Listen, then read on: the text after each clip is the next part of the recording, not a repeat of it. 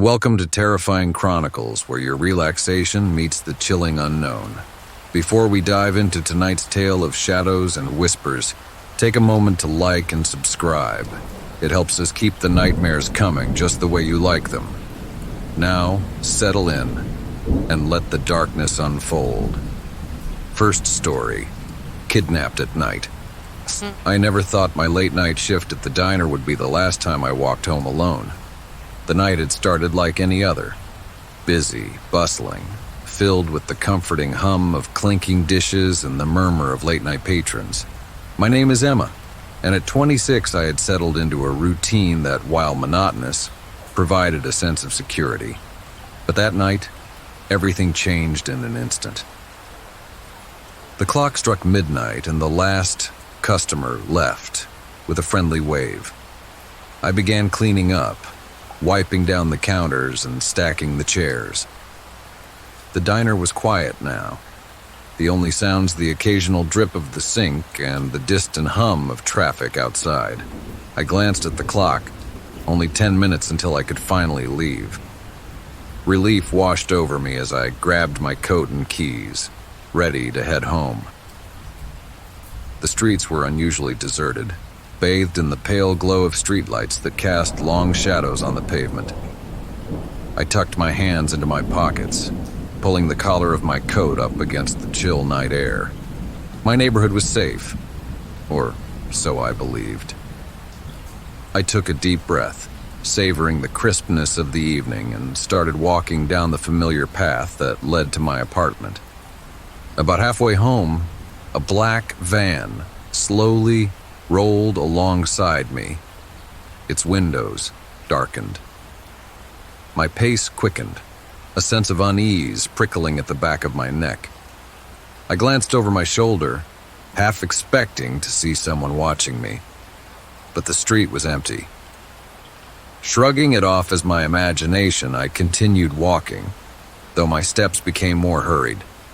Suddenly, the van's window rolled down, revealing the harsh glare of a flashlight. A man leaned out, his face obscured by shadows.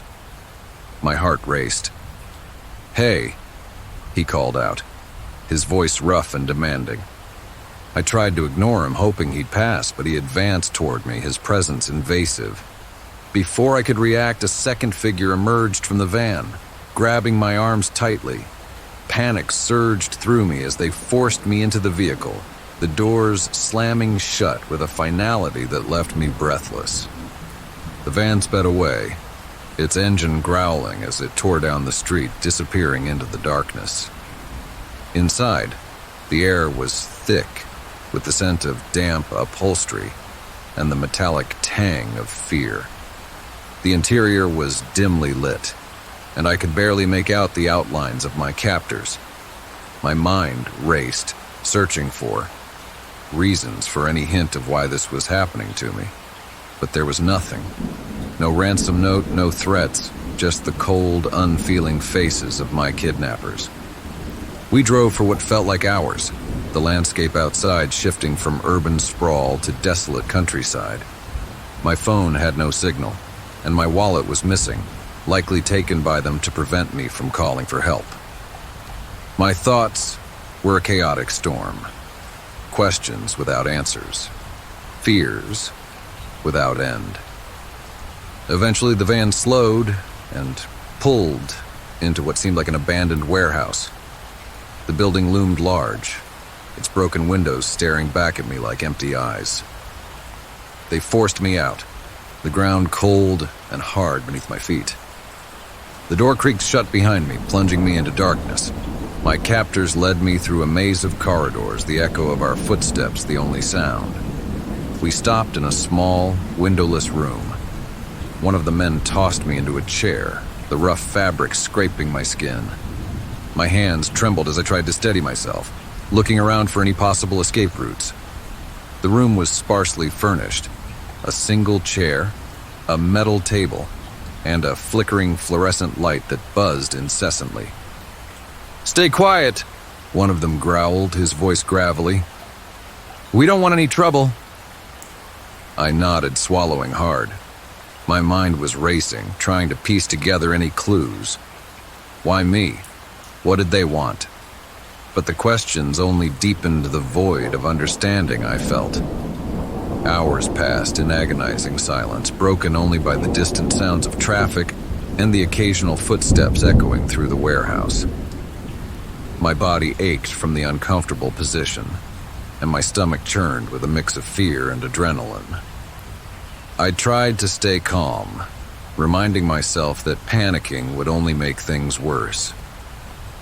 As the night dragged on, I began to lose track of time. My thoughts drifted to my family, wondering if they were worried sick, unaware of my sudden disappearance.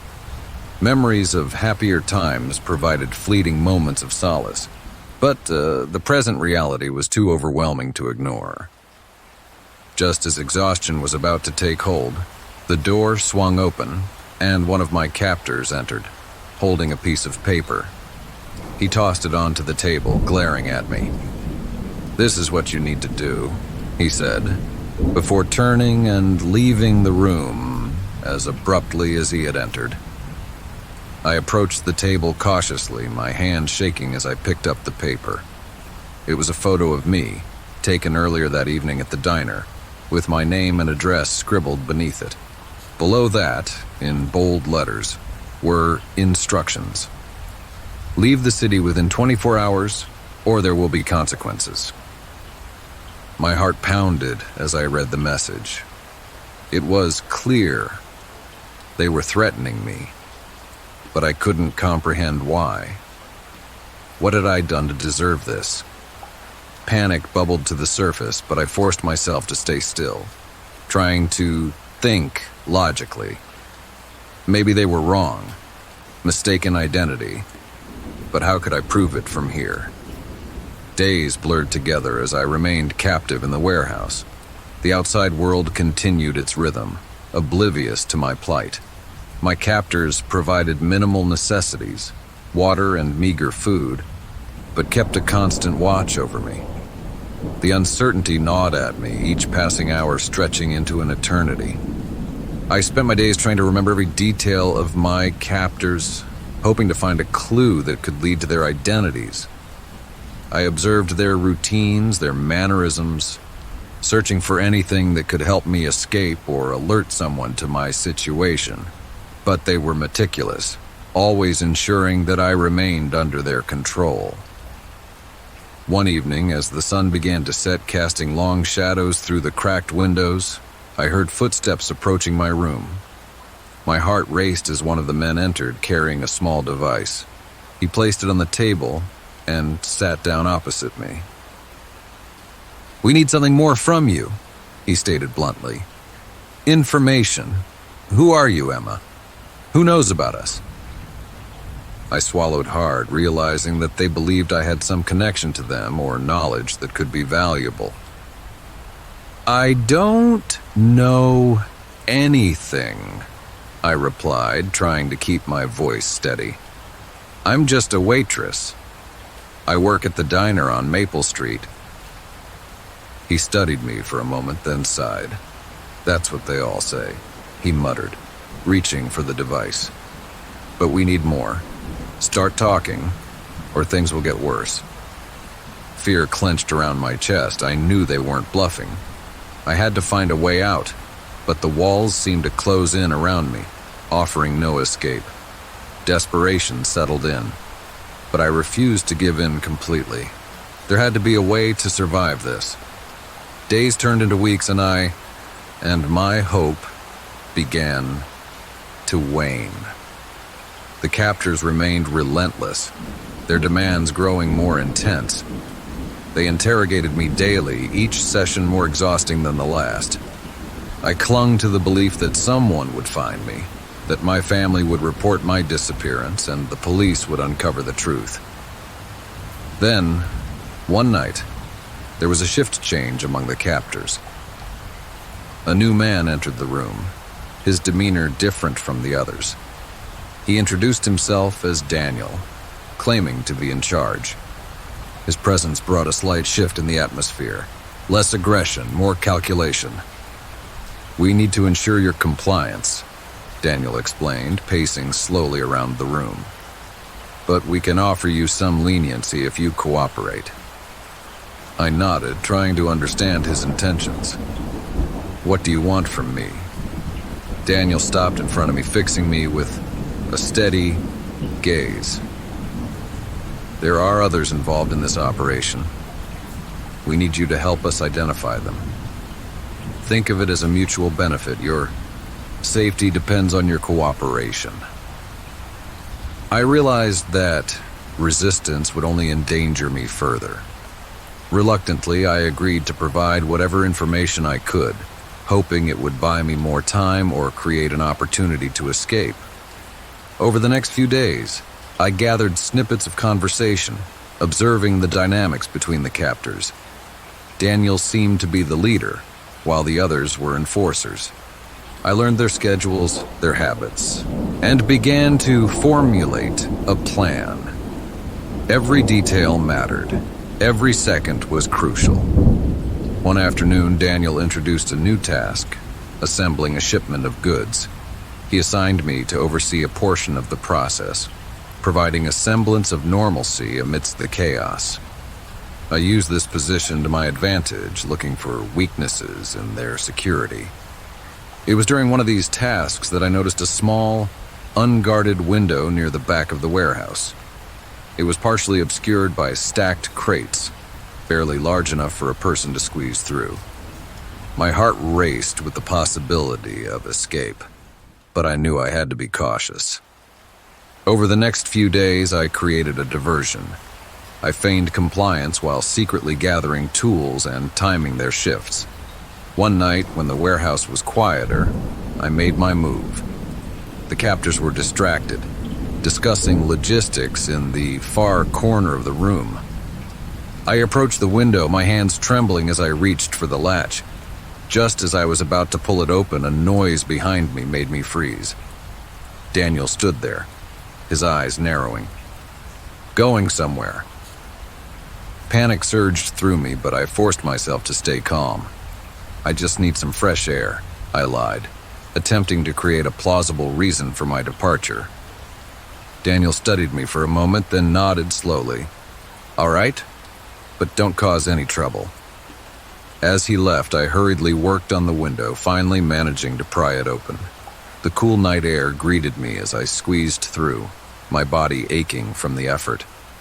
I glanced around, ensuring no one was watching, and began to make my way through the maze of crates and debris that cluttered the warehouse. The cool night provided a sense of urgency. I ran as fast as I could, navigating through the labyrinthine corridors until I found an exit. The freedom I felt was intoxicating, but I knew I wasn't safe yet. I sprinted towards the nearby woods, branches whipping against my face as I pushed forward. My lungs burned and my legs felt like lead, but I didn't stop. The sounds of the warehouse faded behind me, replaced by the eerie silence of the forest. I stumbled over roots and rocks, my mind focused solely on getting as far away as possible. Hours passed before I found a small clearing, where I collapsed onto the ground, exhausted and gasping for breath.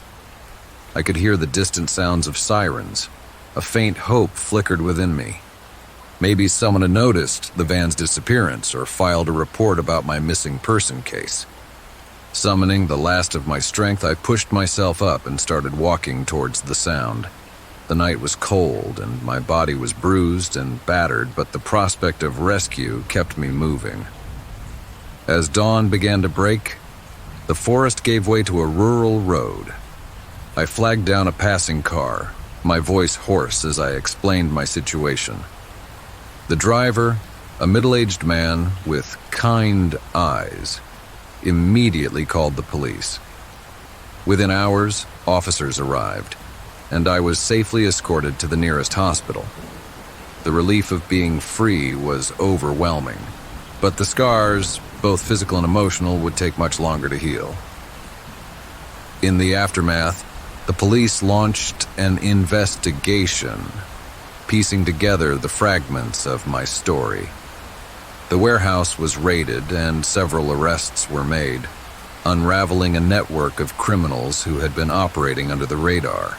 My cooperation had helped bring them down, and while I still grappled with the trauma, there was a sense of closure. Months have passed since that harrowing night, and while the memories still haunt me, I've begun to rebuild my life. Therapy has been a crucial part of my healing process, allowing me to confront the fear and uncertainty that once consumed me.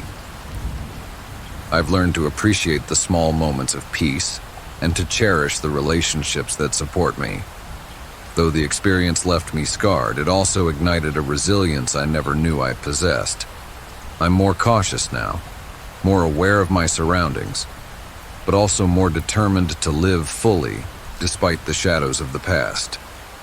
Every step forward is a testament to survival, a reminder that even in the darkest of nights, there is hope for a new dawn. Story 2. Lost in the Wilderness. I had always found solace in the embrace of nature. The way the forest whispered secrets through rustling leaves and the scent of pine filled my lungs with every breath. Hiking alone had become my sanctuary, a place where I could disconnect from the chaos of daily life and reconnect with myself. This Saturday was no different. The trail I chose was one I had explored numerous times, but today, something felt different. A subtle unease that I couldn't quite place. The morning sun filtered through the canopy, casting dappled shadows on the forest floor. Birds sang their melodious tunes, and the distant sound of a babbling brook provided a soothing backdrop. I packed my backpack with the essentials: water, a map, a compass, some snacks, and my trusty multi-tool. I double-checked my gear, ensuring everything was in order before setting off. As I ventured deeper into the woods, the path became less defined, and the trees grew denser. I relished the challenge, feeling the thrill of navigating through uncharted territory. The crisp air was invigorating, and the physical exertion was a welcome escape from the sedentary routine of my desk job. Hours passed unnoticed as I immersed myself in the beauty around me. By early afternoon, the trail began to ascend, leading me to a vantage point that promised breathtaking views of the surrounding wilderness. I reached a clearing where the trees opened up, revealing rolling hills and a patchwork of green stretching as far as the eye could see. I took a moment to savor the panorama, pulling out my water bottle and taking a long, satisfying sip. The serenity was palpable, a perfect blend of peace and exhilaration. Deciding it was time to turn back, I retraced my steps, following the path I had come. But as I descended, the landscape seemed to change subtly. The trail I remembered was no longer there. Instead, I found myself amidst a tangle of underbrush and overgrown vegetation. Panic began to nibble at the edges of my calm demeanor. I checked my map, only to realize that I had somehow veered off course. I tried to remain composed, reminding myself that it was easy to get disoriented in such a vast expanse of wilderness. I consulted my compass, ensuring it was functioning correctly, and attempted to find a recognizable landmark. But the forest seemed endless, each tree indistinguishable from the last. My phone, usually a lifeline in such situations, betrayed me. It showed no signal, leaving me without a way to call for help.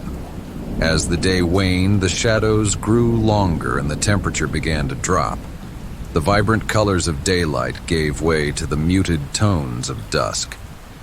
I knew that nightfall in the wilderness was unforgiving. The once inviting forest now felt like a labyrinth, every sound amplified in the growing darkness. I needed to find shelter, something to protect me from the elements and any potential dangers lurking in the shadows. I stumbled upon a fallen tree that could serve as a makeshift shelter.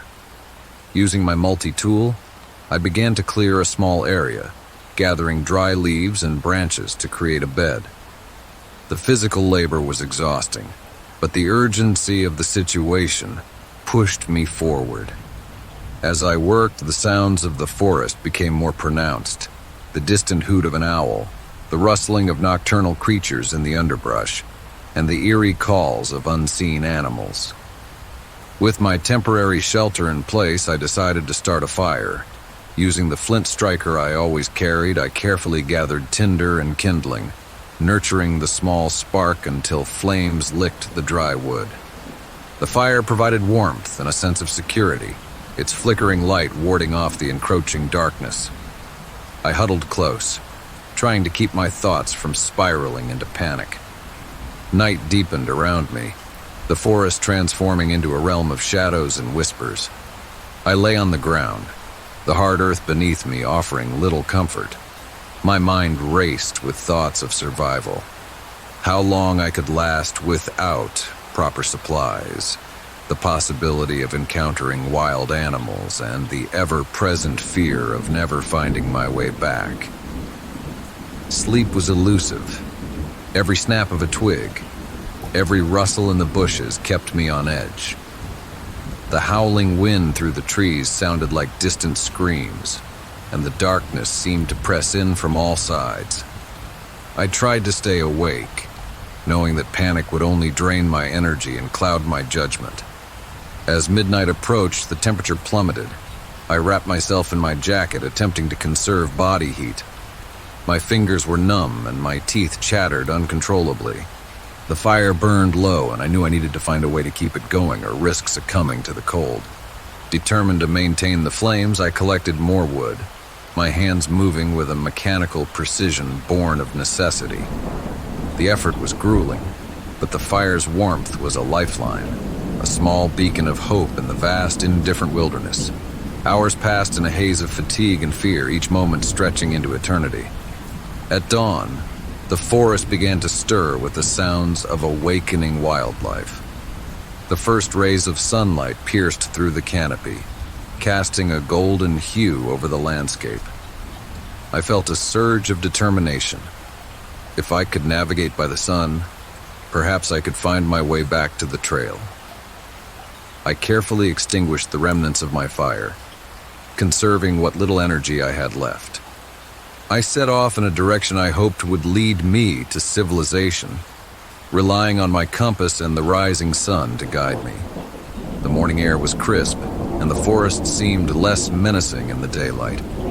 I moved with purpose, each step bringing me closer to safety. Or so I hoped. Hours turned into a grueling trek, my legs aching and my body weary from the previous night's ordeal. The terrain was unforgiving, with thick underbrush and uneven ground slowing my progress. Despite the exhaustion, I pushed forward, driven by the instinct to survive. Around midday, I encountered a small stream, its clear water offering a momentary respite. I knelt to drink, the cool liquid revitalizing my parched throat. As I rested, I noticed a faint trail marker, an arrow carved into a tree. My heart leapt with hope. Perhaps this was the path back to the main trail. I followed the markers diligently, each one boosting my spirits and renewing my determination. The forest seemed to respond to my renewed energy. The trees parted slightly, revealing patches of sunlight that guided my way. I moved with a sense of urgency, knowing that every step brought me closer to safety. Yet, the memory of the previous night lingered, a haunting reminder of the thin line between serenity and terror in the wilderness.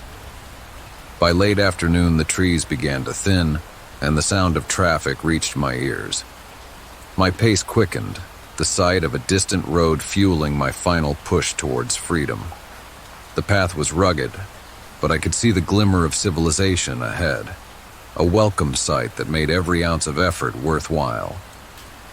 As I emerged from the dense forest, the road unfolded before me like a lifeline. I hurried towards it, the sound of passing cars growing louder. Relief washed over me, and I felt a surge of gratitude for having survived the ordeal. I flagged down the first car that approached, a friendly-looking pickup truck driven by a middle-aged man with a concerned expression. "Are you okay?" he asked, pulling over to the roadside. I nodded, breathless and shaky. "I got lost in the forest. I thought I couldn't make it out." He offered me a ride to the nearest town, and I gratefully accepted. As we drove, I recounted my journey, the fear, and the sheer willpower that kept me moving forward. The man listened attentively, offering words of comfort and reassurance. By the time we reached the small town, the sun was setting once again.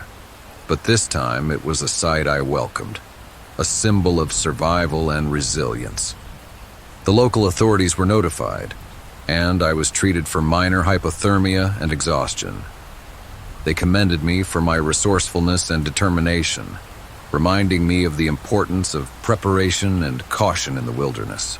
Though physically intact, the experience had left an indelible mark on my psyche. Night in the wilderness had shown me the fragility of safety and the primal instincts that surface when survival is at stake.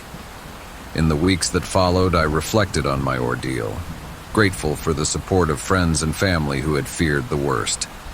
The forest, once a place of tranquility, now held a complex mix of fear and respect. I continued to hike, but with a newfound appreciation for the unpredictability of nature and the importance of being prepared for the unexpected. The experience taught me invaluable lessons about resilience, the human spirit's capacity to endure, and the thin veil that separates peace from panic. Every hike since has been approached with a balance of reverence and caution, a testament to the night I spent lost in the wilderness, an ordeal that tested my limits and ultimately reaffirmed my love for the wild, untamed beauty of the natural world.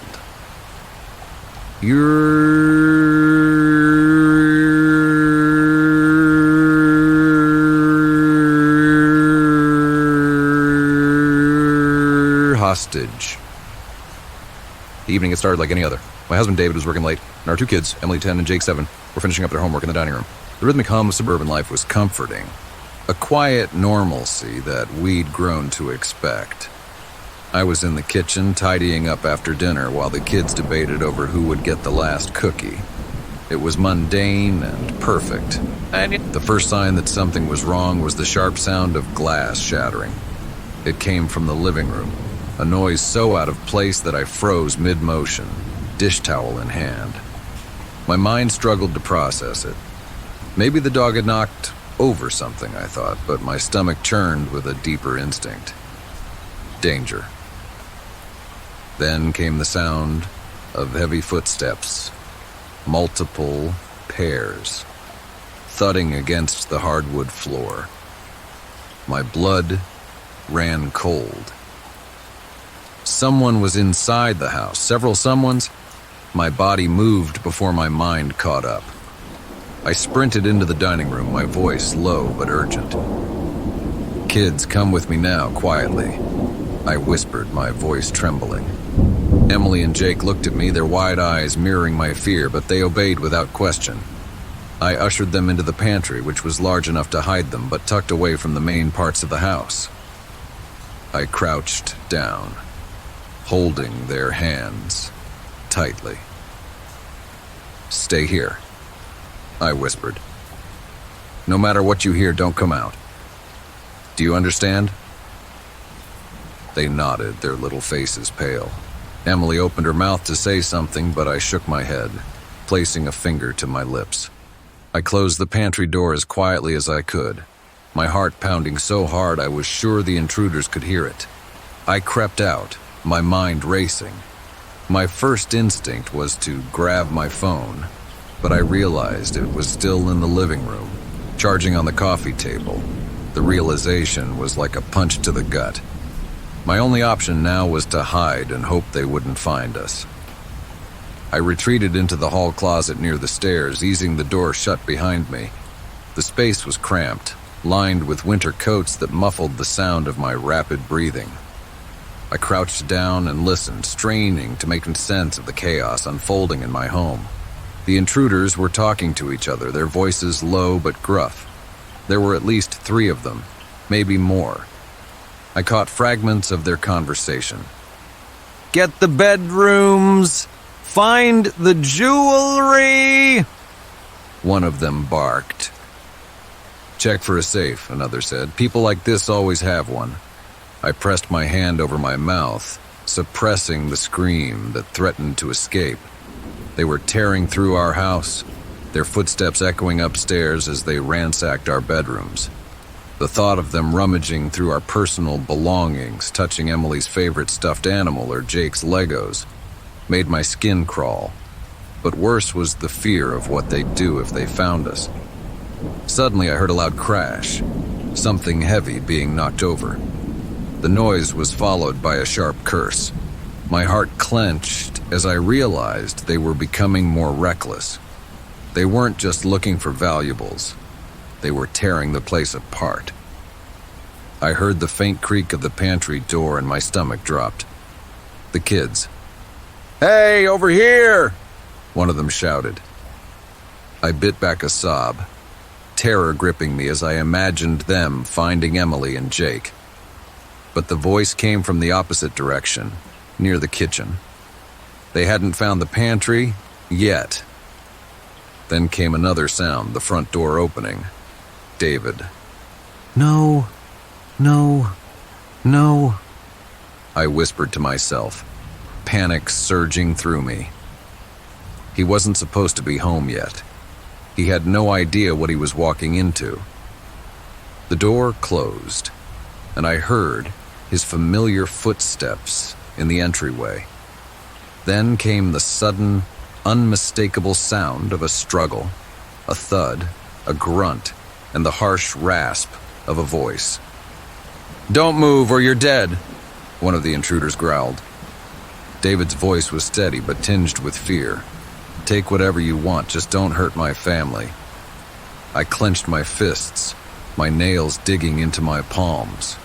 I wanted to scream, to rush out and protect him, but I knew it would only make things worse. They were armed. I could hear the metallic clink of a gun being cocked. Any sudden move could mean disaster. "Where's the safe?" another voice demanded. "We don't have one," David replied. Liar. The sound of a fist hitting flesh was sickeningly loud. I winced, tears streaming down my face. They were hurting him. "Please," David said, his voice strained. "We don't have a safe. I swear." "Search him," one of them ordered. I heard the rustle of clothing as they went through his pockets. A moment later, one of them cursed. "No wallet, no phone, nothing." "Where's your family?" another demanded. David hesitated for a beat, too long. "They're not here," he lied. "It's just me." The silence that followed was suffocating. Then one of them spoke, his tone dripping with malice. "We'll see about that." I knew then that they wouldn't stop until they found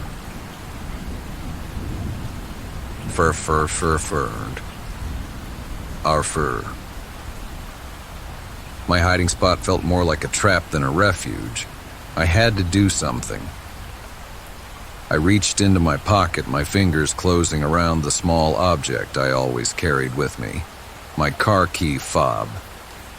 It was a long shot, but I remembered that the panic button could set off the car alarm. If I could create a distraction, maybe it would buy us time. I pressed the button. The blaring sound of the car alarm shattered the tense silence, its piercing wail echoing through the neighborhood. The intruders cursed loudly, their attention momentarily diverted. "What the hell is that?" one of them shouted. "Someone's gonna call the cops!" another barked. "We need to go." "Not yet," the leader growled. Check the rest of the house." The pounding of their footsteps grew louder as they searched frantically, but the car alarm seemed to unnerve them. I heard one of them yell from upstairs, "There's nothing here. Let's get out of here." "Fine," the leader snapped. "Let's move." I held my breath, listening as the front door slammed shut. The sudden silence was deafening. I stayed in the closet, paralyzed with fear, until I heard David's voice. "They're gone. It's okay now." I pushed the closet door open and stumbled out, tears streaming down my face as I ran to him. His lip was swollen, and there was a bruise forming on his cheek, but he was alive. "The kids!" I gasped, rushing to the pantry. I flung the door open to find Emily and Jake huddled together, their faces streaked with tears. They launched themselves into my arms, and I held them tightly, my heart breaking at their fear. David called the police, his voice steady despite everything. Within minutes, officers arrived, their flashing lights illuminating the shattered remnants of our home. They took our statements and assured us they would do everything they could down there. Antal kontiusanturdarid. On to find a charity churn or stopper. That night, we stayed at a hotel, too shaken to remain in the house. As I lay awake in the unfamiliar bed, holding my children close, I replayed the events over and over. The terror, the helplessness, the small moments of courage that had kept us alive. We were safe now, but the scars of that night would linger. It was a reminder of how fragile our sense of security could be, how quickly normalcy could shatter. But it was also a testament to the strength we found in each other, even in the face of unimaginable fear. We had survived, and that was enough. Story 4. Hell in the Air. The flight had started like any other. Routine announcements, passengers adjusting their seatbelts, and the hum of engines vibrating beneath us as we climbed steadily into the sky. I'd taken the red-eye flight to avoid crowds, thinking I could sleep through most of the journey and wake up refreshed. Little did I know this flight would be anything but ordinary. About halfway through, somewhere over a vast expanse of forest, the turbulence began. At first, it was minor, just small jolts that rattled the tray tables. The flight attendants moved briskly down the aisles, calmly instructing everyone to fasten their seatbelts. I tightened mine and tried to focus on the book I had been reading, convincing myself it was nothing unusual.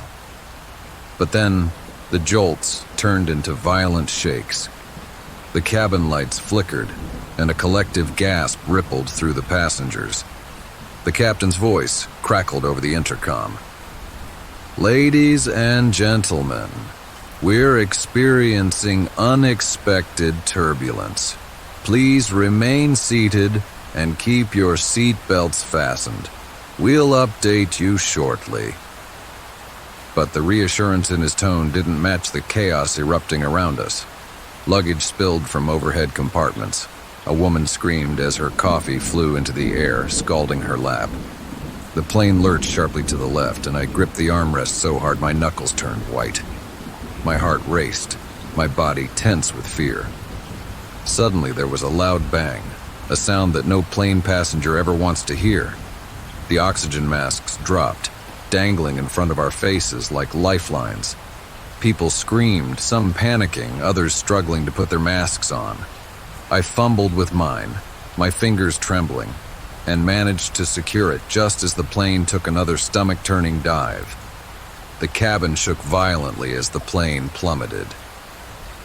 Out the window, I saw nothing but darkness and faint glimmers of what looked like treetops far below. The engines roared, sputtered, then went eerily silent. My stomach twisted as the realization hit we were going down. There was no time to process what was happening. A deafening crash tore through the air, and everything went black. I woke up to a cacophony of groans, cries, and the hiss of something burning nearby. My head throbbed, my body ached, and for a moment, I couldn't remember where I was. Then it hit me. The plane. The crash. Slowly, I opened my eyes. The world around me was a nightmarish scene. The fuselage was torn apart, the jagged edges of metal gleaming in the faint sunlight that filtered through the dense forest canopy. Smoke billowed from what remained of the engines, and the acrid stench of fuel stung my nose. Passengers were scattered, some moving, others horrifyingly still. The once pristine cabin was now a mangled shell. I touched my forehead and winced. My hand came away slick with blood, but it didn't seem deep. My left leg, however, was another story.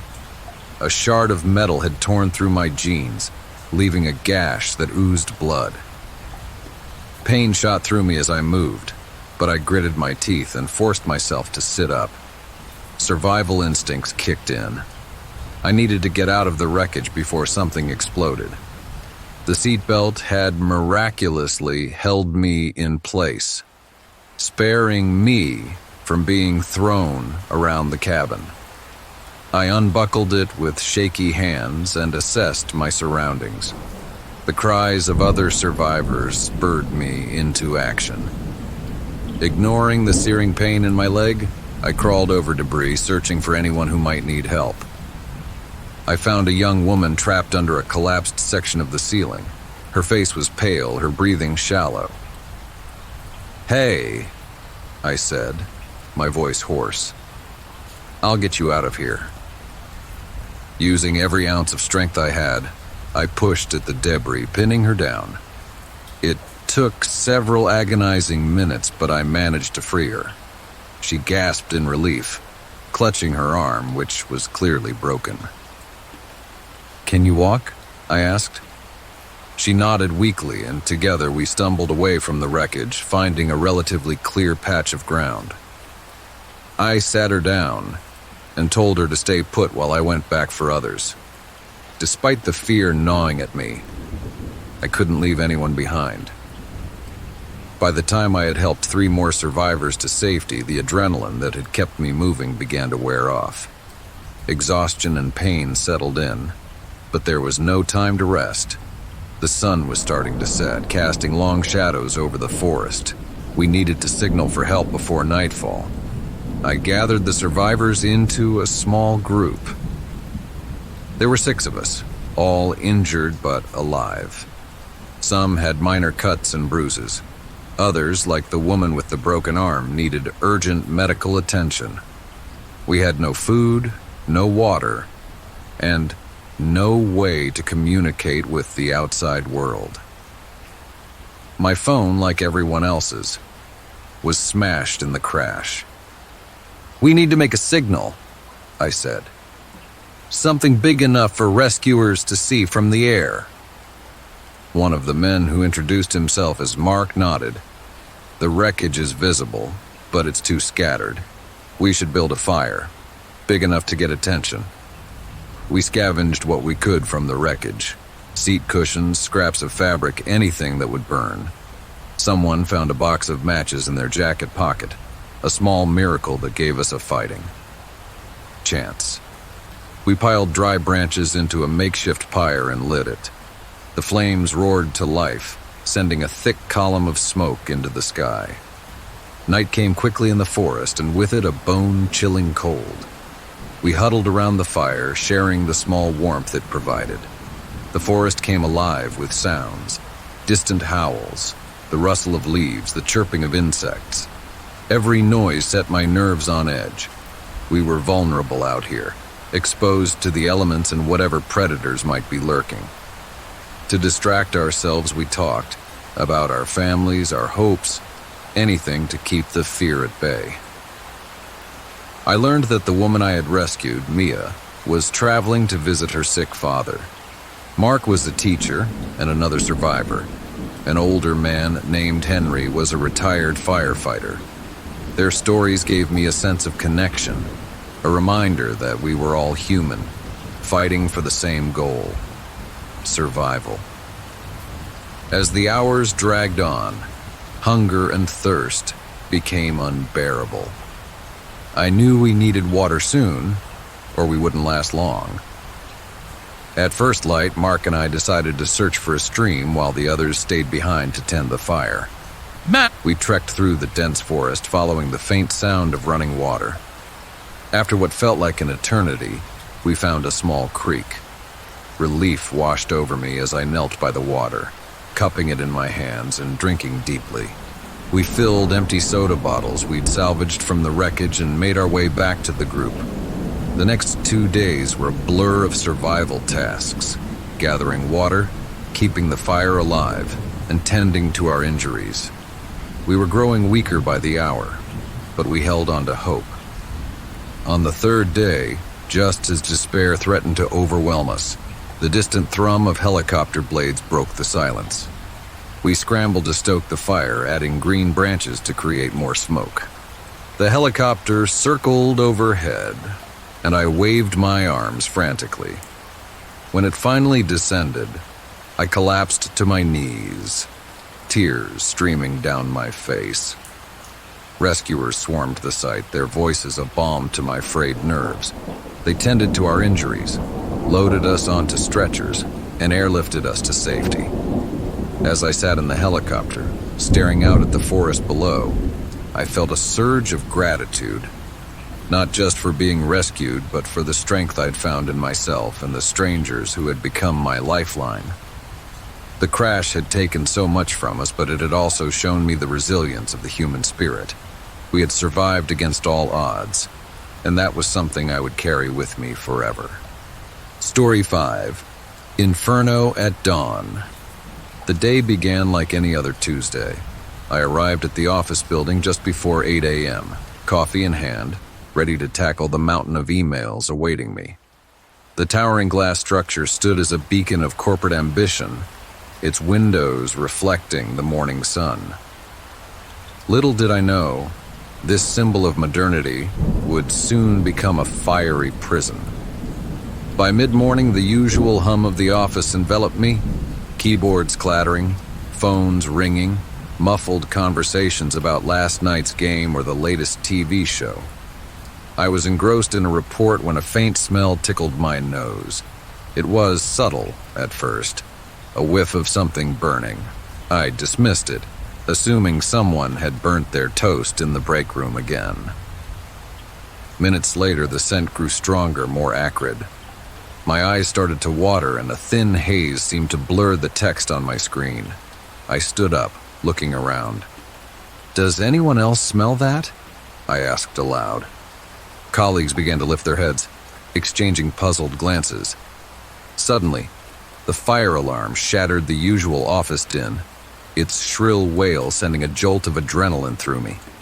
The overhead sprinkler sputtered to life, but then, abruptly, stopped. A malfunction. Panic rippled across the room. "Is this a drill?" someone shouted. "I don't think so," another voice answered, tinged with fear. I grabbed my bag and headed toward the nearest exit sign. The hallway was already filling with smoke, a thick, suffocating cloud that blurred the fluorescent lights above. Coughing, I pulled my jacket over my mouth and nose, trying to filter the toxic air. "Stay low," I remembered from some long-forgotten safety briefing.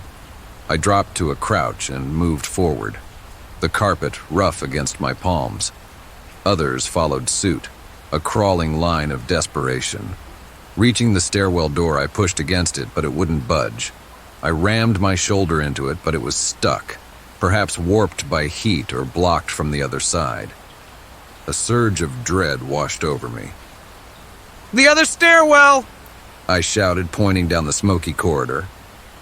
We crawled our way to the opposite end of the floor. The smoke was thicker here, and flames began to lick the walls, casting eerie shadows. The heat was intense, beads of sweat mingling with soot on my forehead. At the second stairwell, the door opened with a creak. Relief was short-lived. Looking down, I saw that the stairs below were engulfed in flames, a fiery cascade blocking any chance of descent. "We're trapped!" someone screamed, a note of hysteria in their voice. "Roof!" I yelled. "We can go up to the roof!" A group of us began ascending the stairs, each step upward a battle against rising heat and thinning air. The smoke was relentless, stealing our breath and stinging our eyes. I felt lightheaded, but sheer will pushed me forward. At the door leading to the roof, another obstacle awaited. It was locked. Of course, it was always locked for security reasons. Frantically, I searched for something to force it open. A fire extinguisher hung nearby. Grabbing it, I swung it against the door handle repeatedly until the metal twisted and gave way. We spilled out onto the rooftop, gasping for clean air. The sky was a stark contrast to the chaos below, a clear blue canvas oblivious to our plight. I rushed to the edge and looked down. Fire trucks assembled like toy models far below, their sirens muffled by the distance. "Help, we're up here!" we shouted in unison, waving our arms wildly. But 15 stories up, our voices were lost to the wind. I pulled out my cell phone. No signal. The fire must have knocked out the cell towers or disrupted the network. Others tried their phones with the same result. "Look," a colleague pointed toward a helicopter in the distance. It was a news chopper, circling the building to capture the unfolding disaster. We waved desperately, and the helicopter began to hover closer. I spotted the cameraman pointing in our direction. They saw us. Minutes later, a rescue helicopter appeared, a beacon of hope amidst the billowing smoke. It couldn't land on the crowded rooftop, but lowered a rope ladder. A rescuer descended, harnessed and steady. "Form an orderly line," he shouted over the roar of the blades. "We'll get you down one at a time." Easier said than done. Panic threatened to overtake reason as everyone pushed forward.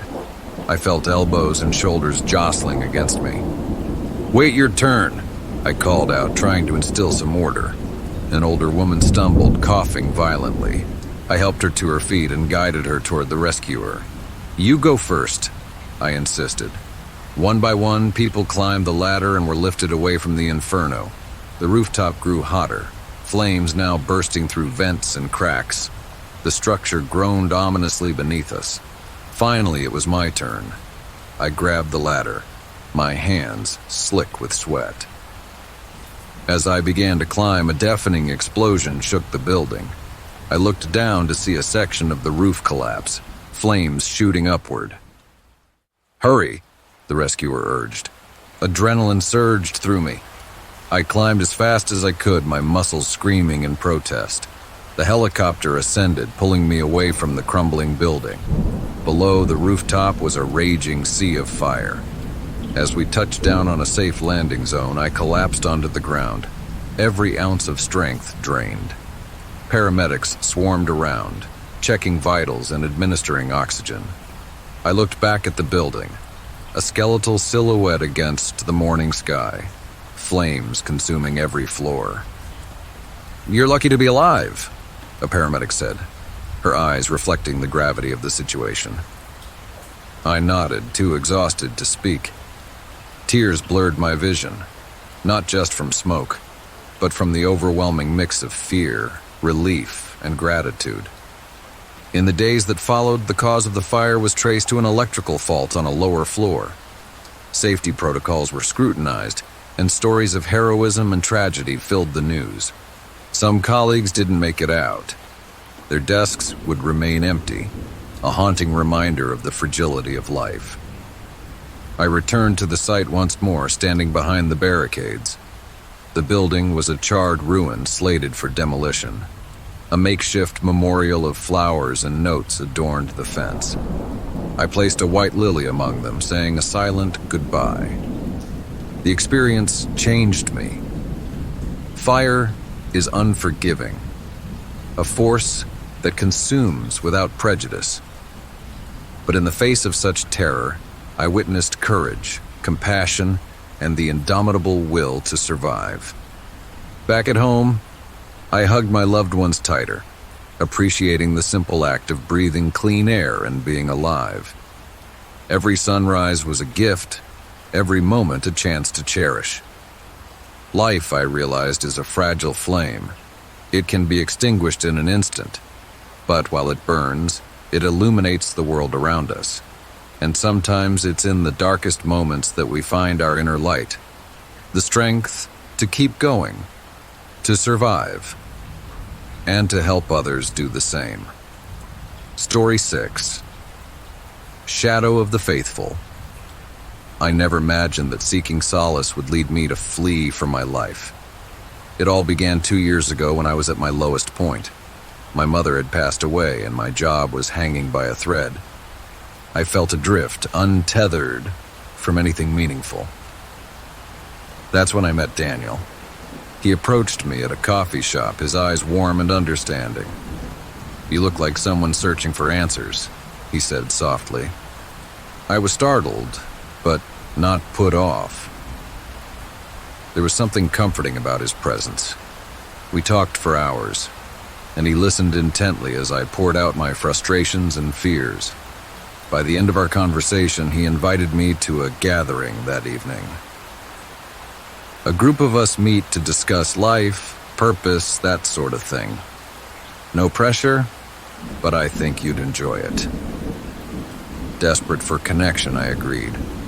The meeting was held in a spacious, dimly lit loft downtown.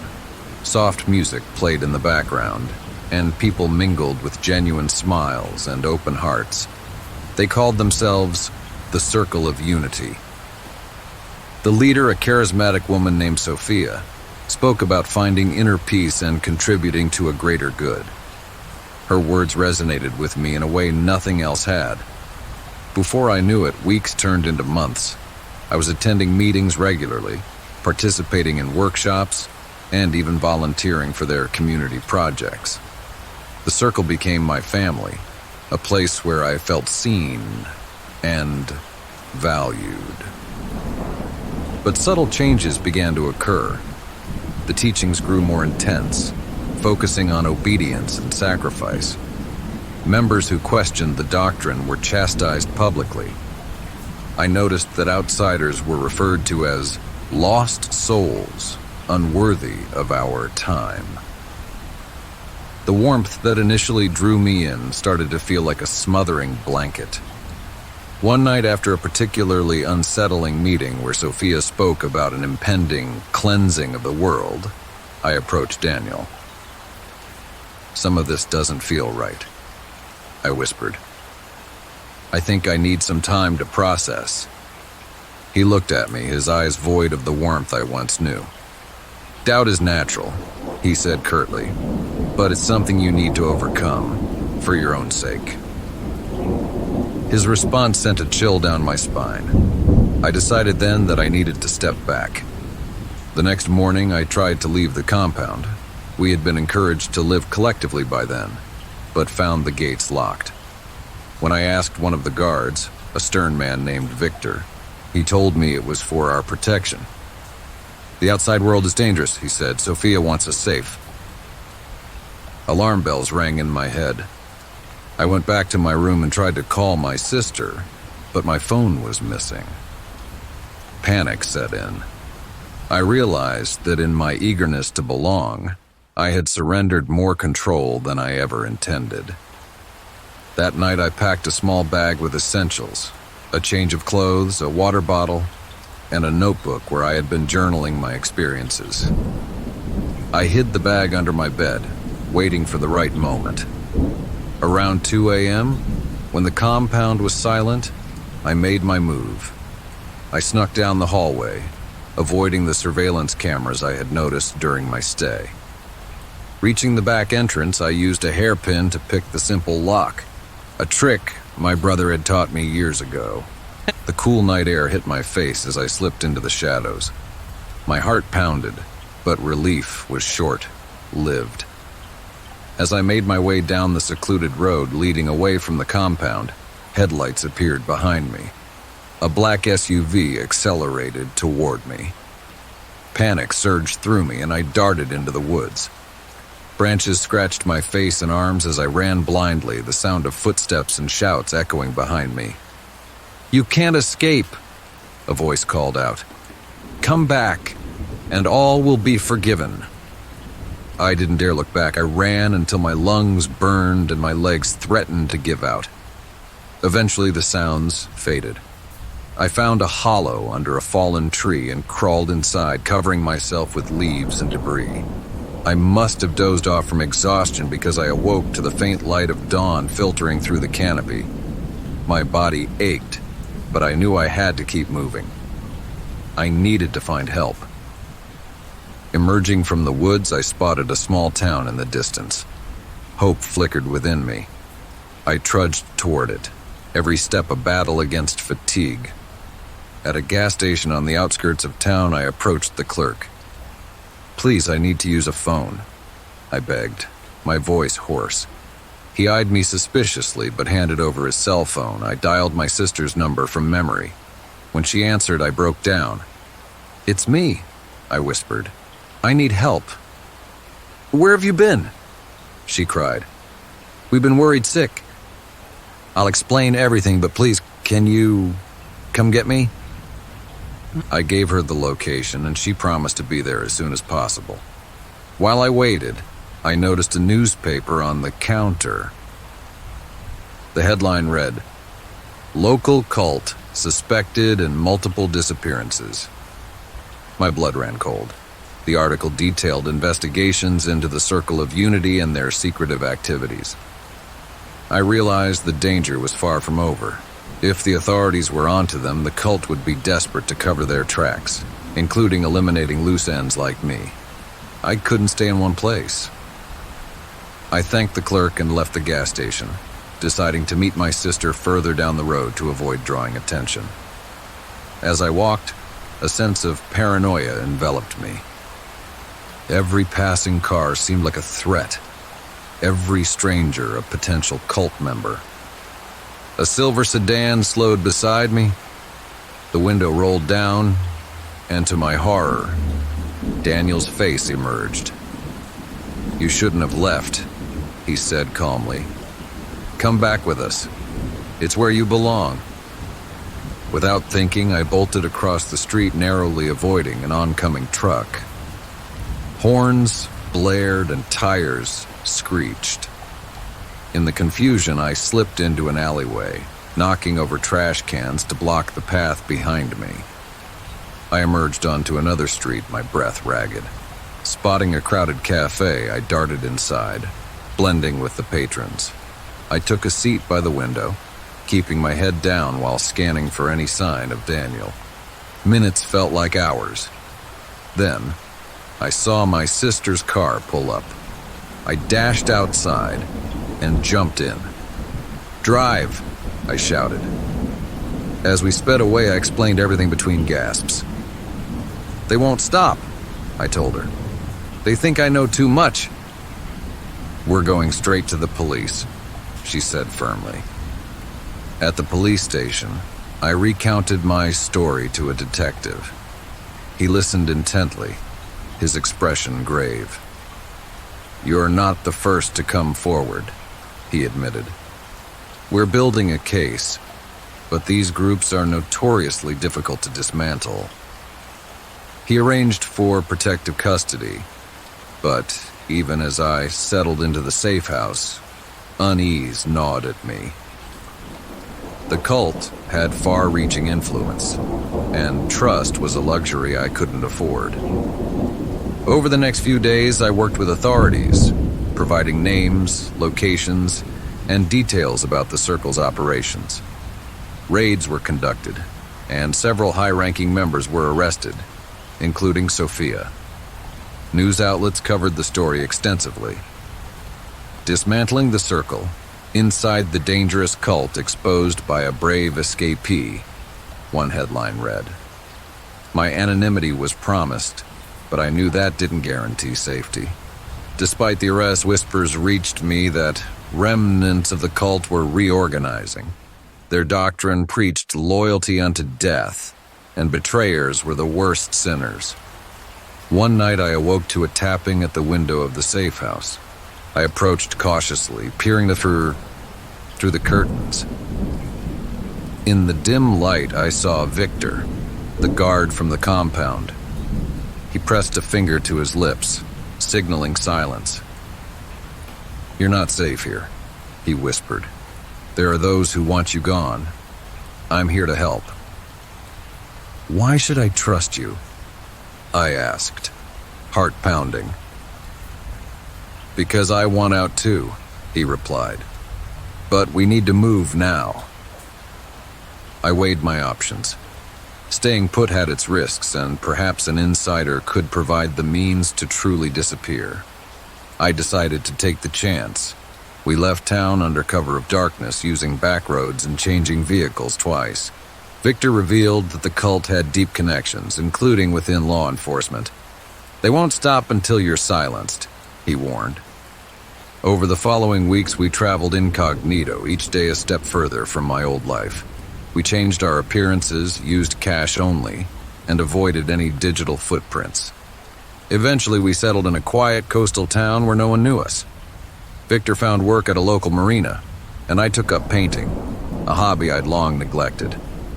The fear never fully subsided, but it dulled enough to allow moments of peace. I remained vigilant, knowing that the shadows of the past could resurface at any time. One evening, as the sun set over the ocean, I reflected on the winding path that led me here. I had sought belonging and found a nightmare. But in escaping, I discovered resilience I didn't know I possessed. My name is Sarah, a name I've changed to protect myself. And this is my story. I share it as a cautionary tale about the seductive allure of those who promise all the answers. Trust your instincts, guard your freedom, and remember that sometimes the most dangerous prisons are the ones we willingly enter. Story 7. The Eyes Next Door. It started with the missing mail. Small packages and letters I'd been expecting never arrived, and I brushed it off as mistakes by the postal service. Living in a quiet suburban neighborhood, I never suspected anything sinister. My name is Laura, and my husband Mark and I moved into this cozy cul-de-sac with our 2 kids, Emma and Jake, hoping for a peaceful life. Our neighbor, Mr. Grayson, was a middle-aged man who lived alone. He was quiet, kept to himself, and aside from a polite nod now and then, we rarely interacted. I didn't think much of him.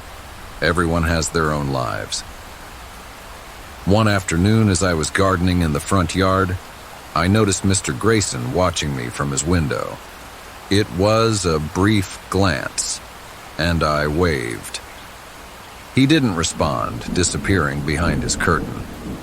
I shrugged it off, assuming he was just looking outside. Over the next few days, I couldn't shake the feeling of being watched. When I took the kids to the park, I spotted a familiar figure sitting on a bench, reading a newspaper. It was Mr. Grayson. Again, I thought it was a coincidence. After all, the park is public and people have the right to be there. But then the phone calls began. I'd answer, and there would be silence on the other end. At first, I thought it was a wrong number or a telemarketer's automated call malfunctioning. But the calls persisted, always at odd hours and always silence. One night, as Mark was working late, I was tucking the kids into bed when Emma asked, "Mommy, who's that man outside?" My heart skipped a beat. "What man, sweetheart?" She pointed out the window. "He's standing by the street lamp." I peered through the curtains but saw no one. "There's no one there now, honey. Maybe it was a shadow." She seemed unconvinced but nodded. After putting them to bed, I double-checked all the locks and turned on the security system. The following morning, I found footprints in the dew on our front lawn leading up to the house. They weren't Mark's, and they were too large to be mine or the kids. A chill ran down my spine. I decided to tell Mark about the strange occurrences. "Maybe it's just neighborhood kids playing pranks," he suggested over breakfast. "I'll install some motion sensor lights this weekend." I agreed, trying to convince myself that it was nothing more than harmless mischief. Hey! That day, while the kids were at school and Mark was at work, I decided to do some yard work in the back garden. As I was trimming the hedges, I felt that familiar sensation of being watched. I turned around to see Mr. Grayson standing at the fence. "Hello, Laura," he said with a smile that didn't reach his eyes. "Hello, Mr. Grayson," I replied cautiously. "Can I help you with something?" He tilted his head slightly. "Just enjoying the weather. Beautiful day, isn't it?" "Yes, it is," I said, forcing a polite smile. He lingered for a moment longer before walking away without another word. I felt uneasy, but tried to shake it off. That evening, Mark and I were watching television when the power suddenly went out. The house plunged into darkness. "That's strange," Mark said. "I didn't hear of any planned outages." He went to check the circuit breaker while I found some candles. The kids were asleep upstairs, and I didn't want to wake them. As I was lighting the candles, I saw a shadow move outside the window. "Mark," I whispered urgently. "Someone's outside." He rushed back into the room. "Stay here." He grabbed a flashlight and headed towards the front door.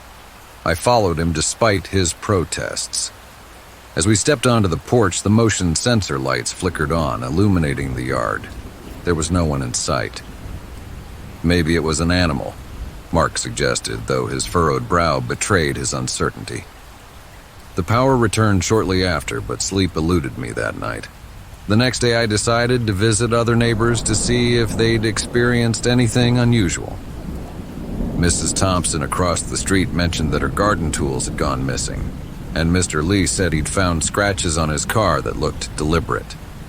A pattern was emerging, but no one seemed to suspect Mr. Grayson. When I brought up his name, they shrugged it off. "He's odd, but harmless," Mrs. Thompson had said. That afternoon, I received a package I hadn't ordered. It was a small box with no return address. Inside was a single Polaroid photograph of me sleeping in my bed. My blood ran cold. The photo was taken from inside my house. I called Mark immediately, my voice shaking. "Someone's been in the house, Mark. They took a picture of me sleeping." "Call the police," he said urgently. "I'm on my way home." I dialed 911, and officers arrived within minutes. They examined the photo and searched the house, but found no signs of forced entry. "It's possible they had a key," one officer suggested. "Have you given copies to anyone?" "Just family," I replied. "And our neighbor has a spare, in case of emergencies." "Which neighbor?" the officer asked. "Mr. Grayson." They took his information and promised to investigate. When Mark arrived, he was visibly shaken. "We'll get new locks installed today," he assured me. That night, sleep was impossible. Every creak of the house made me jump. Around midnight, the security alarm blared. Mark and I bolted upright. He grabbed a baseball bat from under the bed, and we cautiously made our way downstairs. The back door was wide open, the cool night air seeping in. The motion lights in the backyard were on, but no one was there. We called the police again, and they did another sweep of the property. "This is escalating," the officer said gravely. "We'll have a patrol car do regular drive-bys tonight."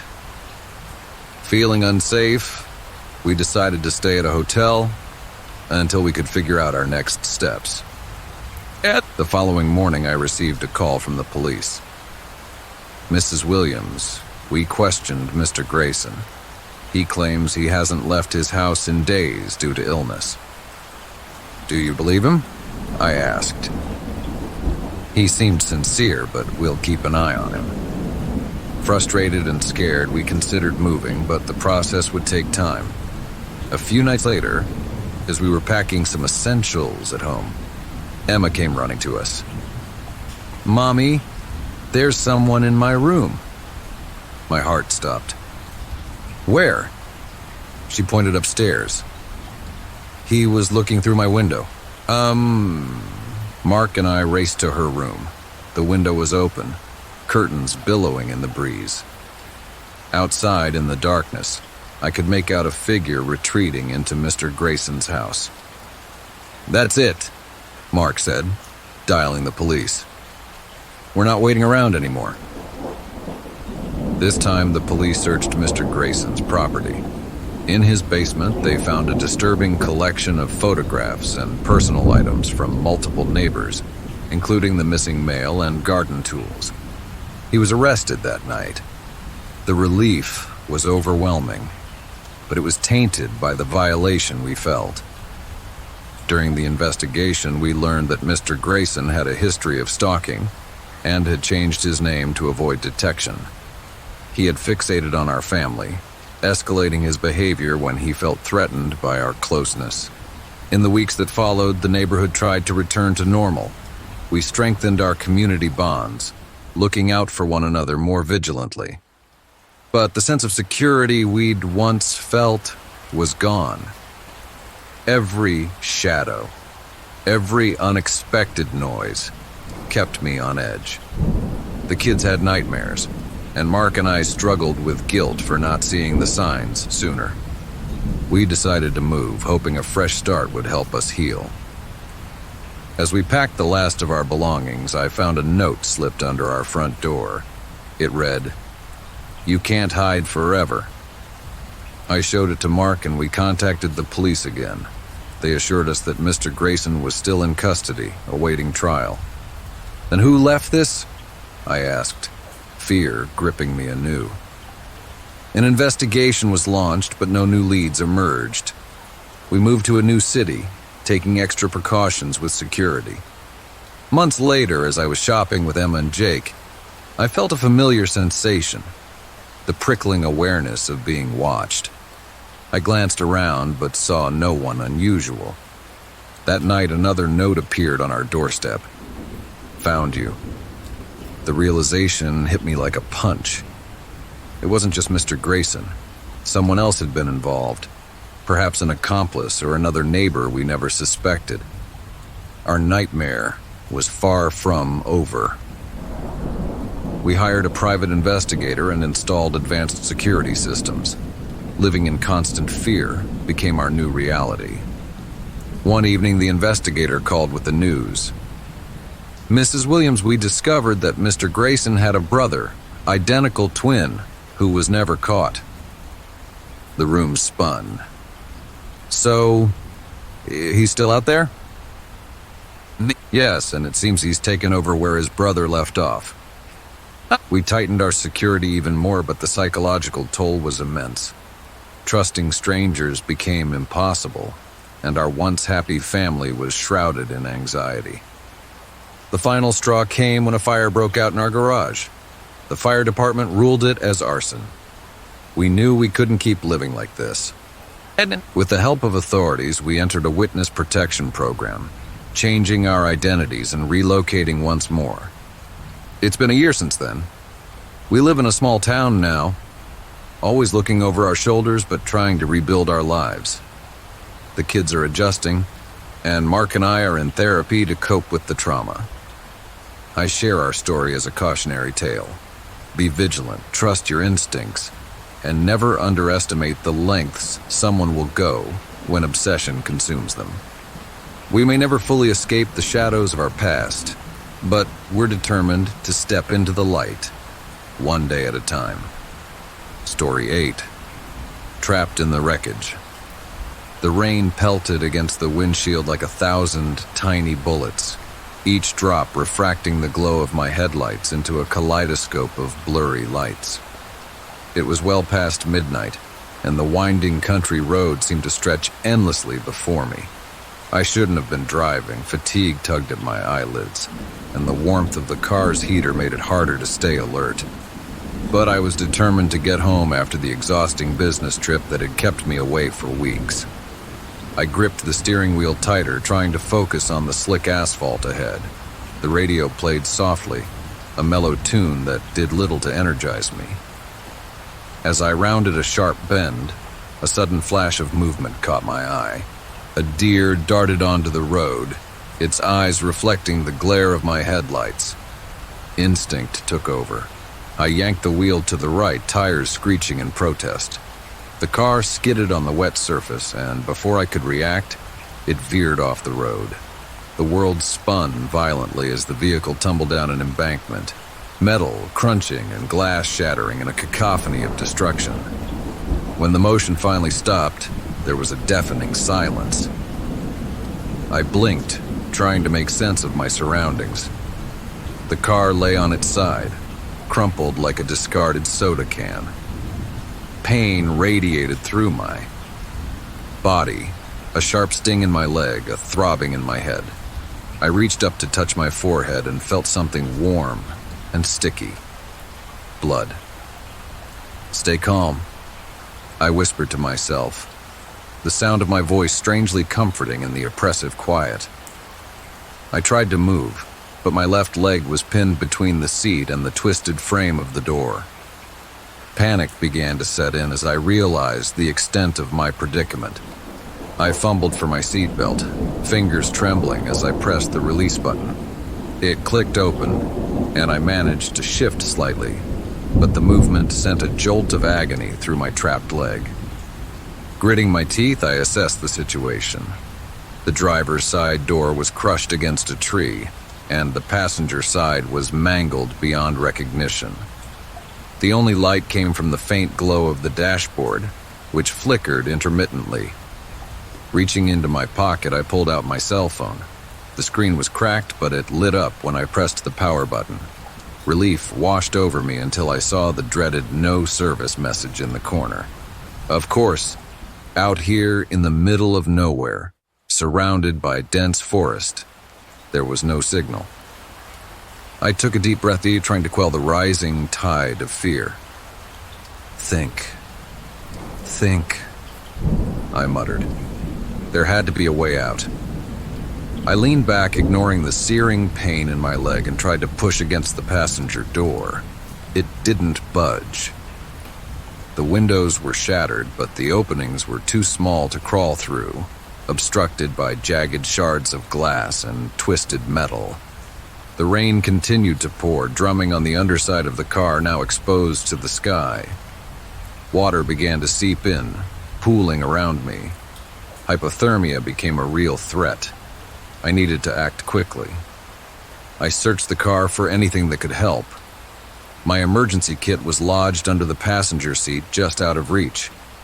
Stretching as far as I could, I managed to hook my fingers around the strap and drag it toward me. I unzipped it and pulled out a flashlight, a small first aid kit, and a multi-tool. Switching on the flashlight, I examined my leg.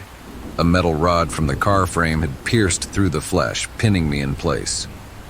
Blood oozed from the wound, staining my jeans a dark crimson. The sight made me dizzy, but I forced myself to stay focused. Using the multi-tool, I attempted to bend the metal away, hoping to free myself. Every movement sent waves of pain coursing through me, but I persisted, grunting with the effort. After what felt like an eternity, the metal gave way, just enough for me to pull my leg free. I cried out as I extracted myself, the pain overwhelming. Breathing heavily, I reached for the first aid kit. My hand shook as I applied a makeshift bandage, wrapping gauze tightly around the wound to slow the bleeding. Now partially mobile, I needed to find a way out of the wreckage. I turned my attention to the rear of the car. The back window was shattered, and although it was a tight squeeze, it seemed like my best option. Using the multi-tool to clear away the larger shards of glass, I braced myself. "You can do this," I told myself. Ignoring the screaming protest of my injured leg, I hoisted myself toward the opening.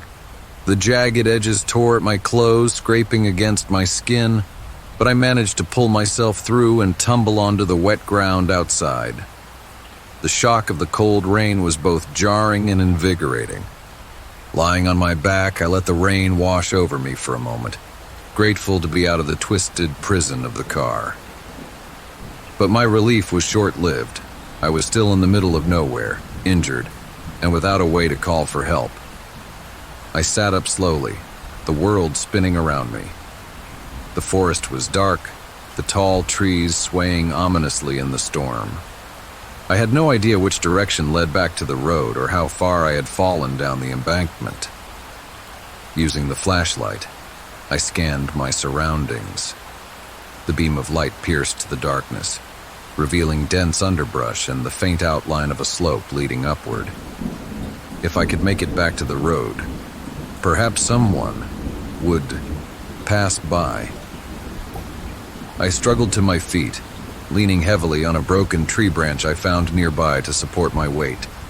Each step was a test of endurance, my leg threatening to give out with every movement. As I made my way up the slippery slope, the mud sucked at my shoes and I fought to maintain my balance. The rain showed no signs of letting up, making the ascent even more treacherous. Several times I slipped, falling hard onto the unforgiving ground. Keep moving, I urged myself, one step at a time. After what felt like hours, I reached the top of the embankment. The road stretched out before me, illuminated sporadically by flashes of lightning.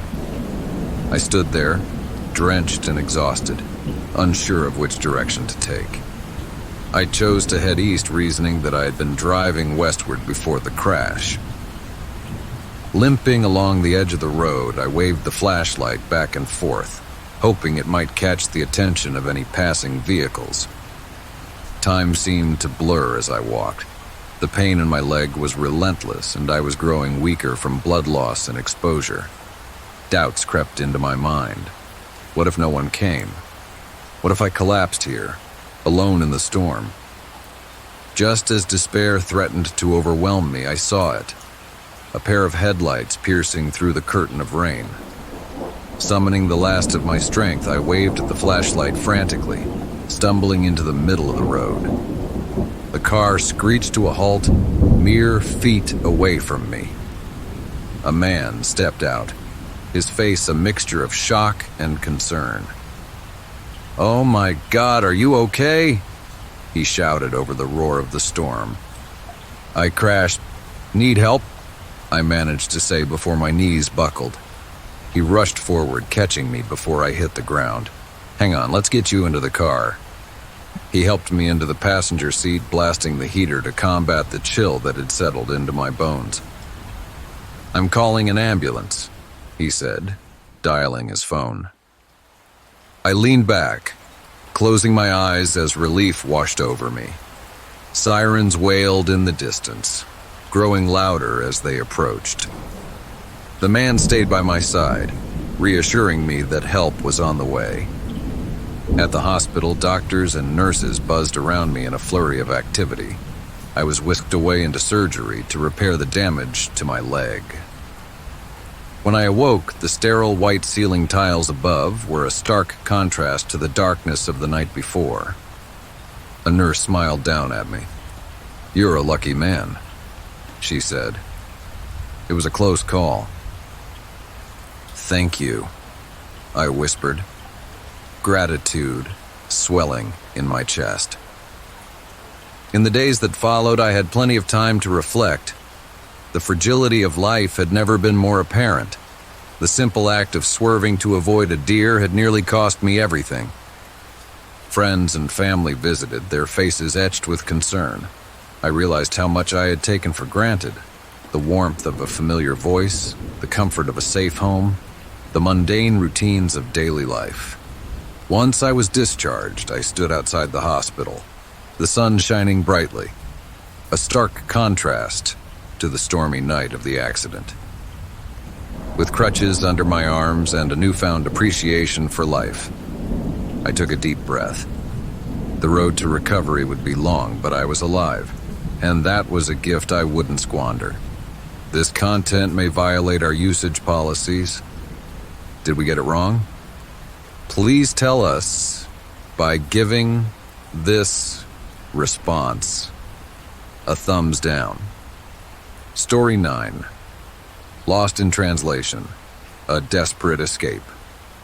The sun hung low over the bustling streets of Marrakesh, casting a warm glow on the vibrant tapestry of market stalls, street performers, and locals going about their daily lives. The air was thick with the scent of spices and the sound of haggling voices. I had always dreamed of exploring Morocco, and now, immersed in its rich culture, I felt a sense of freedom and adventure unlike anything I'd experienced before. Clutching my guidebook, I navigated the labyrinthine alleys of the Medina, captivated by the intricate architecture and the array of goods displayed by enthusiastic vendors. My enthusiasm carried me deeper into the maze of narrow streets, away from the familiar routes frequented by tourists. The crowds thinned, and the lively chatter gave way to a quiet that I found oddly soothing. As I paused to admire a beautifully crafted lantern hanging outside a modest shop, a man approached me with a friendly smile. "You like?" he asked in broken English, gesturing to the lantern. "Yes, it's beautiful," I replied, returning his smile. "Special price for you?" he offered, saying, "Come, Jansa site das. Many."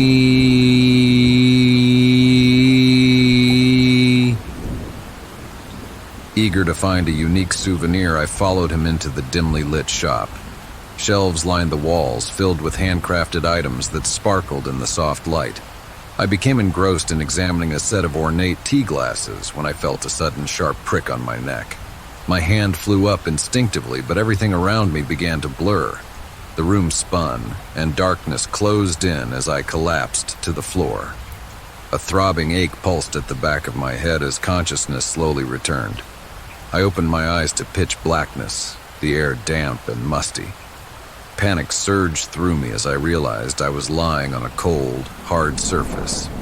I tried to move, but my hands were bound tightly behind my back and my ankles were tied together. My heart pounded in my chest, each beat echoing loudly in the silence. "Hello?" I called out, my voice trembling. "Is he one? Is there anyone? Not there to her damn..."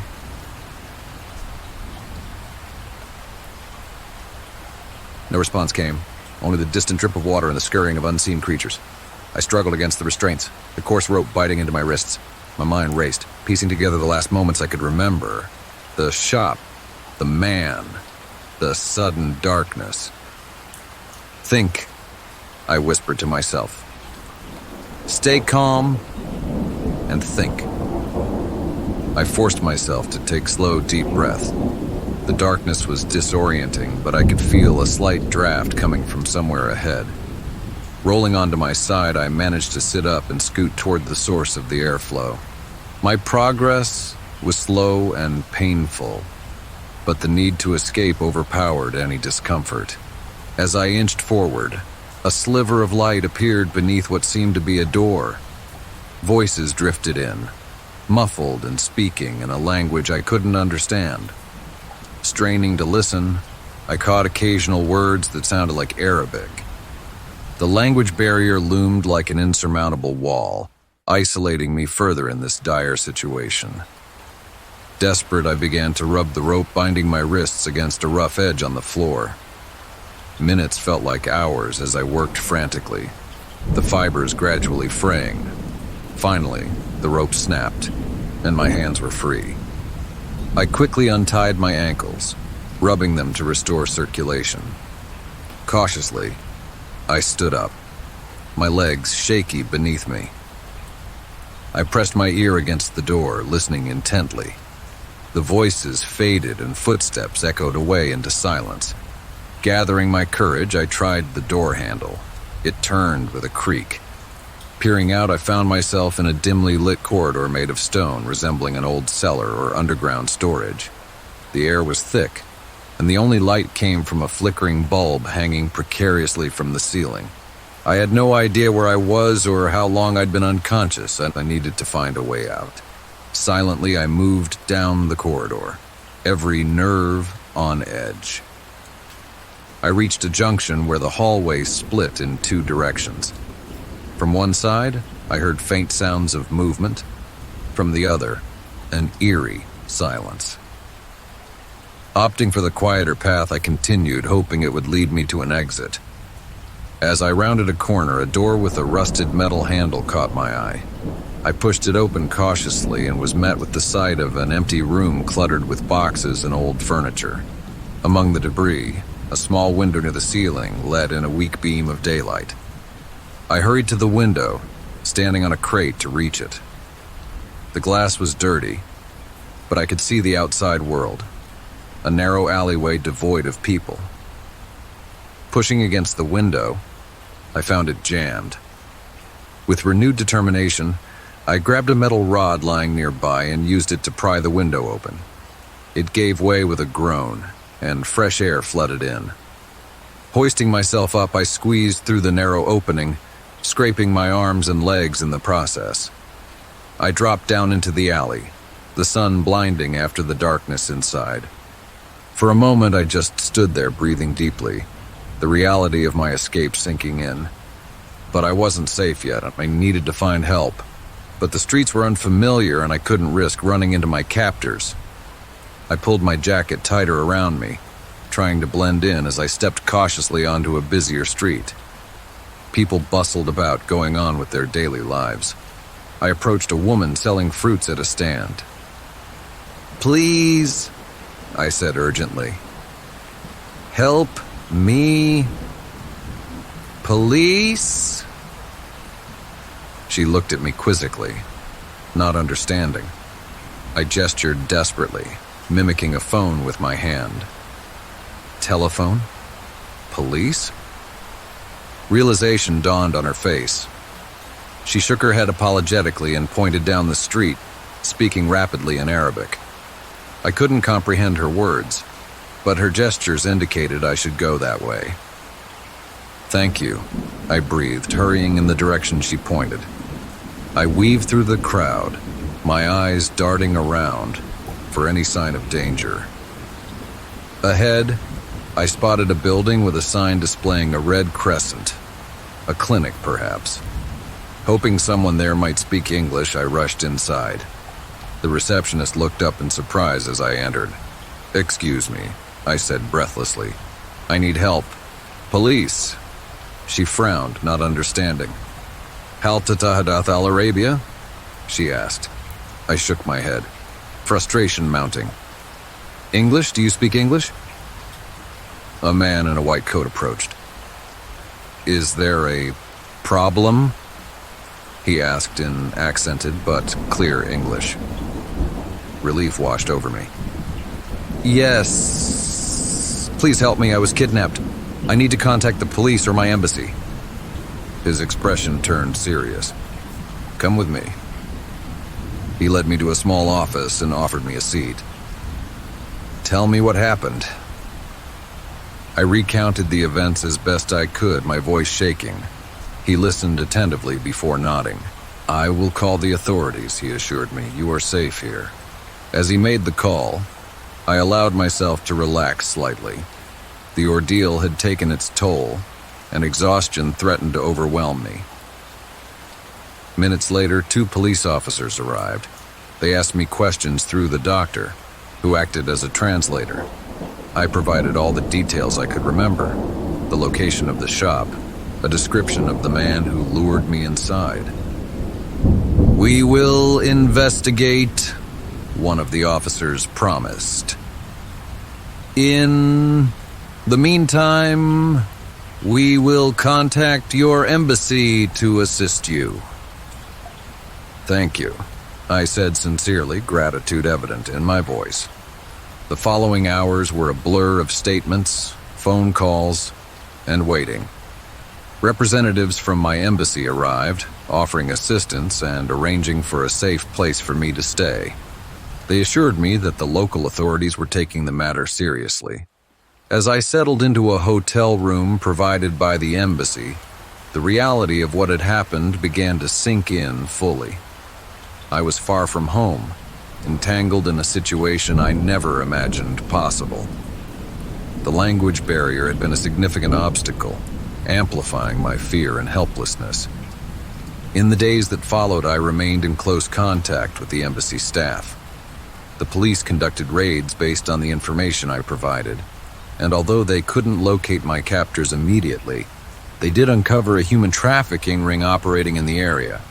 The realization that I had narrowly escaped a fate worse than I initially understood was chilling. I was advised to return home, and arrangements were made for my departure. On my last day in Morocco, I took a moment to reflect. Despite the terror I'd experienced, I didn't want fear to overshadow the beauty of the world or deter me from exploring it. I promised myself to be more cautious, but not to let this incident define me. As the plane took off, I looked out the window at the sprawling city below. It was a place of contrasts, vibrant and rich in culture, yet hiding shadows that I had unfortunately stumbled into. Back home, surrounded by familiar faces and the comfort of my own language, I began the process of healing. I shared my story to raise awareness about the dangers that travelers can face and the importance of vigilance, especially when navigating unfamiliar territories and languages. The experience had changed me, instilling a newfound appreciation for the simple ability to communicate and the kindness of strangers who bridged the gap when I needed it most. While the memory of those harrowing hours would remain with me, so too would the resilience I discovered within myself, a strength that would guide me through whatever lay ahead.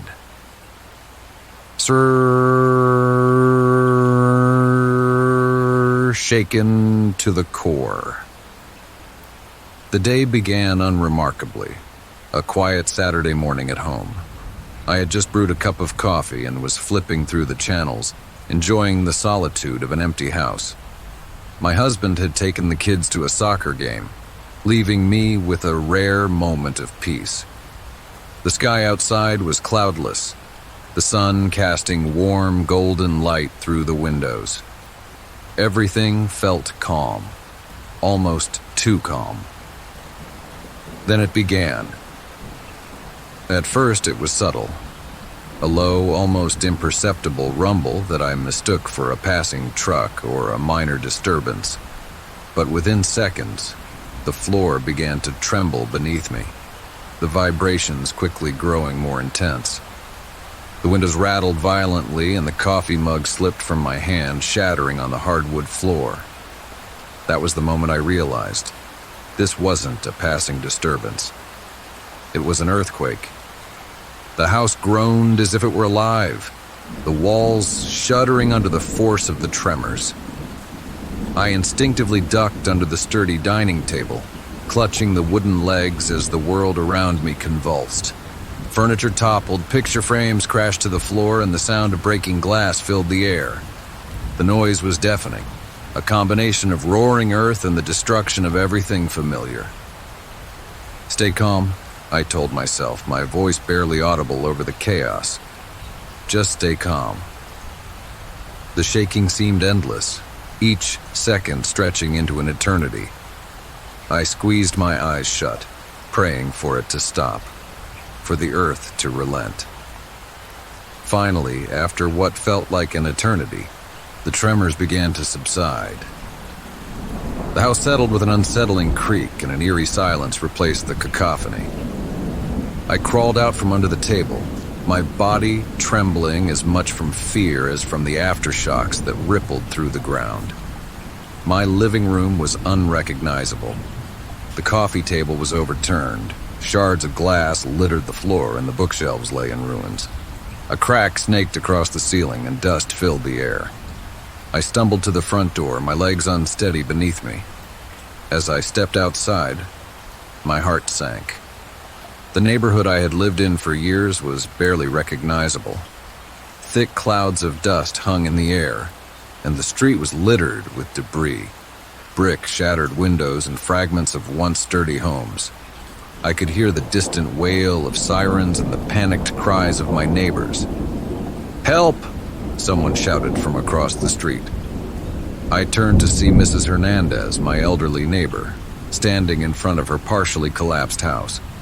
Her face was pale, and she clutched her arm, which hung at an awkward angle. "Mrs. Hernandez!" I called, rushing to her. The ground beneath me was uneven, cracked open in places, and I had to navigate carefully.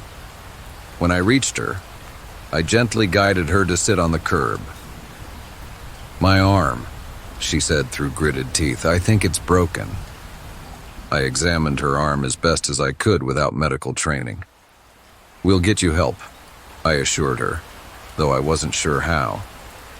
My phone was still inside, but with the power lines down and the sheer destruction around us, I doubted there was service. I scanned the area, taking stock of the situation. Smoke rose in the distance, likely from a gas line rupture or a fire caused by the quake. Several houses were partially collapsed, their interiors exposed like dollhouses. The sound of car alarms and barking dogs added to the cacophony. I knew I had to act quickly.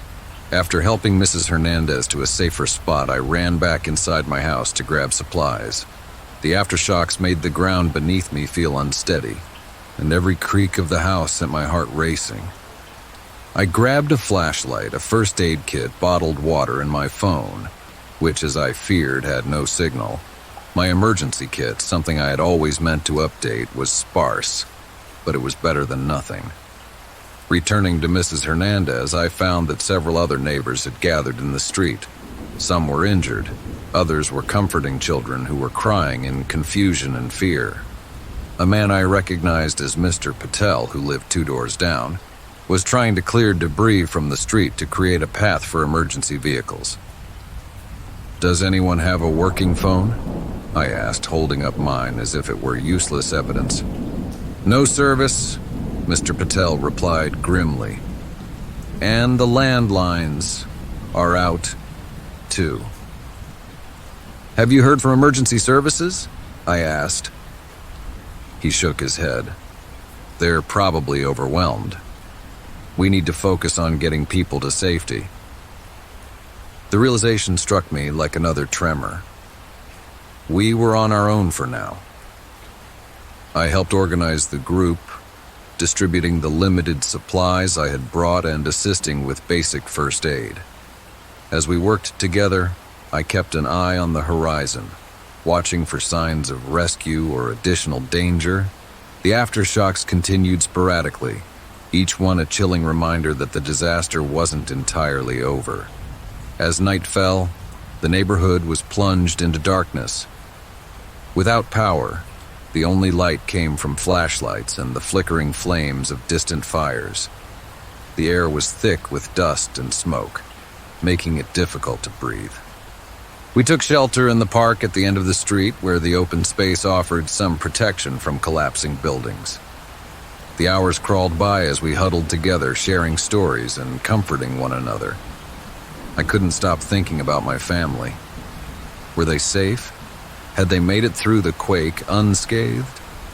The not knowing was almost unbearable. It wasn't until dawn that the first signs of organized rescue appeared. The distant rumble of heavy vehicles grew louder, and soon, emergency responders arrived. Their bright orange uniforms and calm demeanor were a beacon of hope amidst the chaos. "Is anyone injured?" one of them asked as they approached. "Yes," I said, stepping forward. "We have several people who need medical attention, including an elderly woman with a broken arm." The responders moved quickly, assessing the situation and providing aid.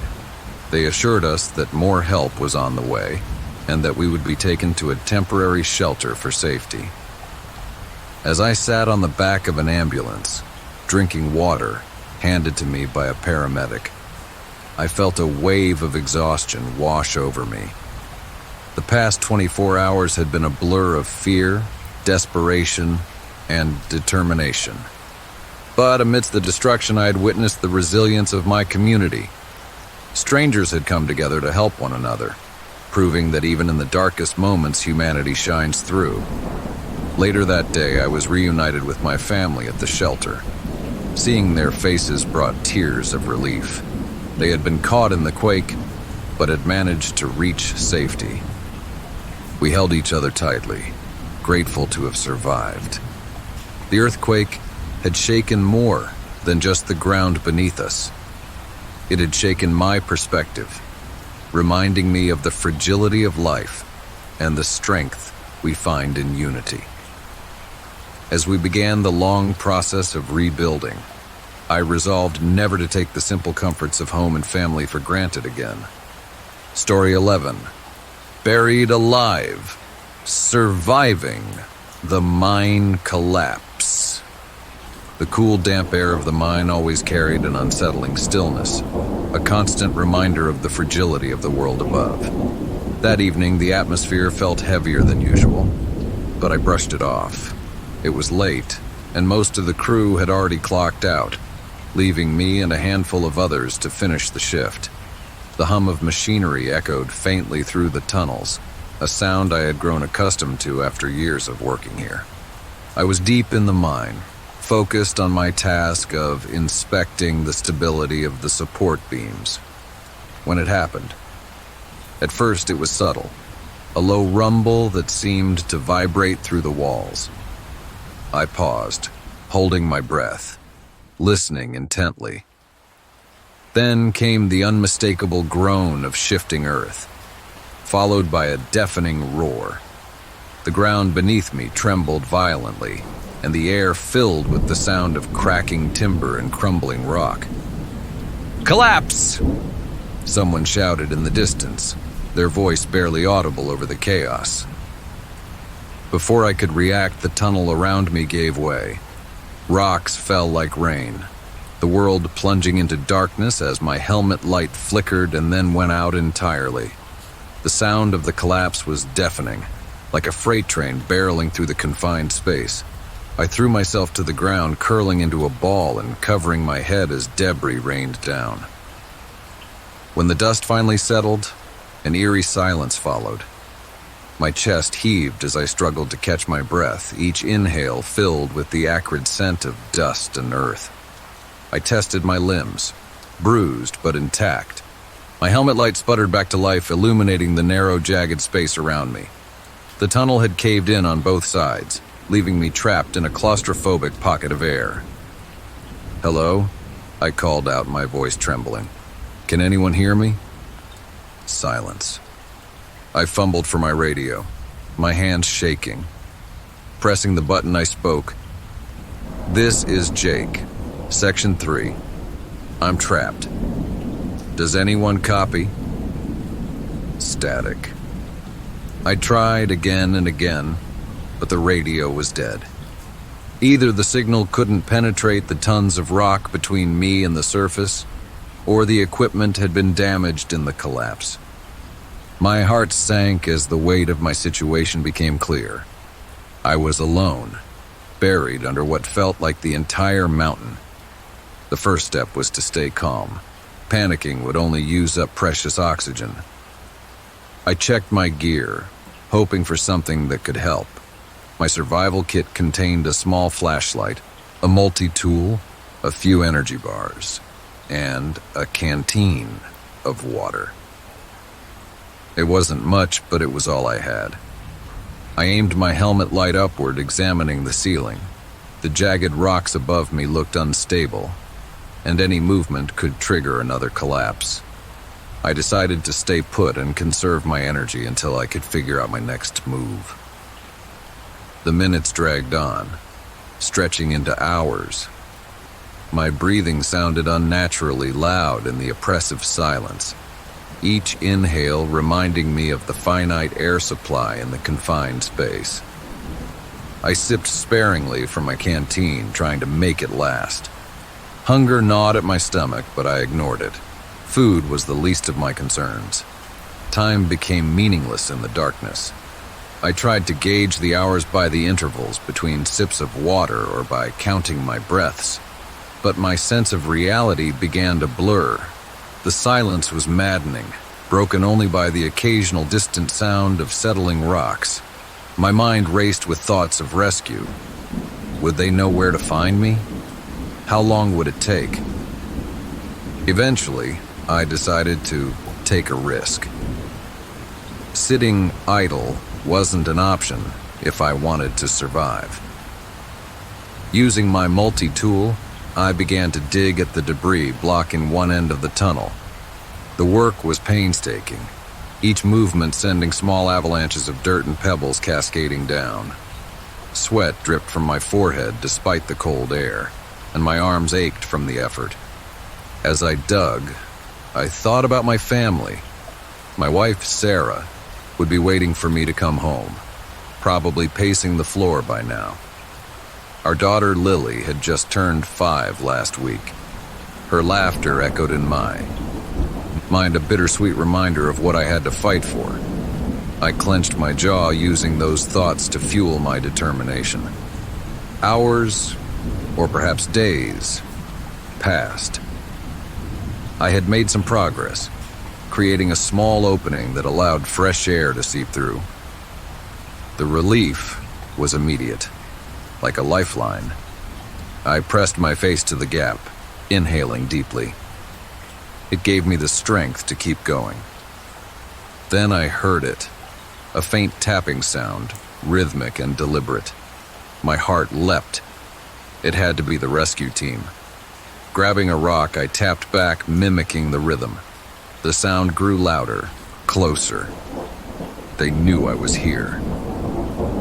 "Jake!" A muffled voice called. "Can you hear us?" "Yes," I shouted, tears streaming down my face. "I'm here."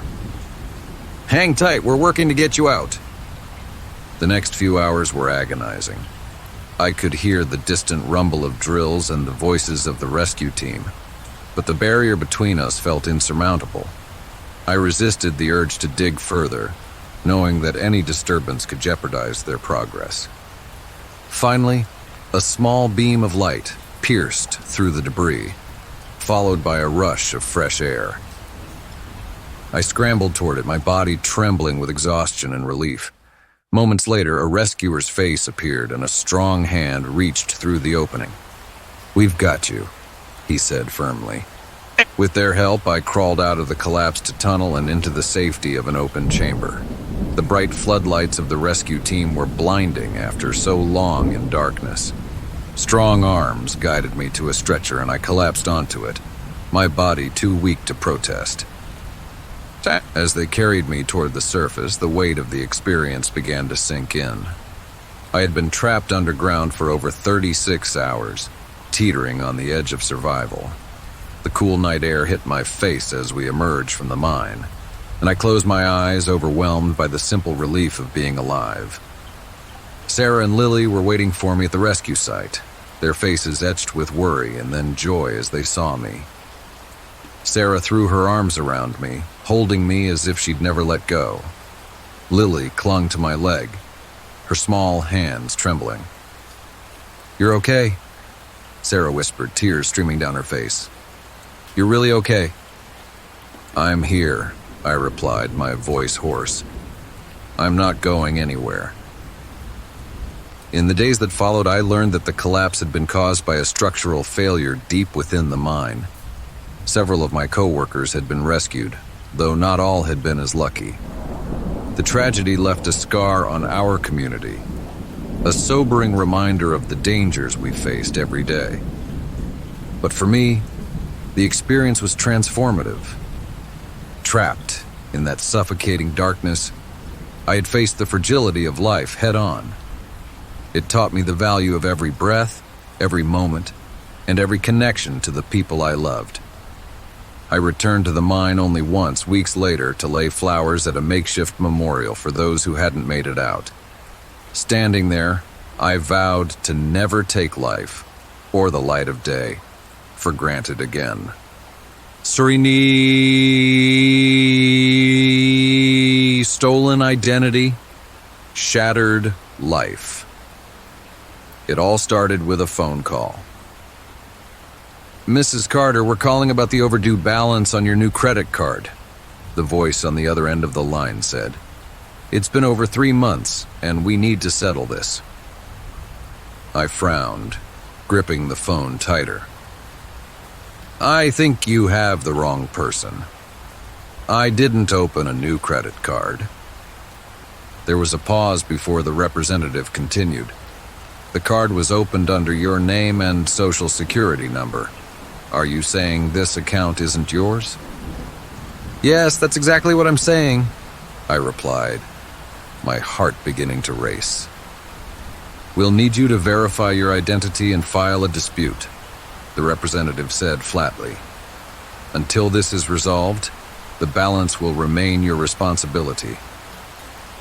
I hung up in a daze, feeling the first flicker of panic. Something was wrong. Deeply wrong. Over the next few days, I unraveled the full extent of the nightmare. Someone had stolen my identity.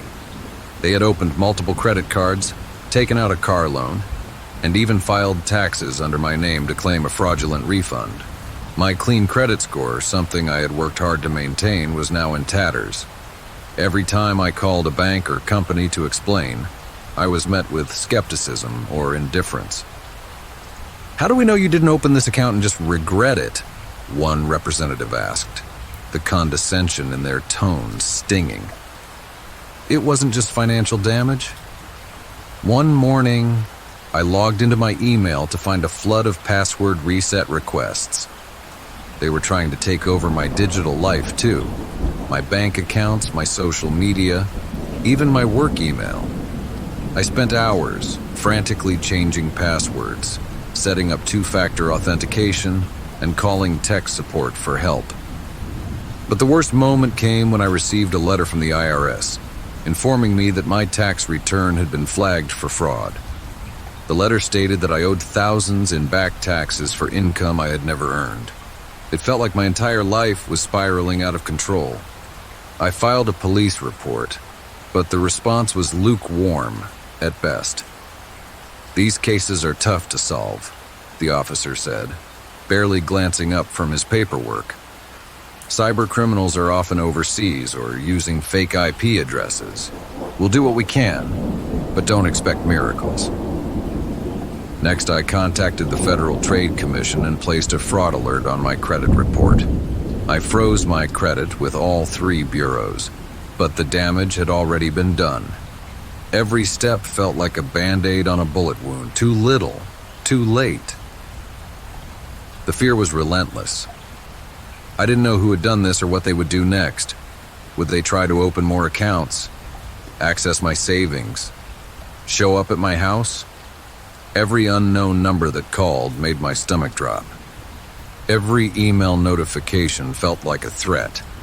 I couldn't sleep, my mind racing with worst-case scenarios. One night I decided I couldn't handle this alone anymore.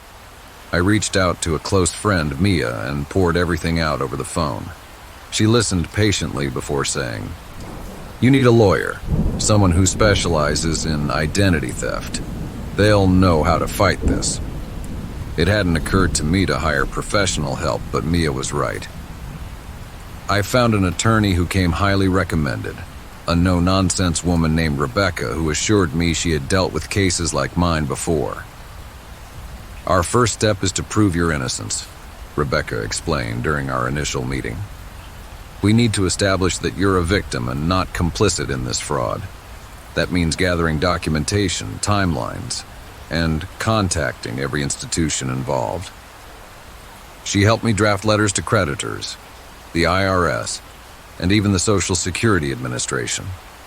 We requested detailed records, flagged fraudulent accounts, and initiated disputes. It was exhausting work, but having Rebecca in my corner gave me a glimmer of hope.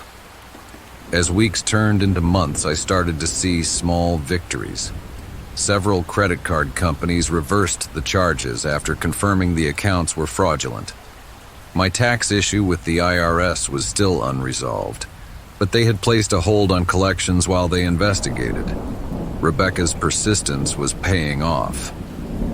But the damage wasn't just financial. My sense of safety was shattered. I began to notice little things. A car parked outside my house that didn't belong to any of my neighbors, a strange figure lingering at the edge of my street late at night. I didn't know if I was being paranoid or if my identity thief was escalating. One evening I found a package on my doorstep addressed to someone else, but with my home address. I hadn't ordered anything. Inside was a cheap burner phone. My hands shook as I held it, wondering if this was some kind of message. I reported the incident to the police, but they dismissed it as unrelated. Probably just a delivery mix-up, the officer said. Rebecca, however, took it seriously. This could be intimidation, she said, or a sign that they know more about you than we realized. We hired a private investigator to dig deeper. Within weeks, he uncovered chilling details. The person who stole my identity had used a dark web marketplace to purchase my information, along with thousands of other victims. My name, social security number, and address were sold for less than the cost of a nice dinner. The investigator also found a digital trail linking the fraud to an IP address in a nearby city. They're closer than you think, he warned. You need to be careful. Armed with this new information, Rebecca worked with law enforcement to escalate my case.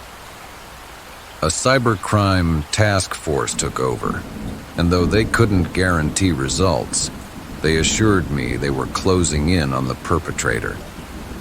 In the meantime, I took every precaution possible. I installed a home security system with cameras and motion detectors. I stopped using my real address for online orders, rerouting everything to a P.O. box. I even took a self-defense class, determined not to be a victim anymore. Months later, I got the call I'd been waiting for. We've arrested someone in connection with your case, the detective said. They had a laptop full of stolen identities, including yours. Relief washed over me, but it was bittersweet. The person they caught wasn't the one who originally stole my information. They were just another cog in the machine of cybercrime. My case had exposed a larger network, one that would take years to dismantle fully. It took over a year to rebuild my life. My credit score slowly recovered, and I received a new social security number to prevent future fraud. The IRS eventually cleared me of the fraudulent tax returns, and Rebecca helped me settle lingering disputes with creditors. But the experience left scars. I was more guarded, less trusting. Every transaction, every email, every phone call was scrutinized. I had learned the hard way how vulnerable we are in the digital age, how easily our lives can be upended by someone hiding behind a screen. Today, I'm an advocate for identity theft awareness. I share my story at community events, urging others to take proactive steps, monitor their credit, secure their accounts, and be vigilant about sharing personal information. The fight to reclaim my life taught me resilience, but it also revealed the importance of community. Without the support of friends, professionals, and even strangers who shared similar experiences, I might not have made it through. Identity theft didn't define me. It reminded me of what I could endure. And though the scars remain, I wear them as proof of my strength. Story 13. Through the Fire. It was supposed to be an ordinary day. The city square was bustling with life, a symphony of street vendors, children's laughter, and the faint hum of passing cars.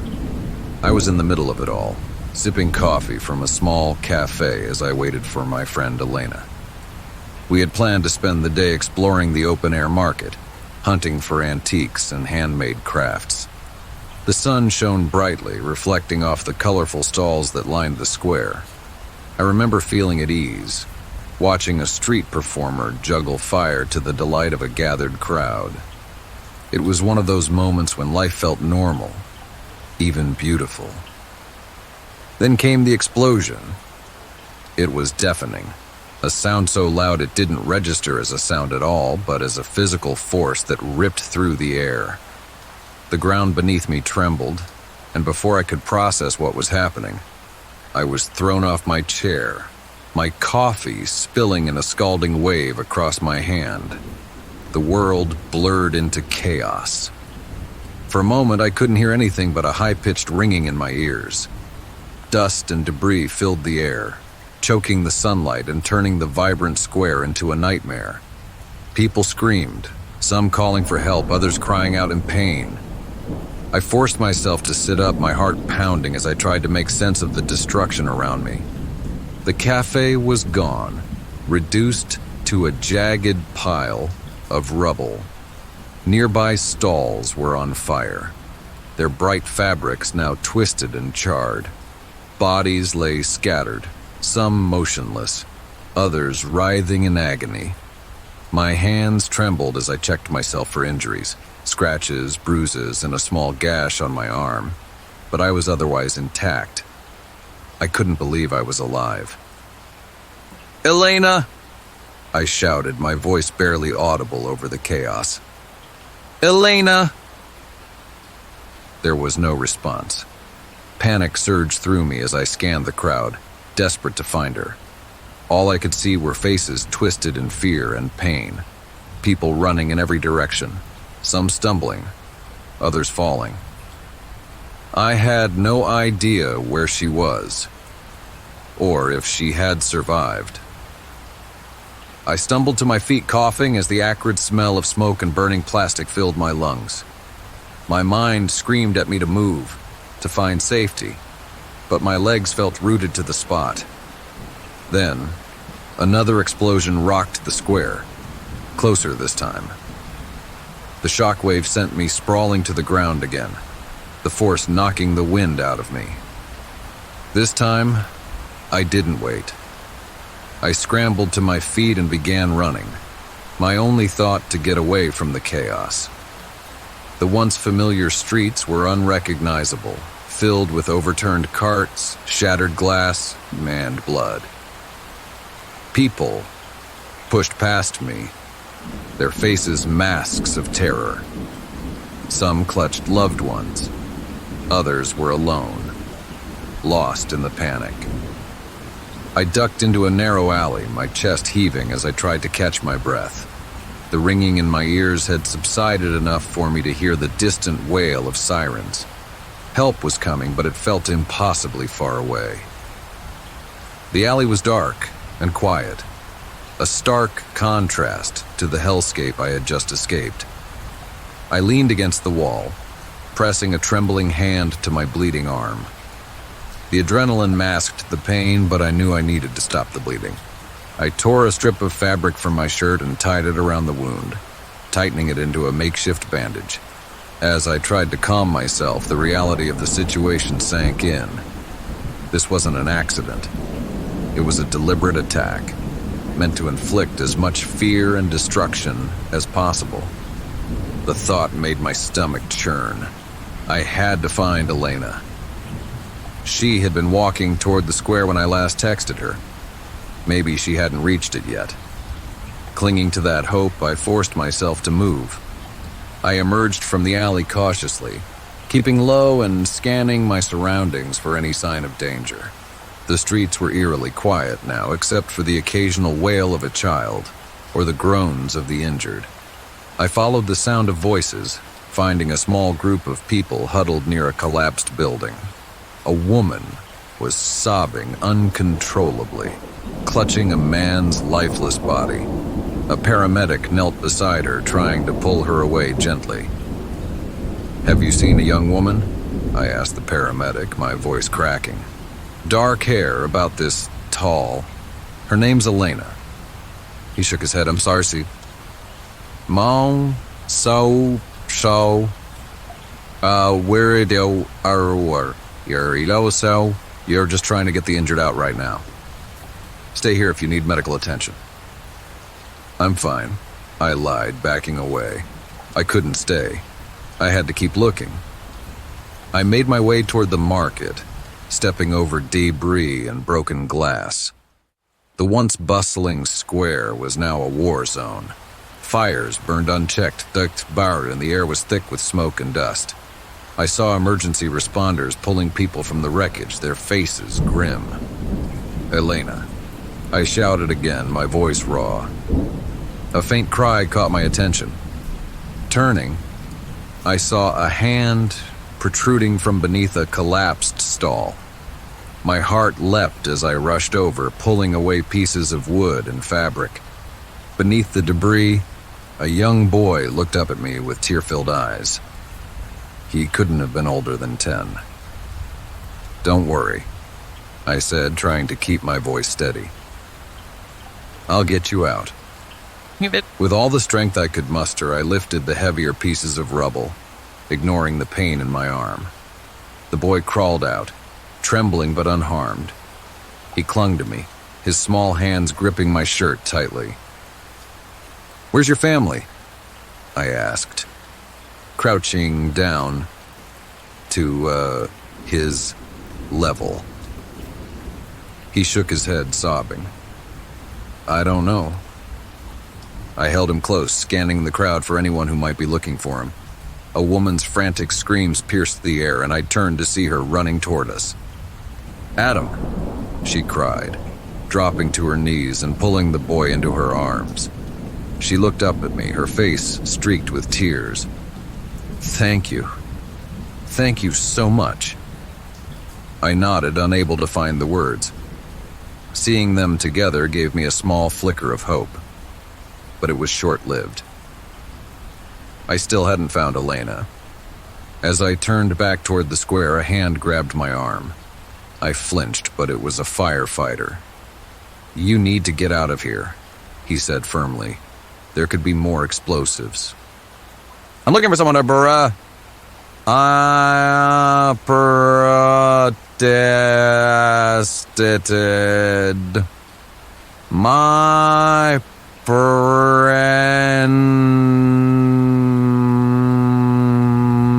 We'll handle it, he said. You need to get to safety. Reluctantly, I let him guide me toward the perimeter where emergency vehicles were stationed. Medics tended to the injured, their hands moving with practiced efficiency.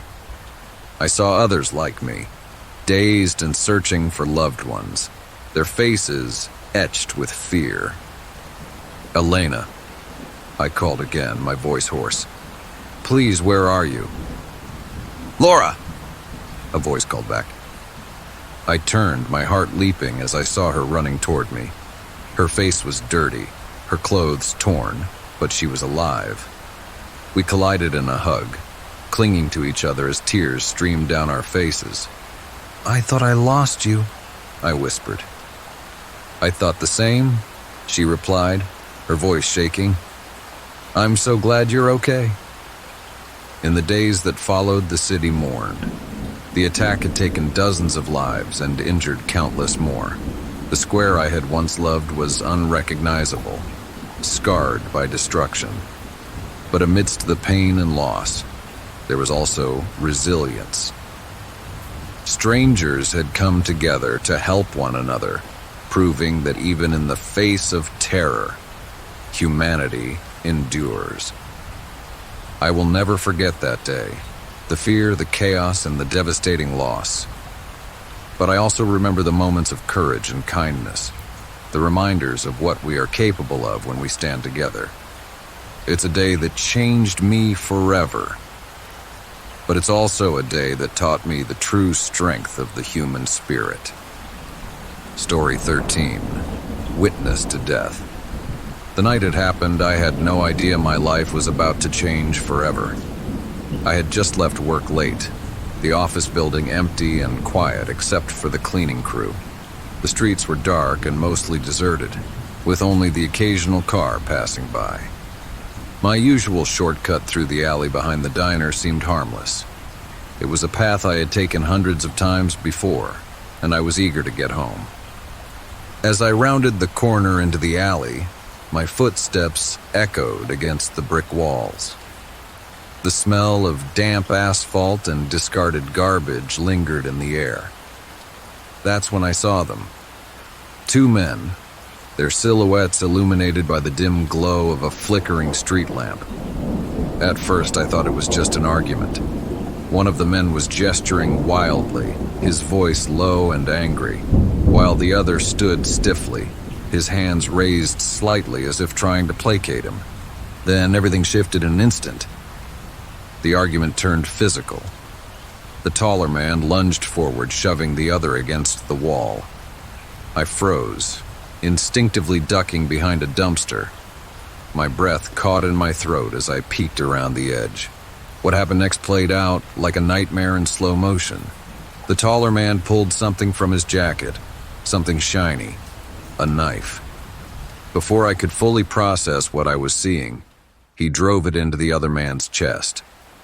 The victim let out a strangled gasp, his hands clutching at the wound as he collapsed to the ground. Blood pooled beneath him, dark and spreading. I pressed my hand over my mouth to stifle a gasp, my heart hammering so hard I thought it would give me away. The attacker crouched down, rifling through the victim's pockets before standing and wiping the blade on his sleeve. Then, as if sensing something, he turned his head and scanned the alley. Our eyes met. Panic surged through me like a lightning bolt. I ducked back behind the dumpster, my mind racing. Run! You have to run! But my legs felt like lead, frozen by fear. I heard the man's footsteps, deliberate and heavy, moving closer. "Hey," he shouted, his voice sharp and cold. "I know you're there." Adrenaline kicked in and I bolted. My shoes slipped on the damp pavement as I sprinted toward the street, my only thought to get as far away as possible. Behind me, I could hear him chasing me, his footsteps pounding against the ground. I burst onto the main road, the bright lights of passing cars blinding after the darkness of the alley. I waved my arms, screaming for help, but the cars sped by, their drivers oblivious to my plight. The sound of a siren in the distance was both a cruel tease and a spark of hope. The killer must have realized he couldn't catch me in the open because the sound of his footsteps faded. I didn't stop running, though, not until I reached the police station several blocks away. My lungs burned and my legs felt like jelly as I stumbled inside, gasping for air. I saw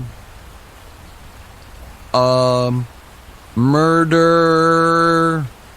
I managed to choke out to the officer at the desk. The hours that followed were a blur. I gave my statement to detectives, recounting every horrifying detail I could remember. They asked me to describe the attacker, and I did my best. Tall, muscular build, dark jacket, shaved head, a scar above his right eyebrow. The victim was a stranger to me, just an unlucky man who had crossed paths with a monster. "You did the right thing coming forward," one of the detectives assured me. "But this guy, he's dangerous. We're going to put you in protective custody until we can bring him in." The words offered little comfort. All I could think about was the look in the killer's eyes when he saw me, the cold promise that he wouldn't let me go. They put me in a safe house, a small, nondescript apartment on the edge of town. 2 officers were assigned to guard me, and I was told to stay inside at all times. They promised it was only temporary, that the investigation was moving quickly, and that they'd catch him soon. But days turned into weeks, and my anxiety only grew. The nights were the worst. Every creak of the floorboards, every rustle of the wind outside sent my heart racing. I barely slept, my mind replaying the scene in the alley over and over. I couldn't shake the feeling that he was out there, watching, waiting. One evening as I sat on the couch trying to distract myself with a book, my phone buzzed. It was an unknown number. Hesitant, I answered.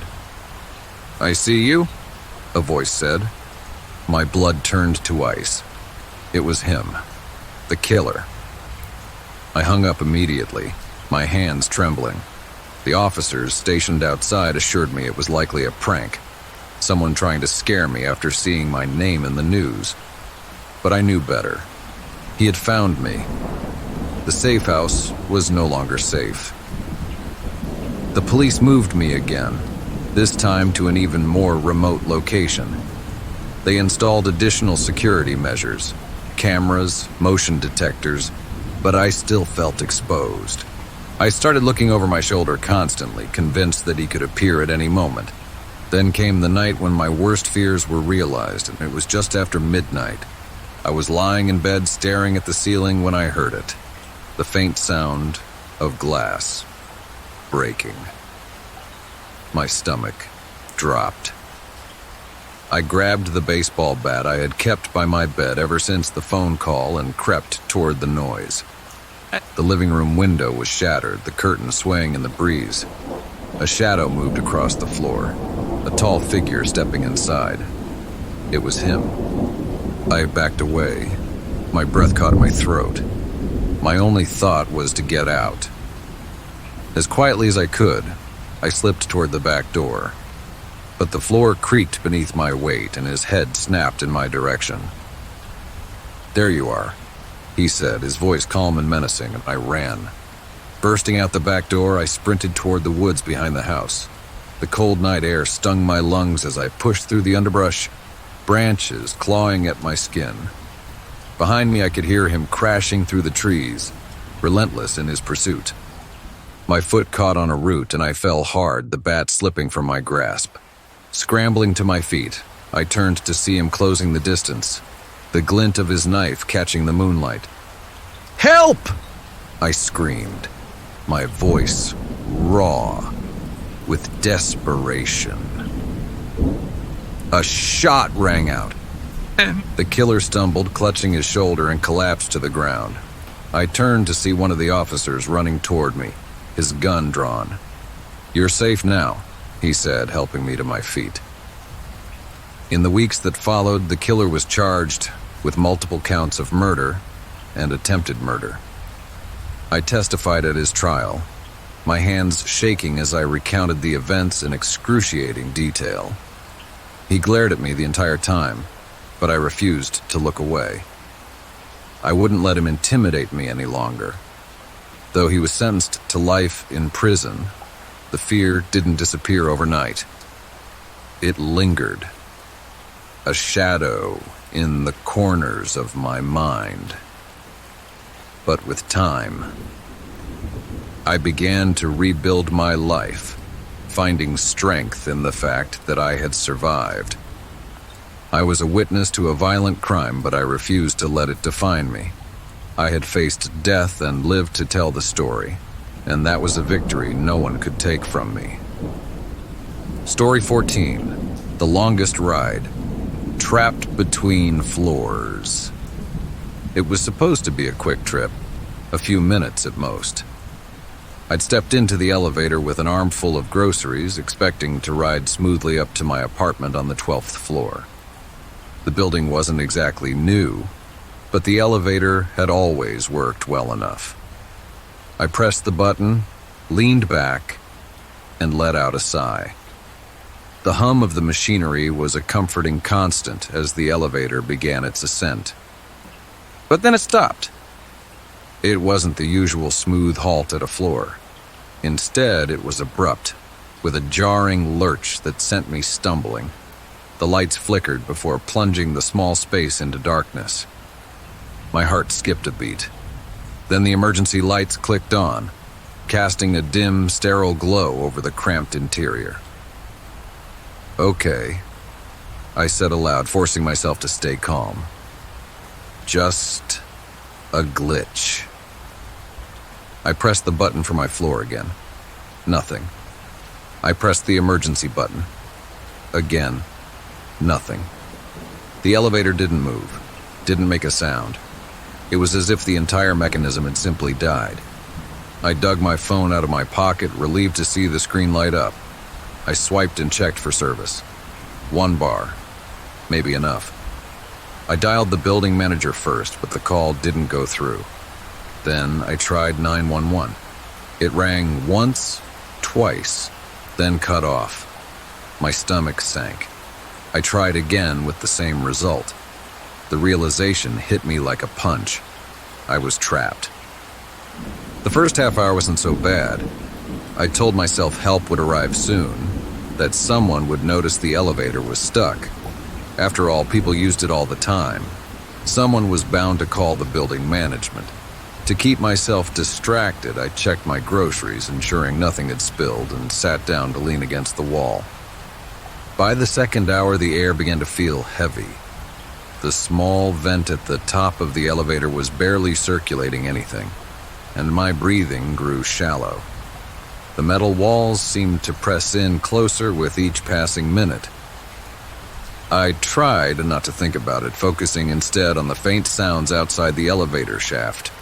Distant footsteps, muffled voices, but no one seemed to notice my predicament. I pounded on the door with my fists. "Hello? Is anyone out there?" My voice echoed, swallowed by the void of the elevator shaft. My hands stung from the effort, but I didn't stop. "I'm stuck in here. Somebody, please." The sound of my own desperation made my heart race. Panic began to creep in, a tightness in my chest that no deep breath could alleviate. I sank to the floor, my back pressed against the cold metal wall. "Calm down," I muttered to myself. "Panicking won't help. Someone will come." But the hours dragged on, and no one came. I don't know when it started, but the silence began to mess with my head. The dull hum of the building, the occasional faint creak of the elevator cables. Every sound was amplified, twisted into something ominous. What if the cables snapped? What if the elevator plummeted to the bottom of the shaft? My stomach churned at the thought, and I forced myself to take slow, measured breaths. To distract myself, I tried to remember everything I'd read about surviving situations like this. Stay hydrated. I rummaged through my grocery bags and found a bottle of water. Just one. I took a small sip, rationing it as if I were stranded on a desert island. Then I pulled out an apple and ate it slowly, savoring the crunch as if it were my last meal. The emergency button caught my eye again. I pressed it repeatedly, willing it to work this time. Still nothing. The lack of response made me feel more isolated than ever. Time lost all meaning. I checked my phone sporadically, watching the battery drain as I tried to call for help. The 1 bar of service taunted me, flickering on and off like a cruel joke. I switched the phone to low power mode and set it aside. By the 4th hour, I was losing my grip. The air felt suffocating, and sweat beaded on my forehead despite the chill of the metal walls. My thoughts spiraled. Would anyone even notice I was gone? I lived alone. My coworkers probably thought I was out for the weekend. The building manager rarely paid attention to anything unless someone complained. What if I wasn't found for days? I stood up and started pacing, my movements frantic and aimless. The confined space made it impossible to stretch out or even move much, but I couldn't sit still any longer. I needed to do something. I banged on the walls again, shouting until my throat was raw. The sound echoed back at me, a hollow mockery of my efforts. Exhausted, I slid back down to the floor, my head in my hands. Sometime later, hours, maybe, it hit me. No one might find me at all unless I made them notice. I scrambled to my feet and examined the elevator. The emergency lights flickered faintly, casting uneven shadows.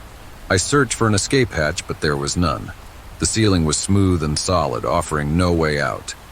Desperate, I pulled out my phone again and turned on the flashlight. I aimed it at the tiny security camera mounted in the corner. If anyone was watching, I wanted them to see me. I waved the light back and forth, hoping it would catch someone's attention. "Please," I whispered, staring at the lens. "Someone, please." More time passed. My body ached from sitting on the hard floor, and my head throbbed from dehydration. The air was stifling now, every breath a struggle. I slumped against the wall, fighting the urge to give in to despair. That's when I heard it. A faint scraping noise above me. At first, I thought I was imagining it, but then it came again, louder this time. My heart leapt. I stood up, pressing my ear to the ceiling. "Hello?"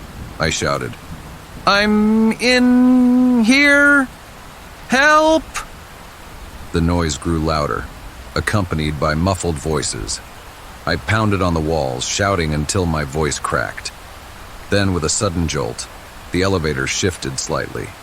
The lights flickered, and I braced myself as the doors creaked open, just a crack.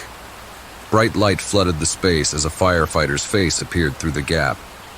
"We've got you," he said, his voice calm and reassuring.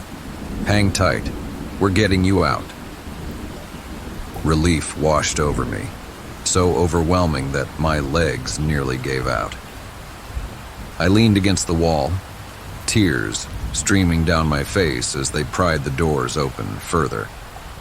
A strong hand reached in and pulled me to safety. The cool air outside the elevator was like a gift, each breath filling my lungs and grounding me in the reality that I was finally free.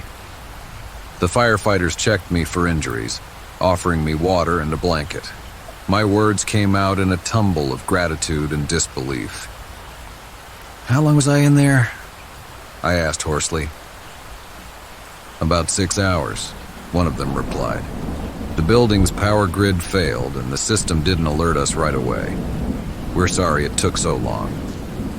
6 hours, it had felt like an eternity. That night back in my apartment, I couldn't stop replaying the experience in my mind. The fear, the isolation, the desperation. I had faced it all and come out on the other side. The thought brought a strange sense of clarity. Life was fragile, and so much of it was beyond our control. But in those moments of helplessness, the will to survive was what mattered most. The elevator ride that should have lasted a minute became the longest 6 hours of my life. And though I'll never look at an elevator the same way again, I'm grateful for the lesson it taught me.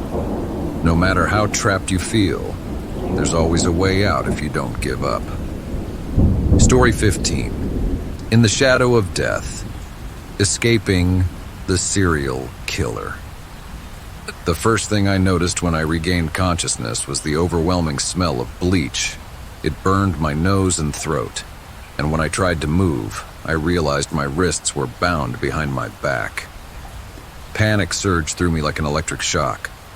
My eyes flew open and I took in my surroundings. A dimly lit room with concrete walls, the only light coming from a single bulb hanging from the ceiling. I was sitting on a cold metal chair, my ankles strapped to its legs with coarse rope that bit into my skin. My mind raced as I tried to piece together what had happened. I had been walking home from the library, the familiar route dimly illuminated by flickering streetlights. I remembered the sound of footsteps behind me, too deliberate to be a coincidence. I quickened my pace, my heart pounding. But before I could turn around, something hard slammed into the back of my head, and everything went dark. Now I was here, wherever here was, and I wasn't alone. A shadow moved across the far wall, its source hidden just out of sight. My breathing hitched as I strained to listen. Footsteps echoed, slow and deliberate. Growing louder with each passing second, I tugged at my bindings, my wrists raw against the zip ties, but they didn't budge. A man stepped into view. He was tall and wiry, his face partially obscured by a mask that covered everything but his cold, piercing eyes.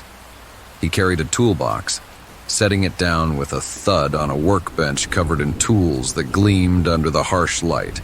He didn't look at me immediately. taking his time to organize the items methodically. A scalpel, pliers, a roll of duct tape, all arranged with unnerving precision. "Ah, you're awake," he said finally, his voice calm, almost conversational. "Good. I like it when they're awake." My stomach churned and a wave of nausea swept over me. "Please," I stammered, my voice barely a whisper. "You don't have to do this." He tilted his head, studying me like a predator sizing up its prey. "Oh, but I do," he replied. "You see, this is necessary. Each of you serves a purpose." Tears pricked my eyes, but I blinked them away. I couldn't show weakness. "People will come looking for me," I said, forcing strength into my voice. "They'll find you." He chuckled, a low, sinister sound. "They always say that," he mused. "And yet, here we are." He turned his back to me, sifting through his tools, and I took the moment to scan the room for anything that could help me. My gaze landed on a shard of glass lying just a few feet away, glinting faintly in the dim light. If I could reach it, I might have a chance. I shifted slightly, testing the strength of the chair. It wobbled just enough to give me hope. I had to act fast. "Why are you doing this?" I asked, trying to keep his attention on our conversation. He paused, his hand hovering over the scalpel. "Why not?" he said simply, as if the answer were obvious. "This world is full of chaos, and I bring order. Each cut, each act, it's all part of something bigger." His words sent a shiver down my spine, but I kept talking, kept distracting. "You think this is order? Hurting innocent people?" "Innocent?" He laughed, the sound sharp and hollow. "No one's innocent. Not really. But that's not for you to understand." As he spoke, I began to rock the chair subtly, inching closer to the glass. Every movement sent pain shooting through my wrists and ankles, but I ignored it. Survival was the only thing that mattered. He picked up the scalpel and turned toward me, the blade catching the light. My heart hammered in my chest as he took a step closer, then another. "Don't worry," he said, almost soothingly. "This won't take long." In one desperate motion, I threw my weight to the side, toppling the chair. I hit the floor hard, the impact knocking the wind out of me, but it brought me within reach of the glass. He cursed, dropping the scalpel as he lunged toward me. My fingers scrambled for the shard, finally closing around it just as he grabbed my shoulder and yanked me onto my back. He was on top of me in an instant, his hands closing around my throat. I couldn't breathe. His grip, ironclad as he pressed down. Stars danced in my vision, and I felt myself slipping, but I clung to the shard of glass with everything I had. Summoning every ounce of strength, I drove the glass into his side. He let out a guttural scream, his grip loosening just enough for me to take a gasping breath. I stabbed him again, this time in the arm, and he stumbled backward, clutching the wound. I didn't wait. With adrenaline fueling me, I wriggled free of the chair and scrambled to my feet. My hands were still bound, but I managed to kick the chair at him, buying myself a few precious seconds. I bolted toward the door, my pulse pounding in my ears. The hallway outside was dark and narrow, lined with flickering fluorescent lights.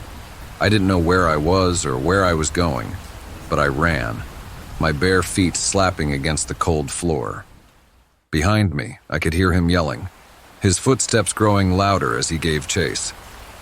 I turned a corner and found a flight of stairs. Stumbling down them, I nearly lost my balance, but I caught myself and kept going. At the bottom, I spotted a heavy metal door with a rusty handle. Praying it wasn't locked, I threw myself against it, twisting the handle frantically. The door creaked open, revealing the cool night air. Freedom. I ran into the woods, the darkness swallowing me whole. The branches tore at my skin, the ground uneven beneath me. But I didn't stop. The killer's shouts grew fainter until they disappeared entirely. Only then did I allow myself to collapse against a tree, gasping for breath. My wrists were raw and bleeding from the bindings, but I managed to cut them loose using a jagged rock.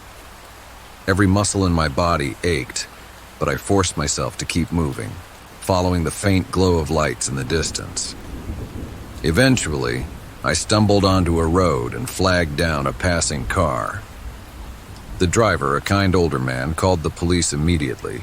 As we waited for help, I couldn't stop trembling, the events replaying in my mind. I had escaped, but the terror lingered, a shadow I knew would stay with me forever. When the police arrived, I told them everything: the location of the building, the description of the killer. They promised to find him, but I couldn't shake the feeling that he wasn't done, that he would keep hunting. I survived that night, but I knew my fight wasn't over. He was still out there, lurking in the shadows, and I would always be looking over my shoulder, waiting for the day our paths crossed again. Story 17.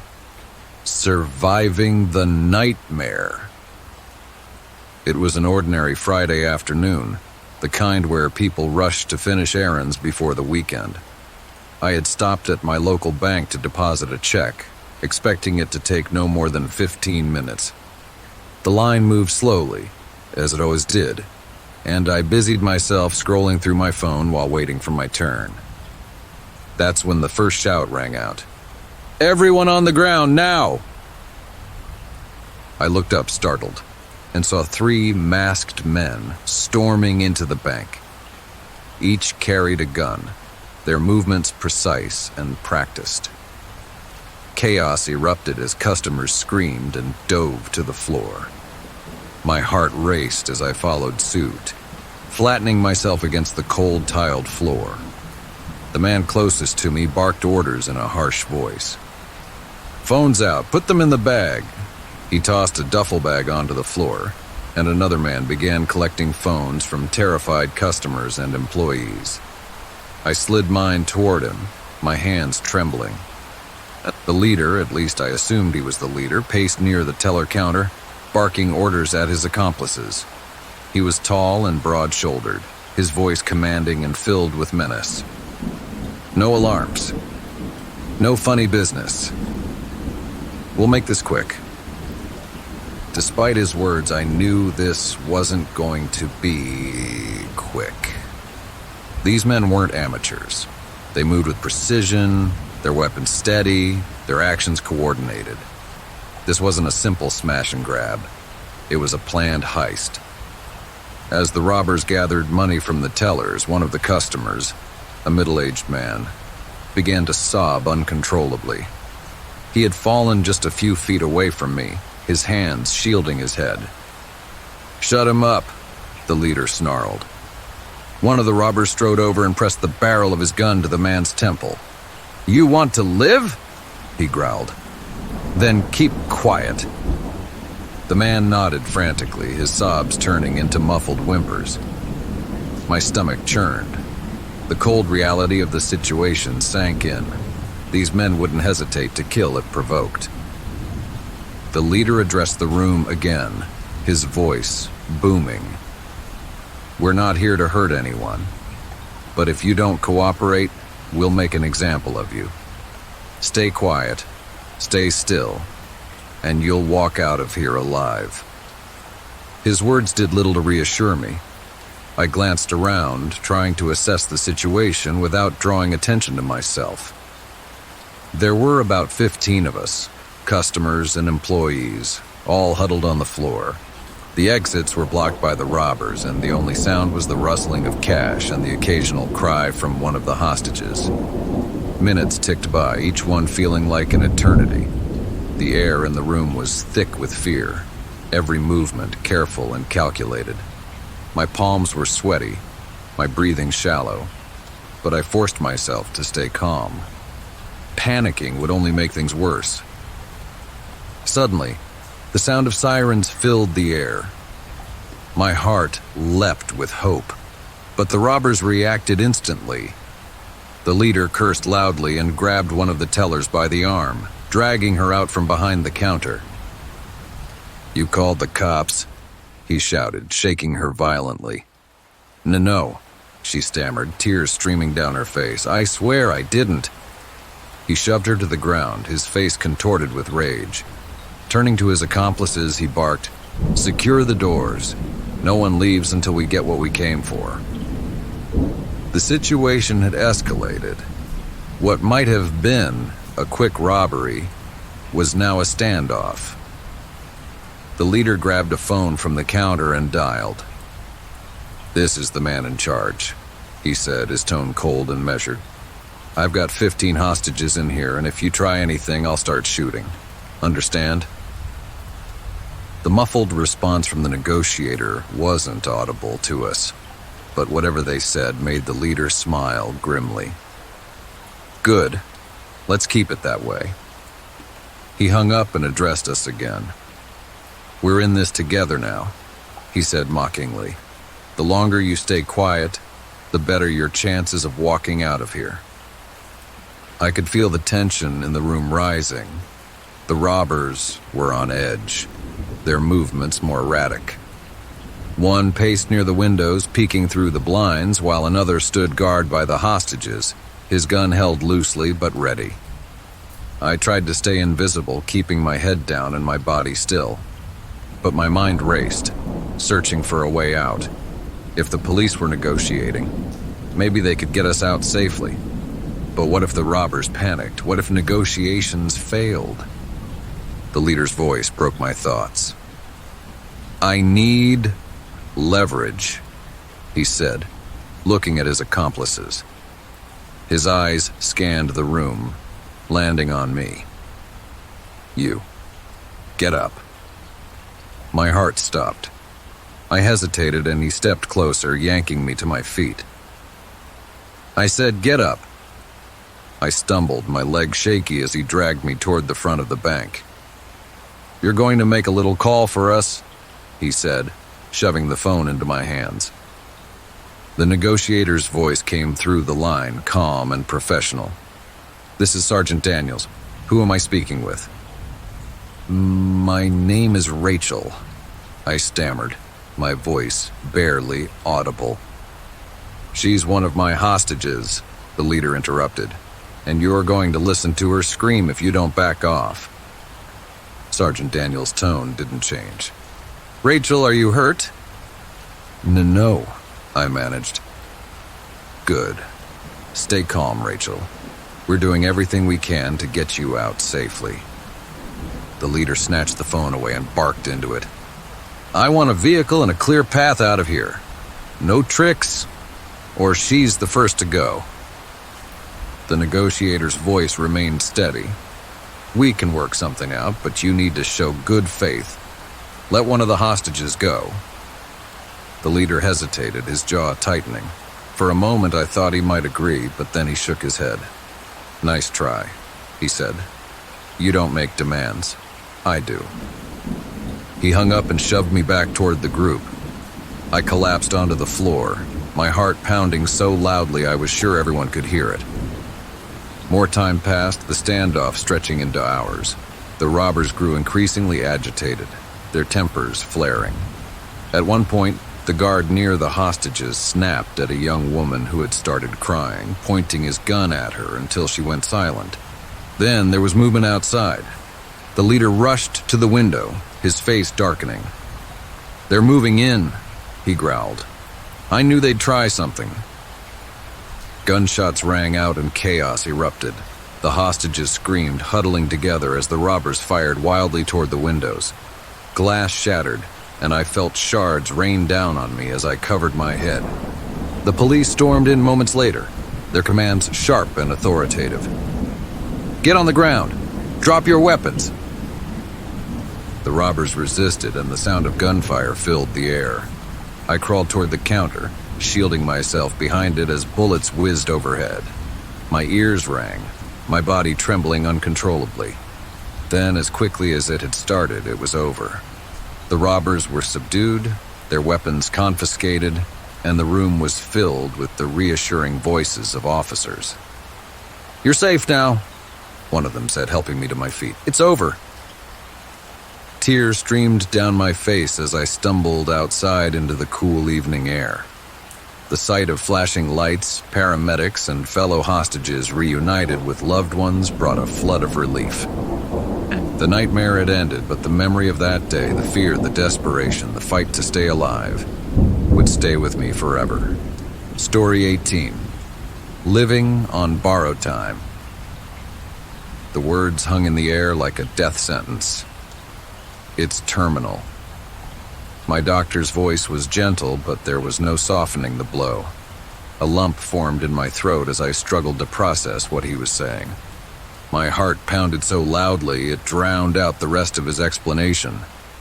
All I could focus on was the cold, clinical reality that my life had an expiration date. The diagnosis was stage 4 pancreatic cancer. By the time they found it, the disease had spread, leaving surgery and most treatments off the table. The prognosis was grim. Months, maybe a year if I was lucky. I had never felt so betrayed by my own body. I was 38 years old. Too young for this, I thought. I wasn't ready. Whoever is. Leaving the doctor's office that day felt surreal. The world outside seemed oblivious to the storm that was tearing through me. People laughed and chatted as they walked past, their lives continuing as mine fell apart. I sat in my car, gripping the steering wheel as waves of anger, fear, and despair washed over me. How do you live when you know you're dying? The first weeks after my diagnosis were the hardest. The news spread quickly among friends and family, and their reactions varied. My mom sobbed uncontrollably, apologizing for not being able to fix this. My dad, ever the stoic, offered practical advice about getting my affairs in order. Friends flooded me with messages of support, but I found it hard to respond. What could I say? I wasn't ready to talk about dying when I hadn't figured out how to live with this new reality. Physically, the disease was relentless. The pain was constant, a deep gnawing ache in my abdomen that no amount of medication seemed to dull. Fatigue was my constant companion, sapping my energy and turning even the simplest tasks into monumental challenges.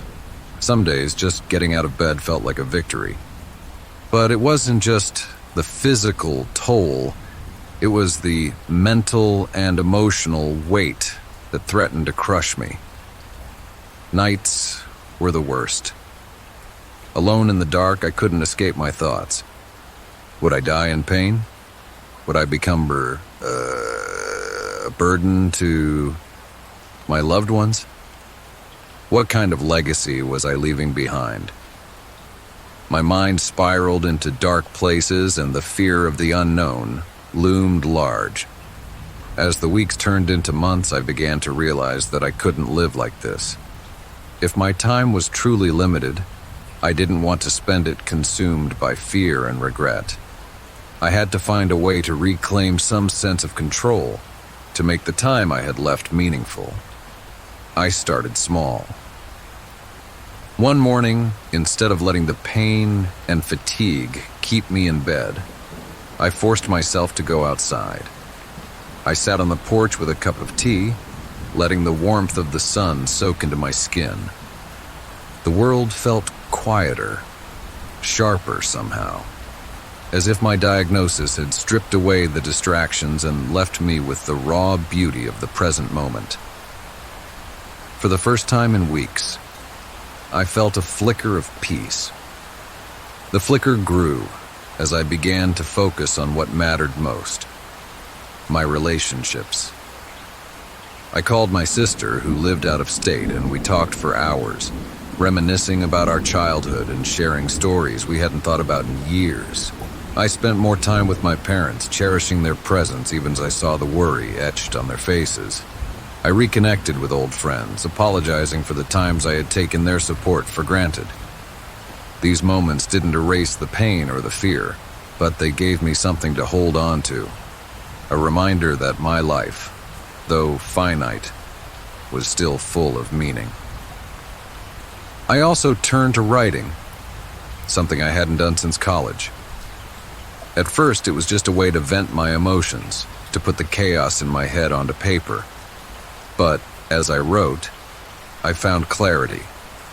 I wrote letters to my family and friends, pouring my heart into words I might never get to say in person. I wrote about my dreams, my regrets, my gratitude for the life I'd lived. And in those words, I found a strange kind of solace. One day I came across a quote by author Mary Oliver. "Tell me, what is it you plan to do with your one wild and precious life?" The words hit me like a lightning bolt. I couldn't control how much time I had left, but I could control how I spent it. I decided to create a living bucket list, not grand adventures or far-off destinations, but simple, meaningful experiences I could enjoy in the time I had. First on the list was spending more time in nature. I visited a nearby park and sat by the lake, watching the water ripple in the breeze. The serenity of the moment brought me a sense of calm I hadn't felt in months. I started taking short walks whenever I could manage it, appreciating the small wonders I had overlooked before. The rustle of leaves, the chirping of birds, the feel of the earth beneath my feet. Next was reconnecting with my passions. I signed up for a virtual painting class, even though my hands trembled from weakness. The act of creating something, of putting color onto canvas, gave me a sense of purpose. My paintings weren't masterpieces, but they were mine.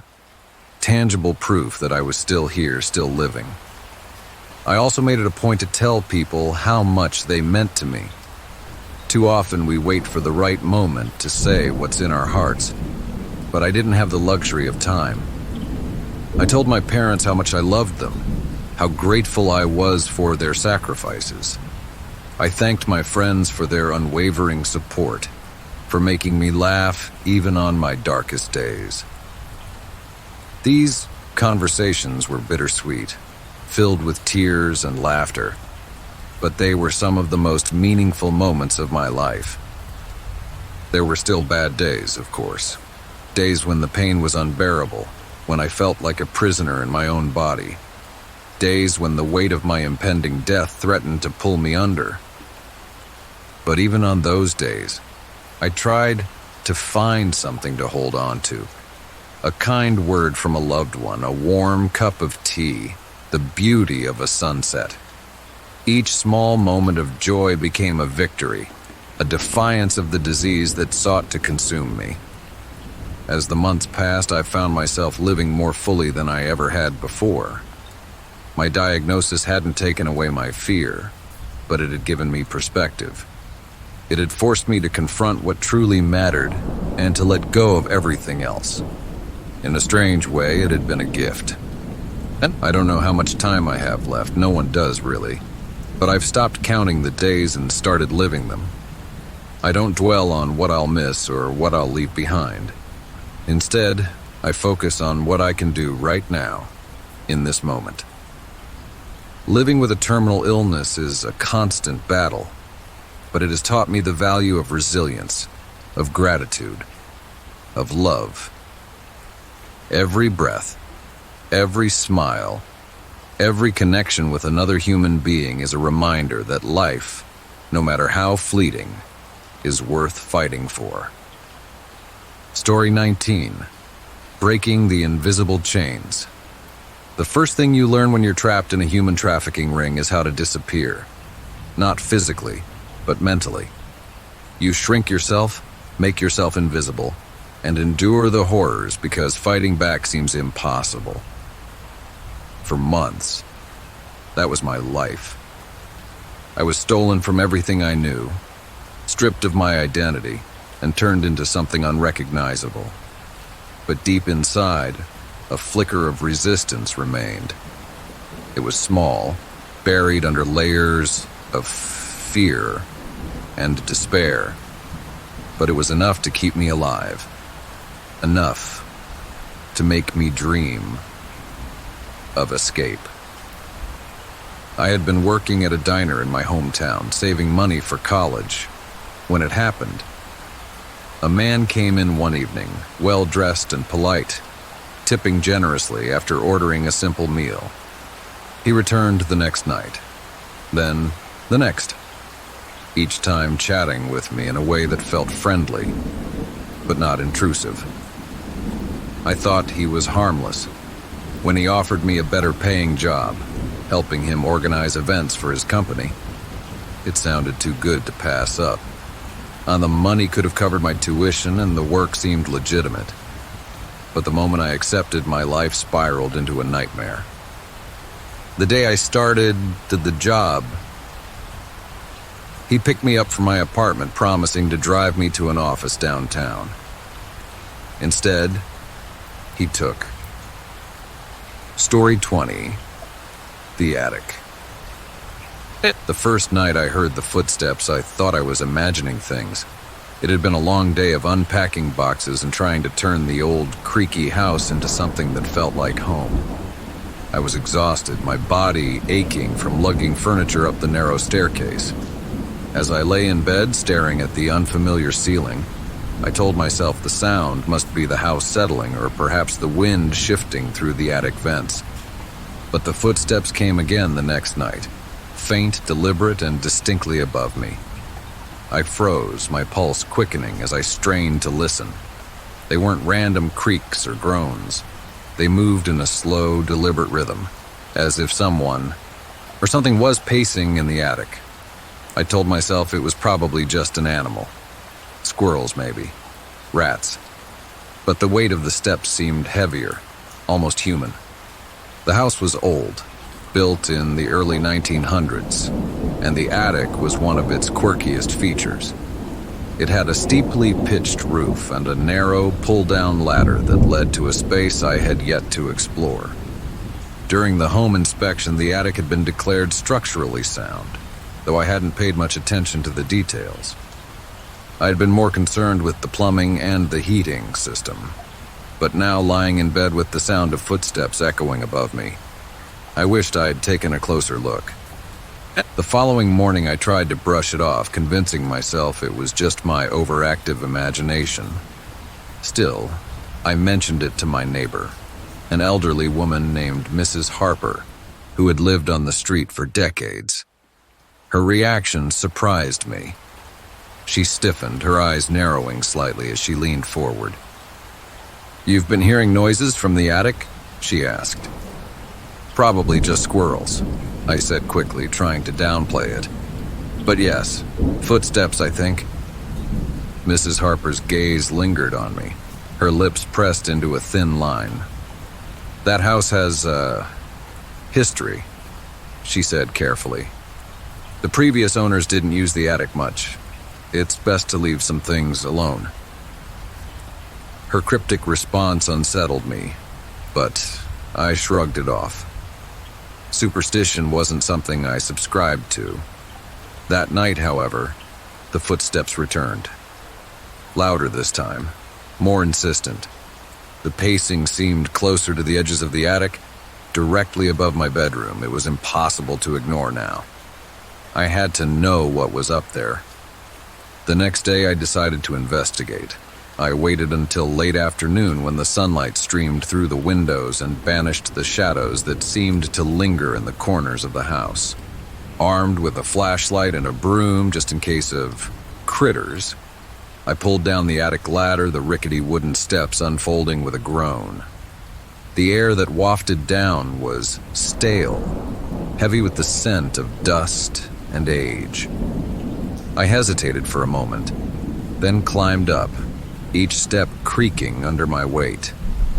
The attic was dim, lit only by the faint glow, filtering through a small, dirty window at the far end.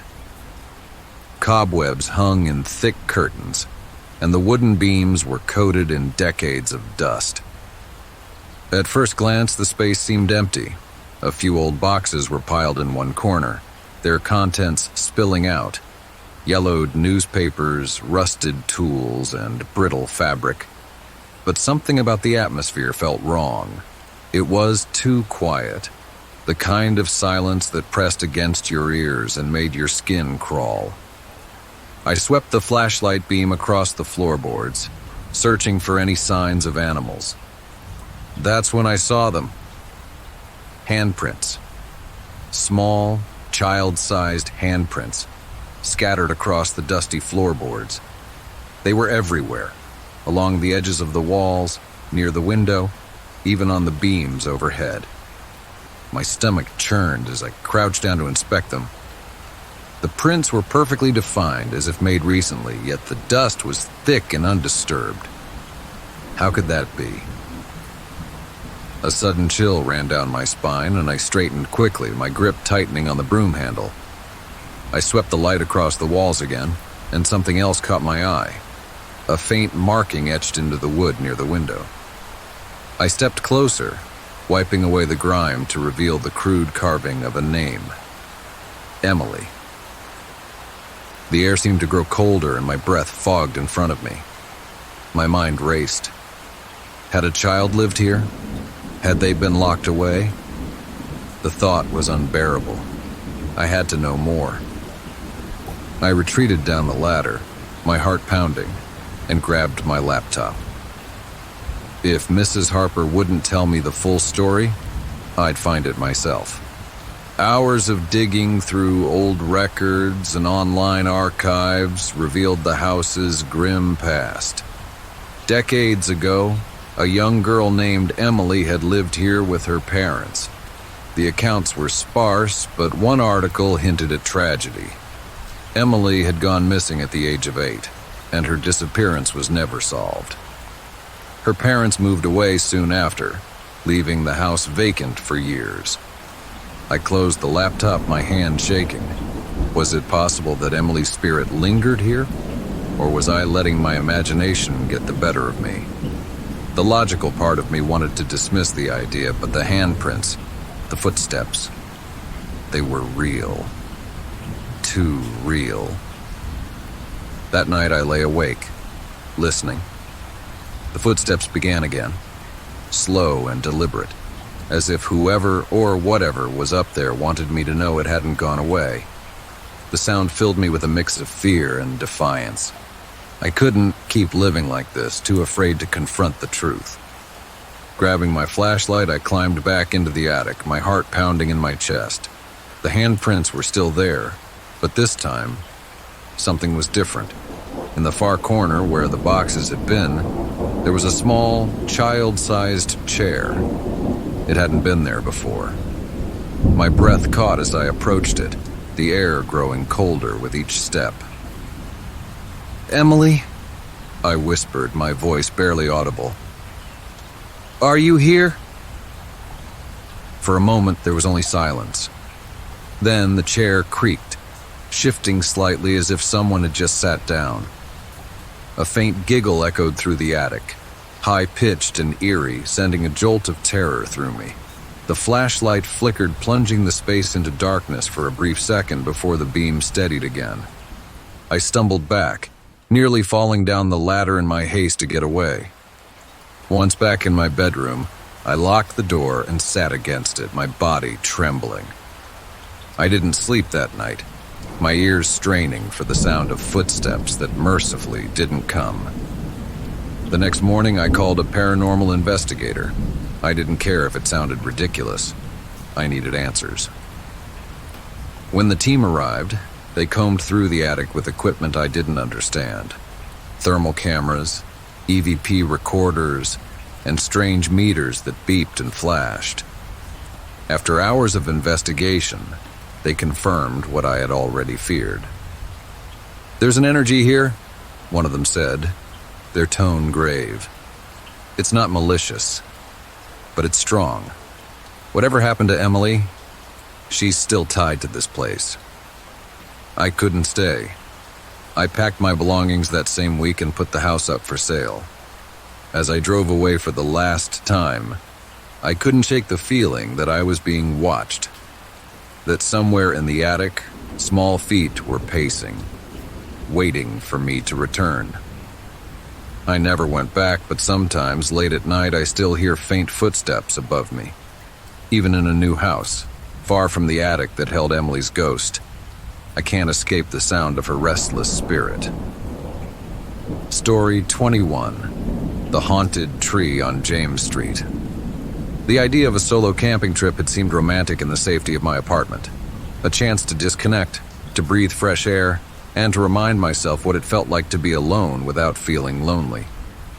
James Street wasn't even much of a street, more of a dirt path at the edge of the small town I'd moved to a few months ago. It led to a dense patch of forest, perfect for setting up camp and escaping the world for a night. I'd heard the locals talk about the place in hushed tones. There were rumors about the forest, whispers about a gnarled oak tree that stood near the heart of the woods.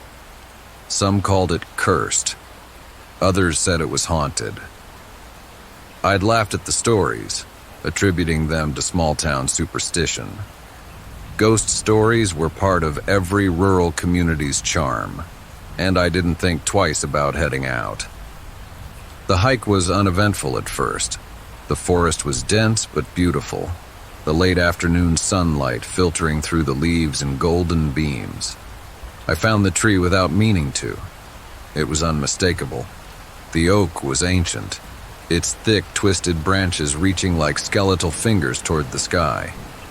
The bark was dark and deeply grooved, almost black in places, giving it an ominous appearance even in the daylight. Its base was surrounded by dead leaves, forming a bare patch of earth where no grass or plants seemed to grow. I stood staring at it for longer than I realized, an inexplicable unease settling over me. It wasn't just a tree. It felt alive in a way that was deeply wrong, as though it were aware of my presence. Shaking off the sensation, I pitched my tent a short distance away, determined not to let my imagination get the better of me. The air cooled as the sun dipped below the horizon, and by the time I'd built a small fire, the forest was bathed in shadows. It started as a whisper, faint, almost imperceptible, like the wind threading its way through the leaves. At first, I barely noticed it, too focused on cooking dinner over the flames. But as the minutes passed, the sound grew more distinct. It wasn't the random rustling of the forest. It was deliberate, rhythmic, like a voice just on the edge of comprehension. I paused, staring into the darkness beyond the firelight. "Hello?" I called out, my voice trembling despite my efforts to keep it steady. No response, just the whispering. I shook my head and laughed nervously, telling myself it was nothing. Maybe a bird or the distant call of the wind. But as the night deepened, the whispers continued, and they grew louder. I tried to ignore them, burying myself in a book by the light of my lantern. But the sound crawled under my skin, impossible to ignore. It seemed to come from every direction, surrounding me. Finally, I grabbed my flashlight and stepped away from the fire. The beam of light cut through the darkness, illuminating the surrounding trees, but nothing appeared out of the ordinary. Yet the whispers persisted, and they were clearer now. "Come closer." I froze, my heart pounding. It wasn't just noise anymore, it was a voice, low and rasping, unmistakably human. I turned the flashlight toward the oak tree, dread pooling in my stomach. The whispers seemed to emanate from the tree itself, the sound growing louder as I approached. "Who's there?" I demanded, my voice shaking. The branches of the oak shivered, though there was no breeze. The whisper stopped for a moment, replaced by silence so profound that it pressed against my ears. Then the voice returned, and this time, it wasn't just murmurs, it spoke clearly. each word chillingly precise. "Why do you come here, Anna?" My blood ran cold. My name. It knew my name. I stumbled backward, nearly dropping the flashlight. "Who are you? How do you know my name?" The tree groaned, its bark creaking as though it were shifting under some unseen weight. "I know everything," the voice said. "I know why you ran. I know what you left behind." My breath hitched. I hadn't told anyone in this town why I'd moved here, why I'd left my old life behind. The fresh start had been necessary, a way to escape the guilt that had followed me like a shadow. But there was no way this thing could know that. "You don't know anything about me," I snapped, trying to sound braver than I felt. A low, guttural laugh echoed through the forest. "Your sister. She begged you to stay. You ignored her. And then she died." Tears sprang to my eyes, hot and unbidden. "Shut up!" I screamed. "You don't know what you're talking about." The voice didn't stop. It slithered into my ears, each word sharper than the last. "You told yourself it wasn't your fault, but you left her, Anna. You left her to suffer." I fell to my knees, my hands clutching my head as if I could block out the sound. The memories I had tried so hard to bury came flooding back. My sister, Emily, pleading with me not to leave, her voice trembling as she asked me to stay just one more day. I had been too focused on my own life, my own plans, to listen. And then, the accident. Her car skidding off the road on a rainy night. Her life cut short before I could make things right. "How do you know this?" I whispered, my voice broken.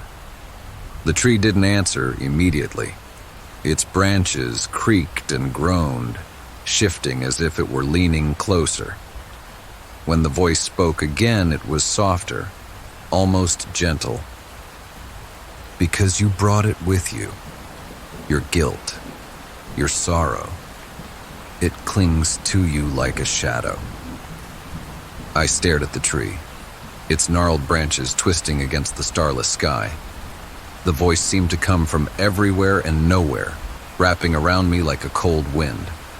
I wanted to run, to leave this cursed place behind, but my legs felt heavy, rooted to the ground. "What do you want from me?" I asked, my voice barely audible. "To remember," it said simply. "To carry the weight of what you've done." I shook my head, tears streaming down my face. "I already do. Every day." The tree groaned again, its bark splitting in places, revealing dark, oozing sap that dripped like blood. "Then you will never be free." The whispers rose again, louder and more insistent, overlapping in a cacophony of voices. I scrambled to my feet, the flashlight shaking in my hand as I stumbled back toward my campsite. The fire had nearly burned out, the embers glowing faintly in the darkness. I didn't care about packing my things. I grabbed my keys and ran, not stopping until I was inside my car, the engine roaring to life. As I sped down the dirt road, the whispers faded, replaced by the hum of the engine and the pounding of my heart. But even as the forest disappeared in my rearview mirror, I couldn't shake the feeling that I was still being watched. That the tree's voice would follow me wherever I went, whispering the truths I had tried so hard to escape. Yeah. That night as I lay in my bed, I could still hear it, faint, distant, but unmistakable. "Remember, Anna. Remember..." Story 23. The mirror on Victoria Manor. The mirror was beautiful, the kind of piece you'd expect to see in a grand mansion. not tucked away in a dusty corner of a secondhand store.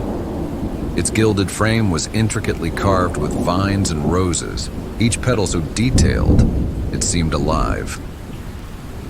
The glass itself was slightly warped with that faint silver sheen that only antique mirrors seem to have.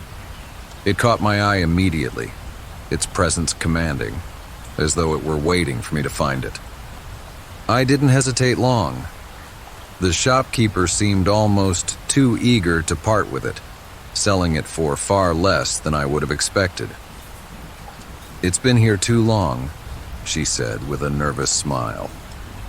"People think old mirrors hold on to things, you know? Memories. Maybe more." I laughed, brushing off her comment. Superstitions didn't bother me.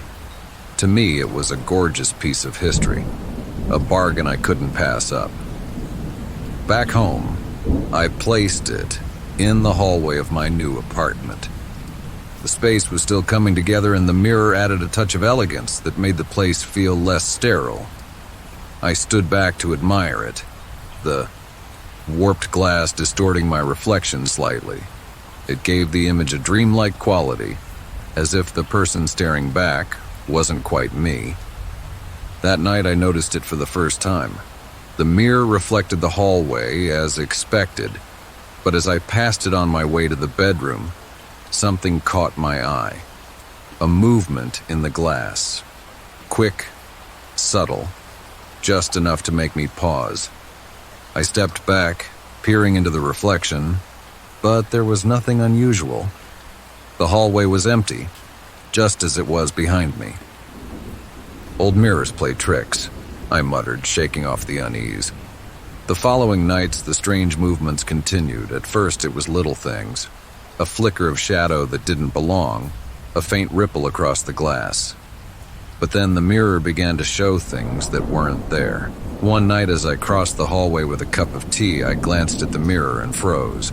In the reflection, the hallway wasn't empty. A figure stood at the end, just barely visible in the dim light. My breath caught as I turned to look behind me, but the hallway was empty. Heart pounding, I faced the mirror again. The figure was gone.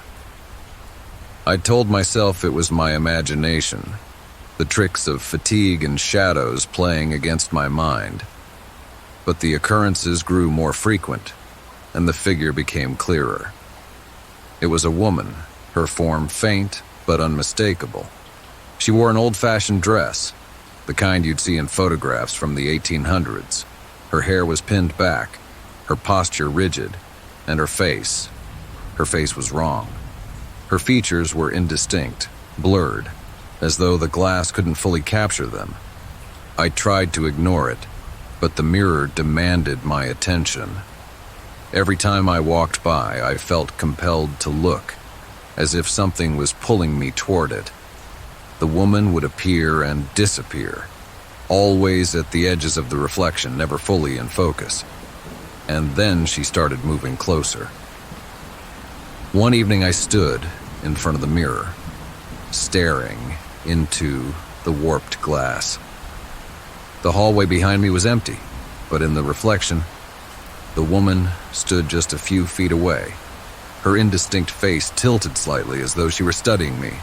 My hands trembled as I reached out to touch the glass. The surface was cold, colder than it should have been. My breath fogged the glass, and for a moment, her figure seemed to waver. "Who are you?" I whispered, my voice barely audible. The reflection rippled, and for the first time the woman moved. She raised her arm slowly, her hand reaching out toward me. I stumbled back, heart racing, and turned away from the mirror. When I looked again, the reflection was normal, the woman gone. That night I barely slept. The sense of unease had grown into full-blown dread. Something was wrong with the mirror, and I couldn't shake the feeling that whatever was in it wasn't just an illusion. I decided to do some research, hoping to find some clue about its origins. The shopkeeper had called it the Victoria Manor Mirror. A quick search revealed that Victoria Manor was an old estate just outside of town, abandoned for decades. The last owner, Eleanor Wright, had vanished without a trace in the late 1800s. The stories surrounding the manor were grim. Rumors of disappearances, unexplained deaths, and strange sightings. Locals avoided the place, calling it cursed. The mirror had likely come from the manor, a remnant of its dark history. I felt a chill run down my spine as I read. Had Eleanor's spirit somehow become tied to the mirror? Or was it something else? Something darker? Determined to find answers, I decided to confront the mirror one last time. That night, I stood in front of it, clutching a flashlight in one hand and a notepad in the other. The hallway was eerily quiet, the air heavy with an oppressive stillness. I took a deep breath and began to speak. "Eleanor," I said, my voice steady despite the fear clawing at my chest. "If you're here, show me." The reflection rippled, the glass shimmering as though it were water. The woman appeared again, closer than ever. Her blurred face seemed to sharpen, her eyes fixing on mine. She raised her hand, pointing toward the far end of the hallway. I turned, following the direction of her gesture, but there was nothing there. When I looked back at the mirror, the woman was gone, replaced by something far more horrifying. The reflection had changed. The hallway in the glass was no longer my hallway. It was a room, dark and crumbling, its walls covered in scratches. The floor was littered with broken furniture and debris, and at its center was a figure, slumped on the ground. A woman in a tattered dress, her body contorted unnaturally, her empty eyes staring at the ceiling. I stumbled backward, my flashlight clattering to the floor. The image in the mirror flickered, the figure shifting. Her head turned toward me, her mouth opening in a silent scream. The glass cracked, a jagged line splitting across its surface, and the light bulb in the hallway shattered, plunging me into darkness. I ran. Grabbing my car keys, I fled the apartment without looking back, my heart pounding so hard I thought it would burst. I drove aimlessly. The image of the woman burned into my mind. By the time I stopped, dawn was breaking, and I realized I couldn't go back. When I returned later that day with a friend, the mirror was gone. The hallway was empty, no sign of the broken glass or the cracks I had seen. My friend suggested I might have imagined it, a trick of stress and exhaustion, but I knew better. The mirror wasn't just an object, it was a doorway, a tether to something that should have been left behind. Even now, I can't pass a mirror without feeling a twinge of fear. I avoid my reflection, afraid of what might be staring back. The haunted tree on Victoria Manor was gone from my home, but it had left its mark. Some doors once opened can never truly be closed. Story 24. The hiker on Black Ridge Trail. The morning fog clung to the mountains like a ghostly veil, thick and unmoving. I had started my hike early, eager to conquer Black Ridge Trail before the midday sun turned the climb into a grueling endeavor. The trail was notorious for its steep inclines and treacherous switchbacks, but it also promised breathtaking views of the valley below, a reward for those willing to brave its challenges. I hadn't seen another soul all morning, and I preferred it that way. The solitude of the mountain was part of its charm, the quiet broken only by the crunch of my boots on the gravel path and the occasional rustle of leaves in the wind. But as I ascended a particularly steep section, I felt something shift. The hairs on the back of my neck stood up, a primal instinct warning me of something unseen. At first I brushed it off as paranoia. Maybe it was the eerie stillness of the fog or the way the trail seemed to close in around me, the trees arching overhead like a cathedral of shadows. But then I heard it, the faint sound of footsteps behind me. The rhythm matched my own, deliberate and steady, but just far enough back that I couldn't see who was there. I stopped abruptly and the footsteps ceased. My breath hitched as I turned, scanning the trail behind me. The fog was too thick to see far, but the path appeared empty, the trees lining it still and silent. I waited for a moment, listening intently, but there was nothing but the distant call of a bird and the soft rustling of leaves. Shrugging off the unease, I continued. Blackridge was a popular trail, though most hikers preferred to start later in the day. It wasn't unusual for someone to be following at a distance, and maybe they had stopped when I did, not wanting to intrude. But as I climbed higher, the feeling persisted. The footsteps returned, faint but distinct, always matching my pace. The trail twisted and turned, and each time I rounded a bend, I glanced back, expecting to see someone emerge from the fog. No one ever did. By the time I reached the midpoint of the trail, my nerves were frayed. I stopped to catch my breath, leaning against a large boulder that jutted out of the mountainside. The air was thinner here, and the fog showed no sign of lifting. I peered back down the trail, half expecting to see a figure materialize from the mist. Again, the path was empty. Then I heard it closer, this time. The unmistakable crunch of boots on gravel. My heart pounded as I turned sharply, my eyes scanning the fog for any sign of movement. For a moment, I saw nothing, but then a shadow emerged, vague and undefined, just beyond the reach of visibility. "Hello?" I called out, my voice echoing faintly in the stillness. "Is someone there?" The shadow didn't respond.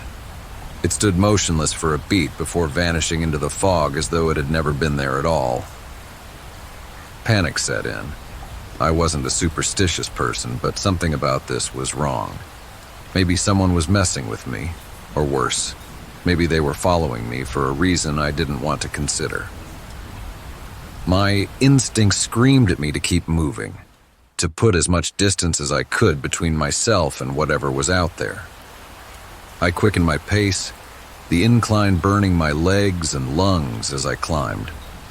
The trail narrowed as it wound around a sheer drop, the fog obscuring the valley below. I felt exposed, vulnerable, as if I were being watched from every direction.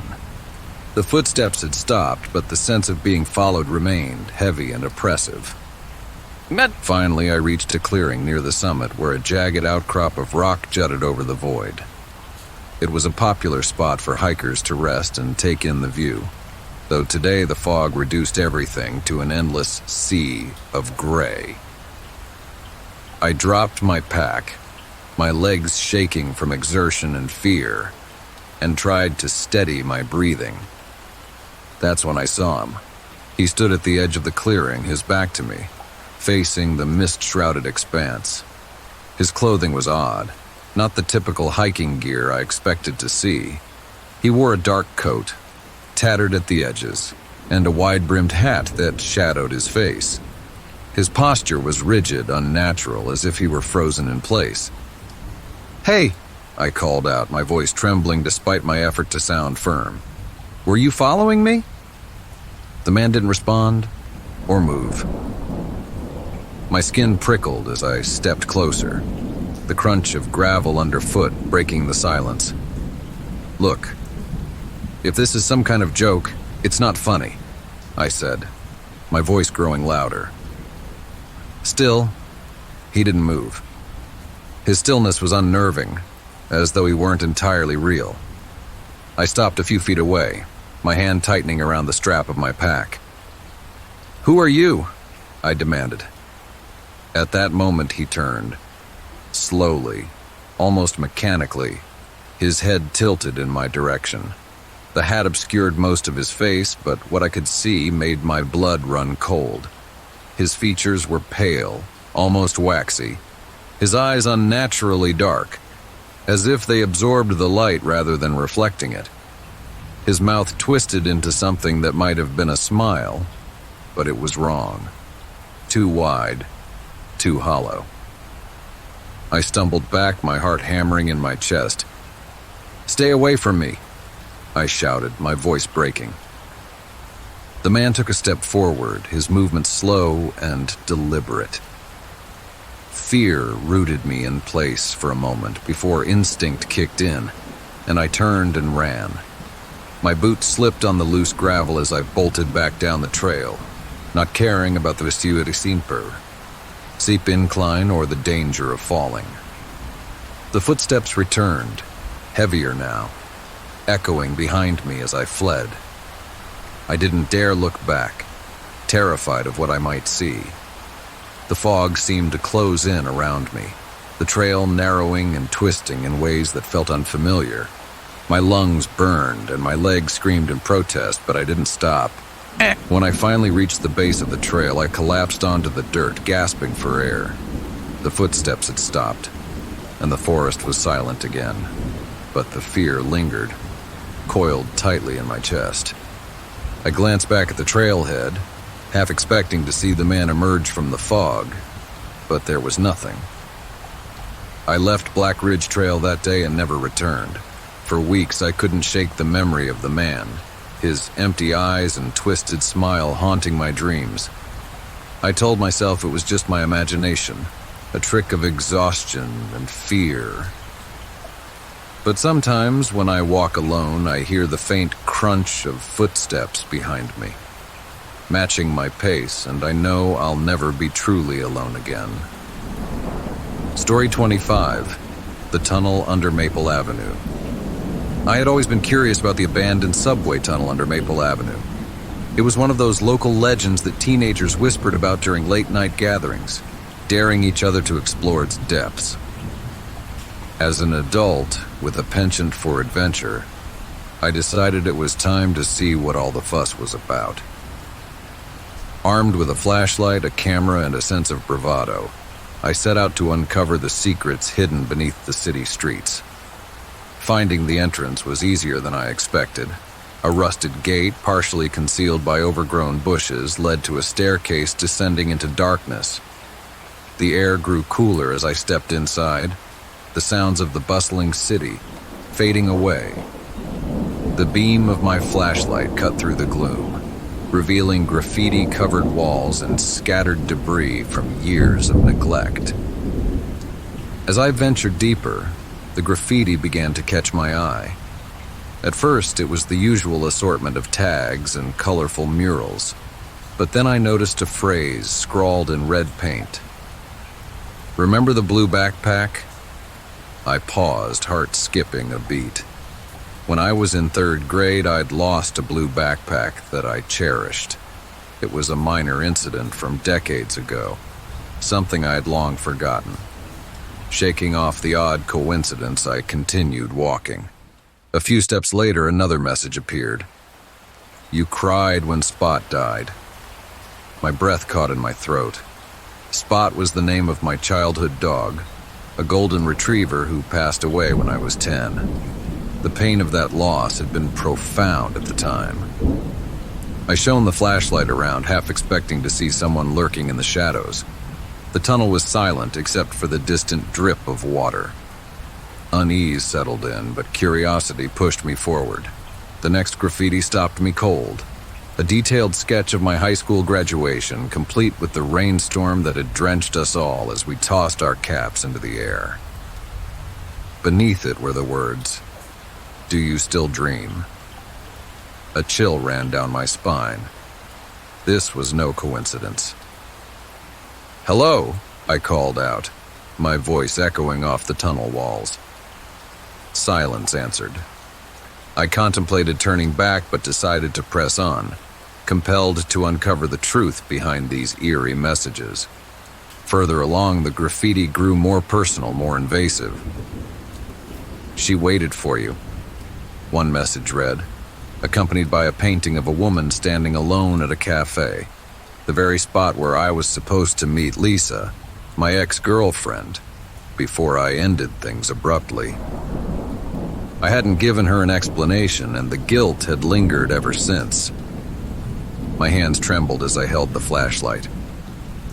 "Who are you?" I shouted into the darkness. Again, no response. The tunnel seemed to stretch endlessly, each step drawing me deeper into a maze of my own memories. The next mural depicted a car accident, twisted metal and shattered glass. It was a perfect representation of the crash that claimed my brother's life 5 years ago, an event that had fractured my family and left wounds that never fully healed. Below it, in stark black letters, were the words, "You couldn't save him." Tears blurred my vision. "Stop this," I yelled. "Why are you doing this to me?" My voice cracked, echoing back distorted and hollow. A sudden gust of cold air swept through the tunnel, flickering the flashlight. When the light steadied, I saw a new message directly in front of me. "Turn around." Fear clenched my gut, but I couldn't go back now. I had to find the source of this nightmare. I pressed on, the atmosphere growing heavier with each step. The walls closed in and the graffiti became darker, more sinister. Failure. Coward. Liar. The words assaulted me from all sides. Images of faces twisted in pain and anger loomed out of the darkness. My own face appeared among them, distorted and grim. "Enough!" I screamed, covering my ears as if I could block out the silent accusations. The flashlight flickered again, then died, plunging me into complete darkness. Panic surged as I fumbled to tap it against my palm. "Come on. Come on," I muttered desperately. The light sputtered back to life, and I found myself facing a solid brick wall. This couldn't be. I hadn't reached the end of the tunnel yet. I turned around to retrace my steps, but the path behind me was gone, replaced by another brick wall. I was trapped. My heart raced as I searched for any sign of a way out. Then, in the center of the wall in front of me, words began to appear, the letters forming as if written by an invisible hand. "There's only one escape." A door materialized beside the message, its outline glowing faintly. With no other option, I grasped the cold metal handle and pulled. The door creaked open to reveal a small room bathed in dim light. Stepping inside, I saw a table with a single chair and a mirror hanging on the opposite wall. Approaching the mirror, I noticed my reflection looked different. Older. Worn. Eyes filled with sorrow. "What do you want from me?" I whispered. My reflection smiled sadly.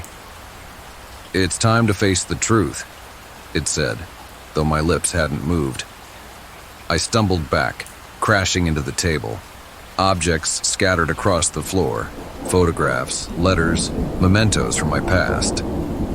I picked up a photo of my family taken before my brother's accident. We looked so happy, so full of life. "Why are you showing me this?" I demanded, my voice shaking. "To remember," the reflection replied. "To forgive yourself." Tears streamed down my face. "I can't," I choked out. "It's all my fault." The room began to dissolve, the walls melting away to reveal the tunnel once more. The graffiti had changed, now displaying messages of hope and redemption. "It's not too late," one read. "You can heal," said another. A path opened before me, lit by a soft, warm glow. I followed it, feeling a strange sense of peace washing over me. The exit loomed ahead, daylight filtering in. Stepping out of the tunnel, I was greeted by the fresh air and the sounds of the city, vibrant and alive. I looked back, half expecting the tunnel to vanish or the entrance to be gone, but it remained, silent and unassuming. Wiping my tears, I understood that the journey through the tunnel had been a journey through my own guilt and grief. It was a confrontation with the parts of myself I'd tried to bury. Over the following weeks, I reached out to those I distanced myself from. I visited my parents, sharing memories of my brother, and allowing ourselves to grieve together. I called Lisa to apologize, to offer the closure she deserved. I sought therapy, determined to navigate the labyrinth of my emotions with professional guidance. The tunnel under Maple Avenue became a metaphor for my own inner passage, a dark place that I had explored and emerged from stronger. I never returned to the physical tunnel, but its lessons stayed with me. The graffiti, the mirror, the haunting messages. They were manifestations of my own mind, pushing me toward healing. Life didn't become perfect, but it became bearable, hopeful even. I began to find joy in small things. A cup of coffee with a friend, a walk in the park, a good book on a rainy day. The shadows of the past still lingered, but they no longer defined me. One day I passed by Maple Avenue and paused. The entrance to the tunnel was boarded up, a sign indicating that construction was underway for a new development. I smiled softly, accepting that some things are meant to be left behind. As I walked away, I felt lighter, as if a weight had been lifted. The tunnel had given me a gift, a chance to confront my demons and choose a different path. And for that, I was grateful. Story 26. The Doll in Room 6B. When we moved into Room 6B of the Maplewood Apartments, I thought it would be a fresh start. The building was old but charming, with creaky wooden floors and windows that let in just enough sunlight to make the place feel warm. My daughter Emma was ecstatic. At 6 years old, she saw the move as an adventure, especially when she discovered the doll. We found it tucked away in a dusty corner of the closet in her room. It was a porcelain doll with a cracked, pale face and bright blue eyes that seemed almost too vivid. Its faded blue dress was frilly and tattered, but Emma fell in love with it immediately. "Mommy, look! She's perfect!" she exclaimed, holding the doll up for me to see. I smiled, though something about the doll unsettled me. I chalked it up to its age and the way its cracked features made it look more lifelike than I cared for. "She's a little old, sweetie. Are you sure you want to keep her?" "Yes." Emma hugged the doll tightly. "Her name is Lucy." From that moment on, Lucy was Emma's constant companion. She carried the doll everywhere, holding her during dinner, propping her up on the pillow next to her at bedtime. It was sweet at first, but over time I started to notice little things that didn't sit right. Sometimes I'd find Lucy in places I knew I hadn't seen her before, like sitting on the kitchen counter or facing the window in the living room. I assumed Emma was just leaving her around the apartment. Then, one evening, Emma came running into the living room, her face pale. "Mommy," Lucy laughed, she said, clutching her blanket to her chest. I raised an eyebrow. "Dolls don't laugh, honey. Are you sure you didn't imagine it?" "I didn't," Emma insisted. She laughed like this. He.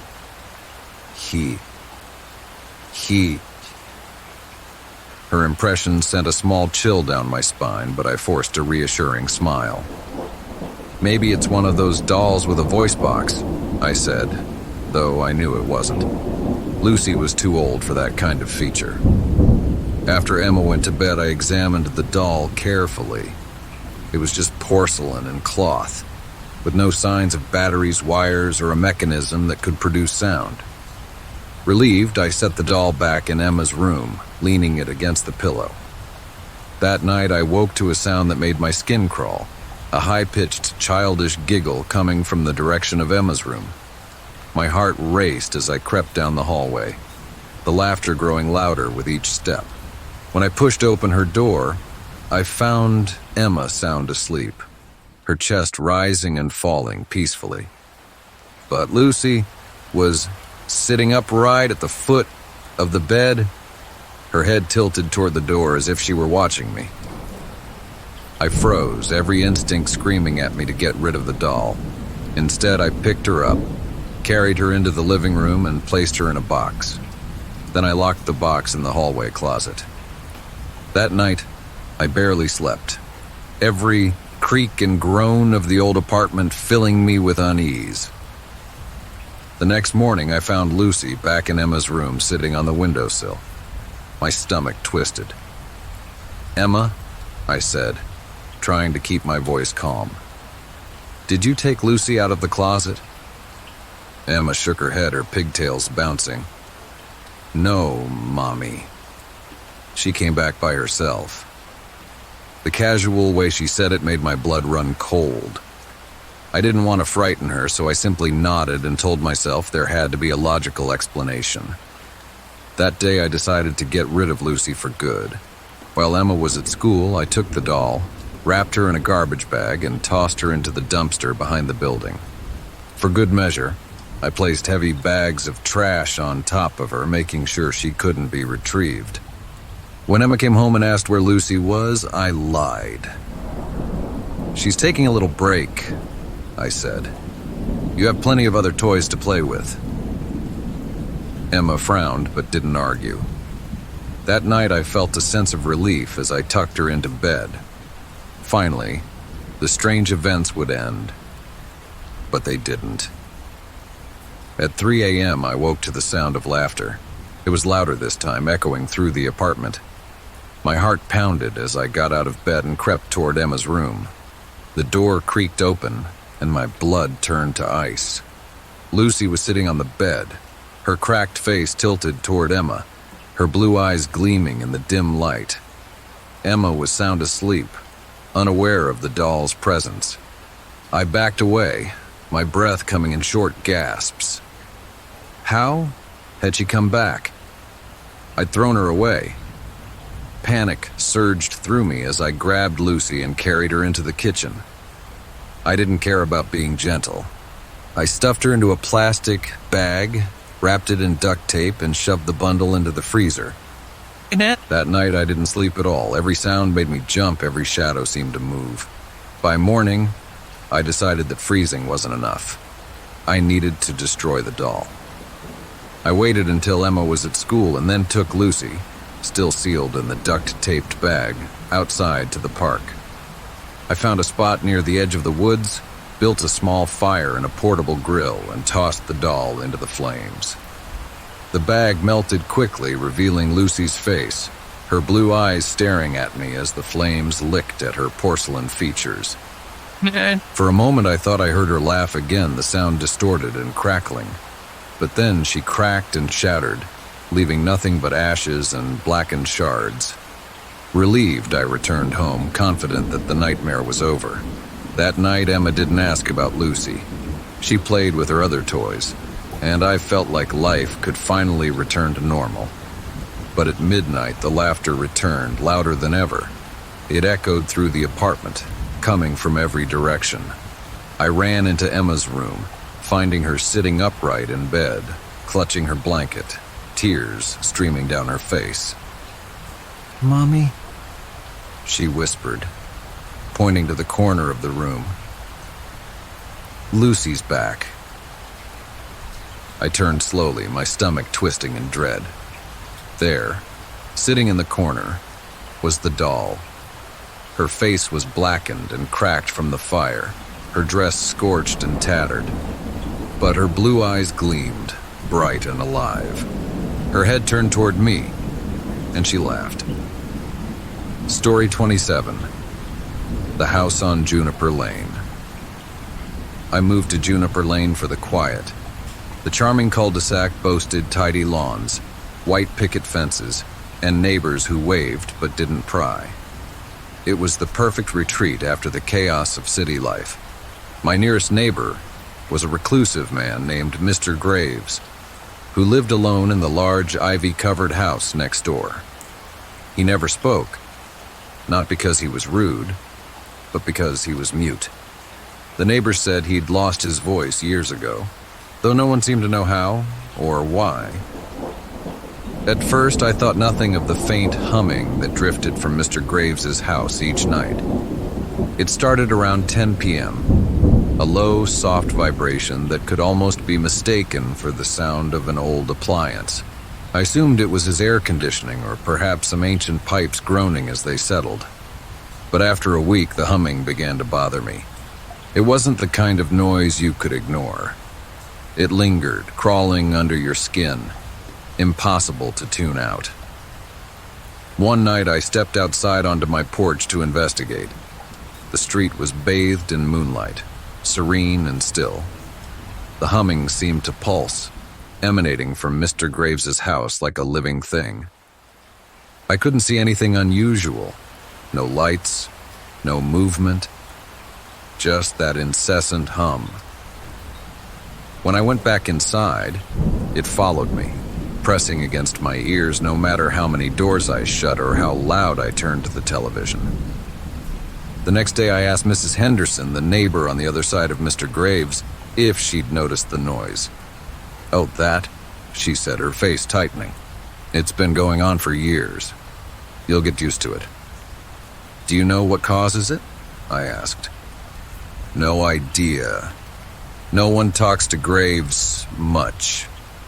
He's, peculiar." That was all she would say, but the look in her eyes suggested there was more to the story. Peculiar or not, I wasn't willing to accept the noise as just another quirk of suburban life. That night I stayed up late, determined to pinpoint the source. I turned off all the lights in my house, opened the window facing his property, and sat quietly in the dark, listening. The humming grew louder as the clock ticked past midnight. It wasn't just a sound, it was a feeling, a vibration that seemed to resonate in my chest, making my teeth ache. I grabbed my phone and hit record, hoping to capture it. As soon as I pressed the button, the humming escalated. It grew from a low drone to an ear-splitting roar, rattling the glass in my windows. I dropped the phone in shock, covering my ears. The moment the recording stopped, the noise faded back to its usual level. Heart pounding, I picked up the phone and played the recording. Silence. Not even a faint buzz. It was as if the sound had erased itself. I didn't sleep that night.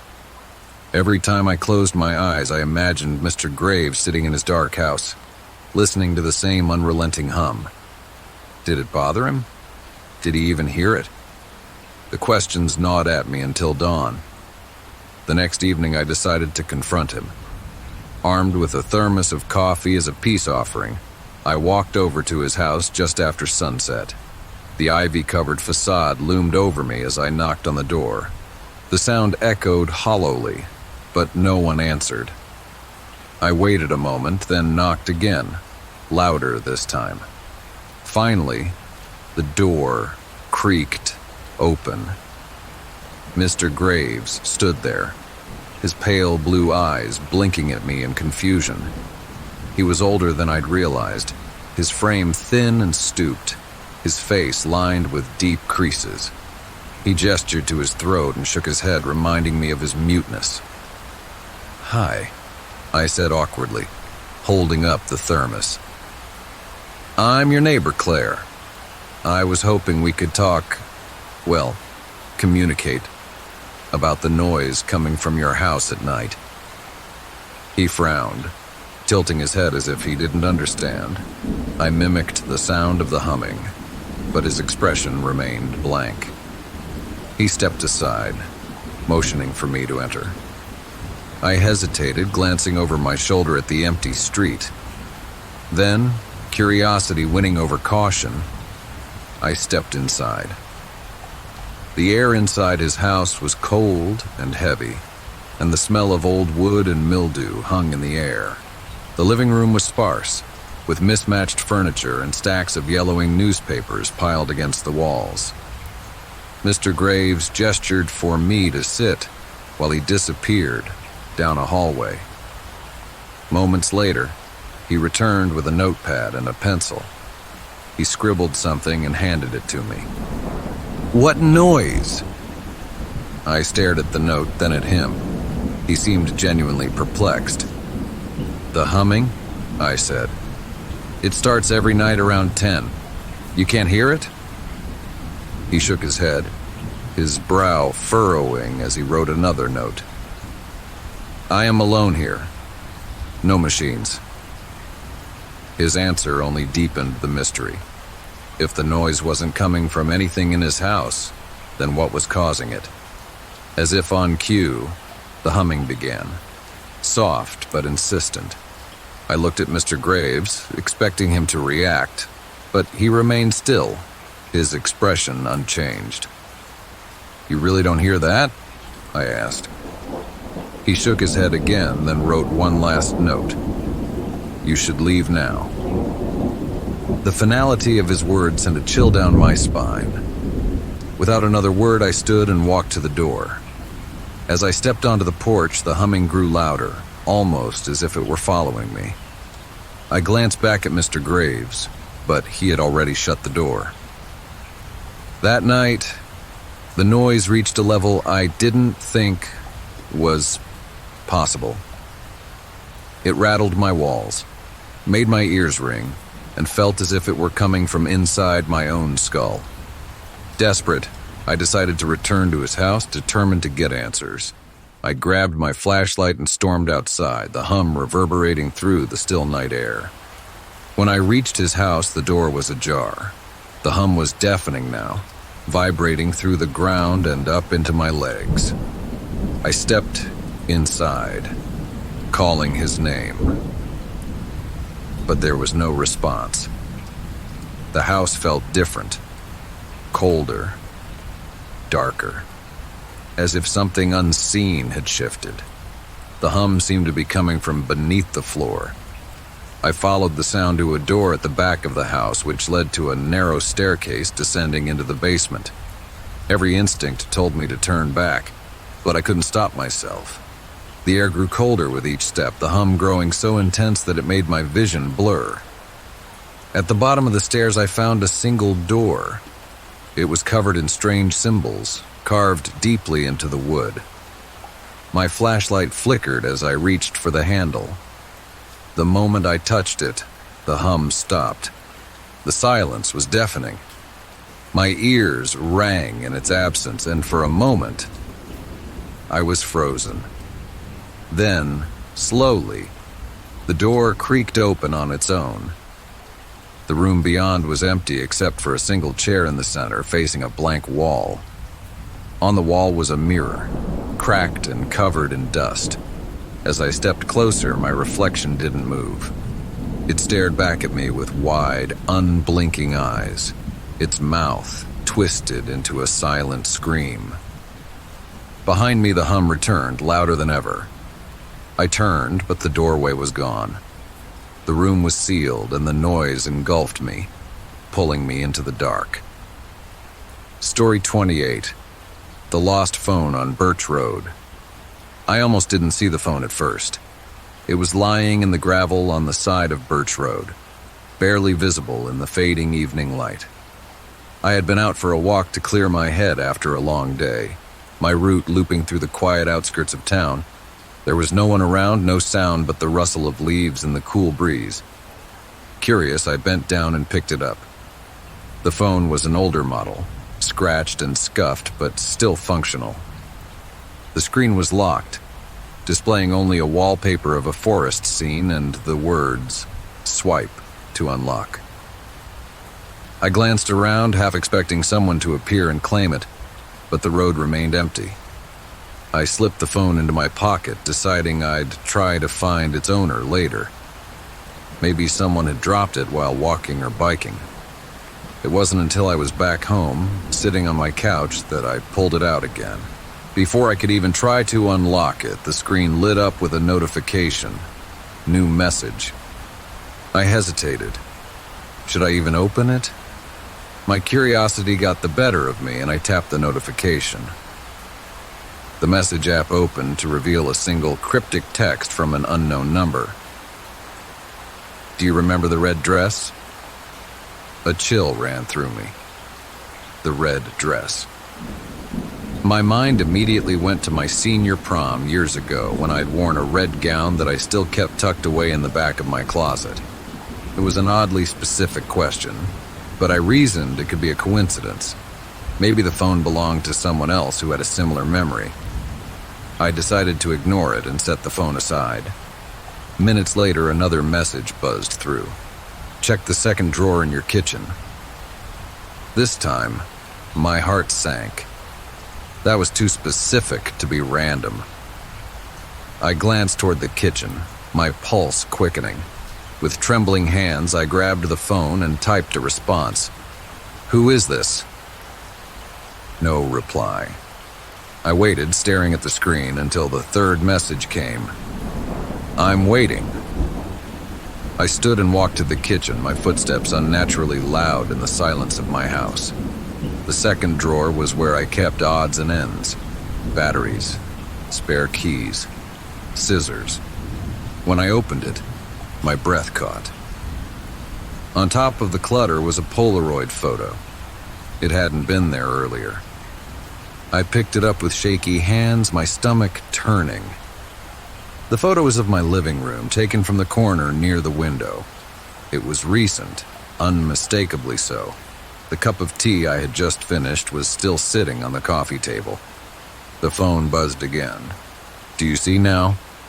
Panic gripped me. Someone was watching me. Someone had been in my house. I ran to the windows, checking the locks, my eyes scanning the dark street outside. There was no one there, just the faint glow of a street lamp and the occasional sound of leaves rustling in the wind. I typed another message, my hands trembling. Who are you? What do you want? The reply was instant. To remind you. Another photo came through. This one was of my bedroom, taken from the doorway. The bed was unmade, just as I had left it, the lamp on the nightstand casting a soft glow. I felt sick. I was alone in the house, or at least I thought I was. My mind raced. Was someone still inside? Were they watching me right now? Gripping the phone tightly, I crept through the house, checking every room. The closets, the bathroom, under the bed, everything was empty. Still, the sense of being watched wouldn't leave me. The phone buzzed again. You're warmer. I froze. The message felt mocking, as if they knew exactly where I was. My heart pounded as I typed, "What do you want me to remember?" There was no immediate reply. Then, after what felt like an eternity, the screen lit up with a single word. June. June. My breath hitched as memories surged to the surface. Fragments of a day I had tried so hard to forget. June. 2 years ago. The accident. The dark road. The sound of impact. The crumpled bicycle on the side of the road. The boy lying motionless, his face pale under the flickering streetlight. My hands shaking as I dialed 911. Then the panic overtaking me. The decision to run, to leave before anyone could see me. I had buried it, convinced myself it was a nightmare. The police had searched for the driver, but no one had ever come forward. I thought I was safe. But now, this phone, these messages. It was impossible. No one had seen me that night. No one could know. The phone buzzed again, pulling me from my thoughts. Come outside. I didn't want to. Every instinct told me to stay put, to call the police, but I couldn't move. It was as if the phone had some invisible hold on me. Slowly, I walked to the front door and opened it. The cool night air hit my face, and the street was eerily quiet. No one was there. The phone buzzed once more. "Look down!" I stepped onto the porch and looked at the ground. A small, blood-red envelope lay at my feet. My hands trembled as I picked it up, opening it to reveal a single sheet of paper with 2 words scrawled in jagged handwriting. "I know." The phone buzzed again. This time it wasn't a message. It was a call. The screen displayed the same unknown number that had been texting me. My thumb hovered over the answer button, fear knotting my stomach. Finally, I pressed it and brought the phone to my ear. I didn't speak, neither did the person on the other end, but I could hear breathing, slow, deliberate, and impossibly close. Then, after a long pause, a voice whispered, "You can't run forever." The line went dead. I dropped the phone, my breaths coming in short gasps. My eyes darted around the street, searching for any sign of movement. The shadows seemed to close in, the street lamp flickering ominously. Grabbing the phone, I ran back inside and locked the door behind me. The messages stopped after that. I sat awake all night, clutching the phone, waiting for something. Anything. But the screen stayed dark. When the sun finally rose, I walked to the nearest bridge and hurled the phone into the river, watching as it disappeared beneath the water. I thought that would be the end of it. But every night since, I've heard the faint buzz of a phone vibrating coming from somewhere in the house. I can't find it, no matter how hard I look. And sometimes when the house is quiet, I think I hear a voice whispering my name. Story 29. The Cemetery on Willow Hill. I've never been superstitious. Ghost stories and eerie local legends have always been just that. Stories meant to thrill or frighten, but nothing more. So when my friend Lydia dared me to explore the old cemetery on Willow Hill, I laughed it off. "What's the worst that could happen?" I joked, grabbing a flashlight and heading out into the chilly autumn evening. The cemetery was as atmospheric as you'd expect. Rows of crumbling tombstones, some tilted at odd angles, their inscriptions worn down by decades of weather. The trees loomed overhead, their bare branches twisting like skeletal fingers against the dimming sky. A fog rolled in as I walked along the gravel path, the air heavy with the scent of damp earth. Despite my earlier bravado, I couldn't shake the feeling of being watched. The cemetery's infamous reputation came from a string of strange sightings reported over the years. People spoke of a shadowy figure that appeared at dusk, standing among the gravestones and watching visitors with glowing eyes. Some claimed it followed them home, growing closer each night until it disappeared. Or they did. The stories seemed ridiculous in the light of day, but standing there in the encroaching darkness, I couldn't deny the chill running down my spine. I wandered deeper into the cemetery, snapping a few photos of the more ornate headstones for Lydia to prove I'd gone through with her dare.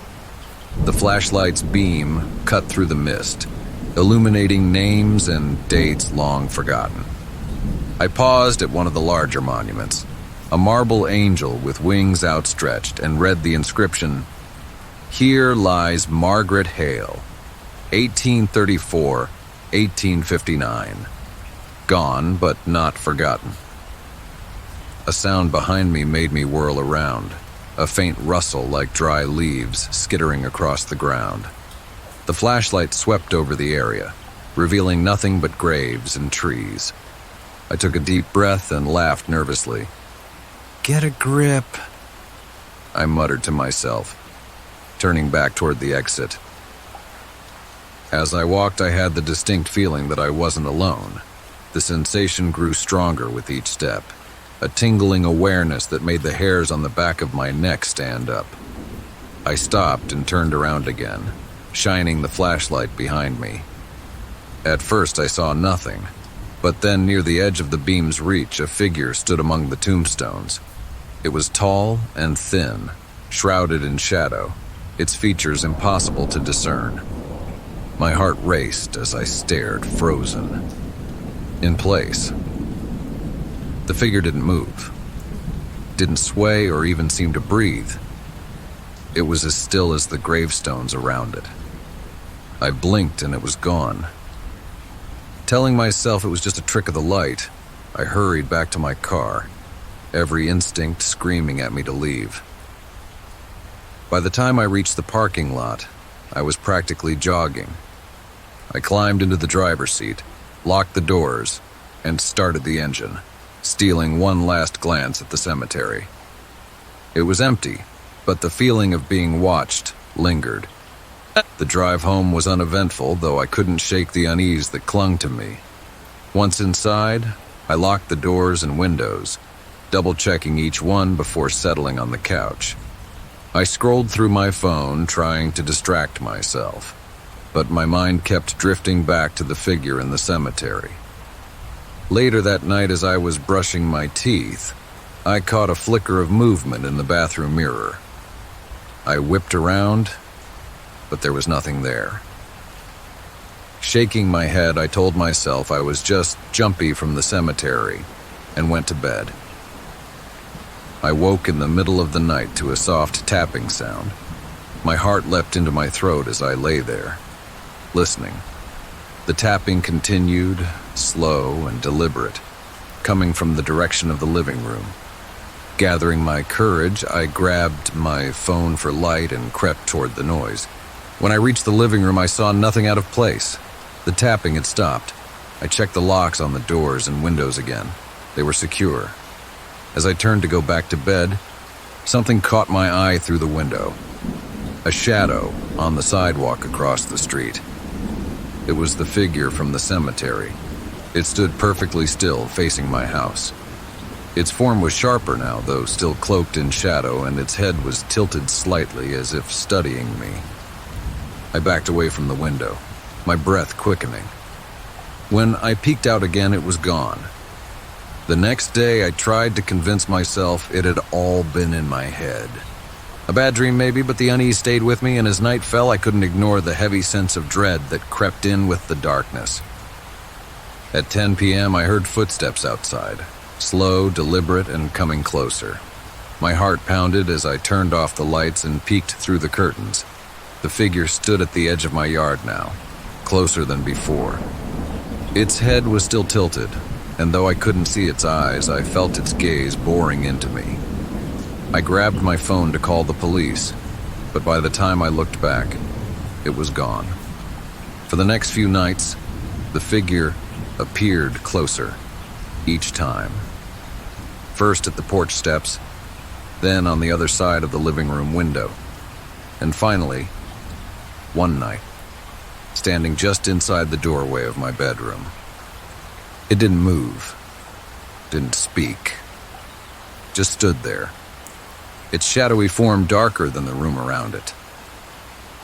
I tried everything. I lit candles, left every light in the house on, even sprinkled salt along the doorways like I'd seen in movies. Nothing worked. The figure always returned, growing closer, more real, with each passing night. On the 6th night, I reached my breaking point. I was too afraid to sleep, too afraid to stay, but something kept me from leaving. It was as if the figure wanted me there, wanted me to see whatever it had planned. At midnight, I heard the tapping again, this time louder, more insistent. I stepped into the living room and found the figure standing in the center of the room. My flashlight flickered as I raised it, the beam barely cutting through the oppressive darkness that seemed to radiate from the figure. Its head tilted further, and this time it moved. It raised one long, shadowy arm and pointed toward the window. My pulse thundered in my ears as I turned to look. Outside, the cemetery loomed, though it should have been miles away. The marble angel I'd seen days earlier stood illuminated in the moonlight, its outstretched wings casting long shadows over the gravestones. And there, beneath it, was an open grave. The figure's voice finally came, low and guttural, reverberating through the room. "It's time to return." When I turned back to the figure, it was inches from me. Its darkness swallowed the light, its presence pressing against me like a physical weight. I couldn't breathe, couldn't move. My vision blurred as the room around me dissolved, replaced by the cold, damp air of the cemetery. I stood before the open grave, my legs trembling. The figure loomed behind me, silent but insistent, its unseen eyes burning into my back. A whisper echoed in my mind. "You shouldn't have come." The ground beneath me crumbled and I fell into the dark. Story 30. The Endless Room on 6th Street. It started with a dream. At least I thought it was a dream. I found myself in a room unlike any I had seen before. Windowless, with walls of faded gray paint peeling in jagged strips.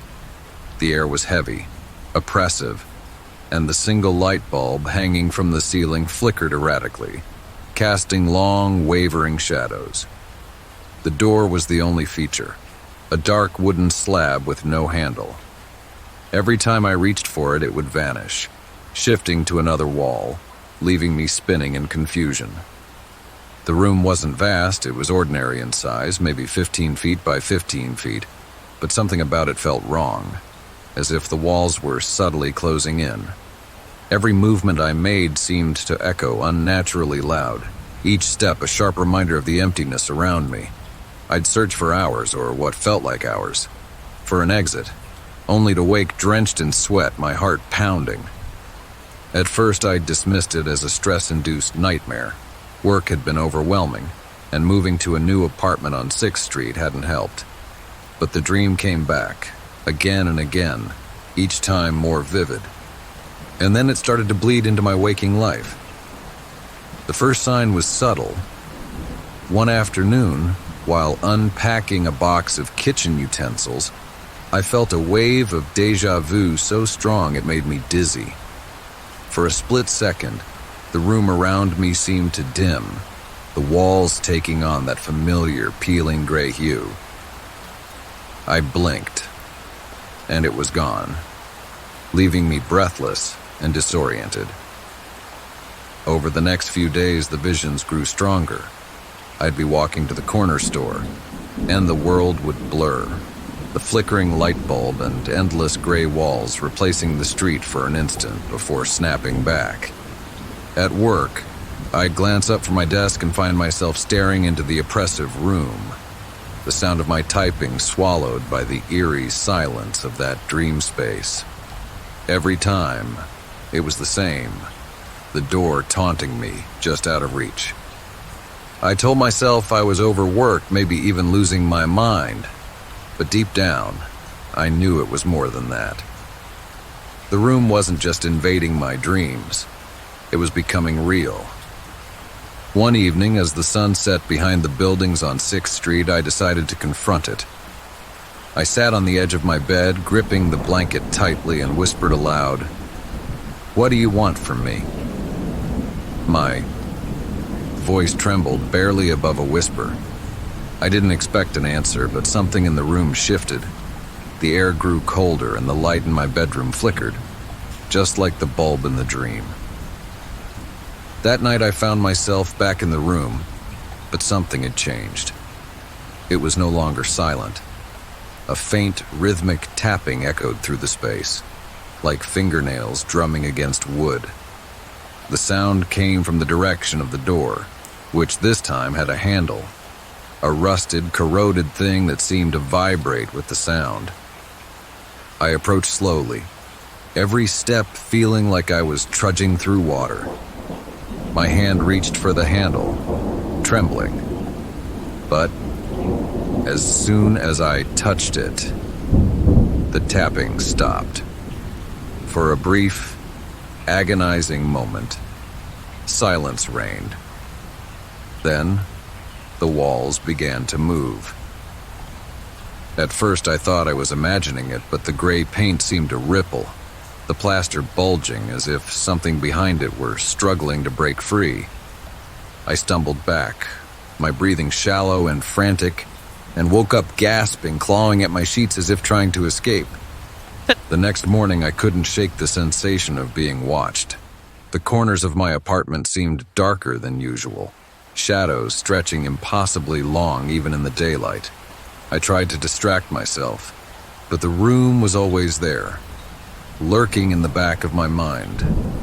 By the end of the week, it wasn't just visions or nightmares.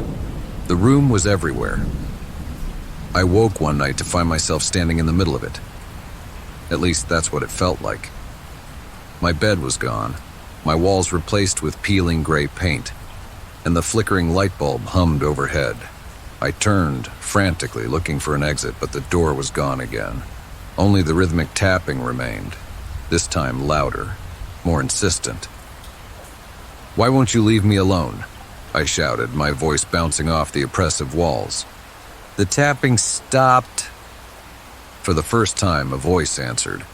It wasn't human, it was low and guttural, a rasp that seemed to come from every direction at once. "Because you are here." I stumbled backward, my chest tight with fear. "What do you mean?" "I don't belong here."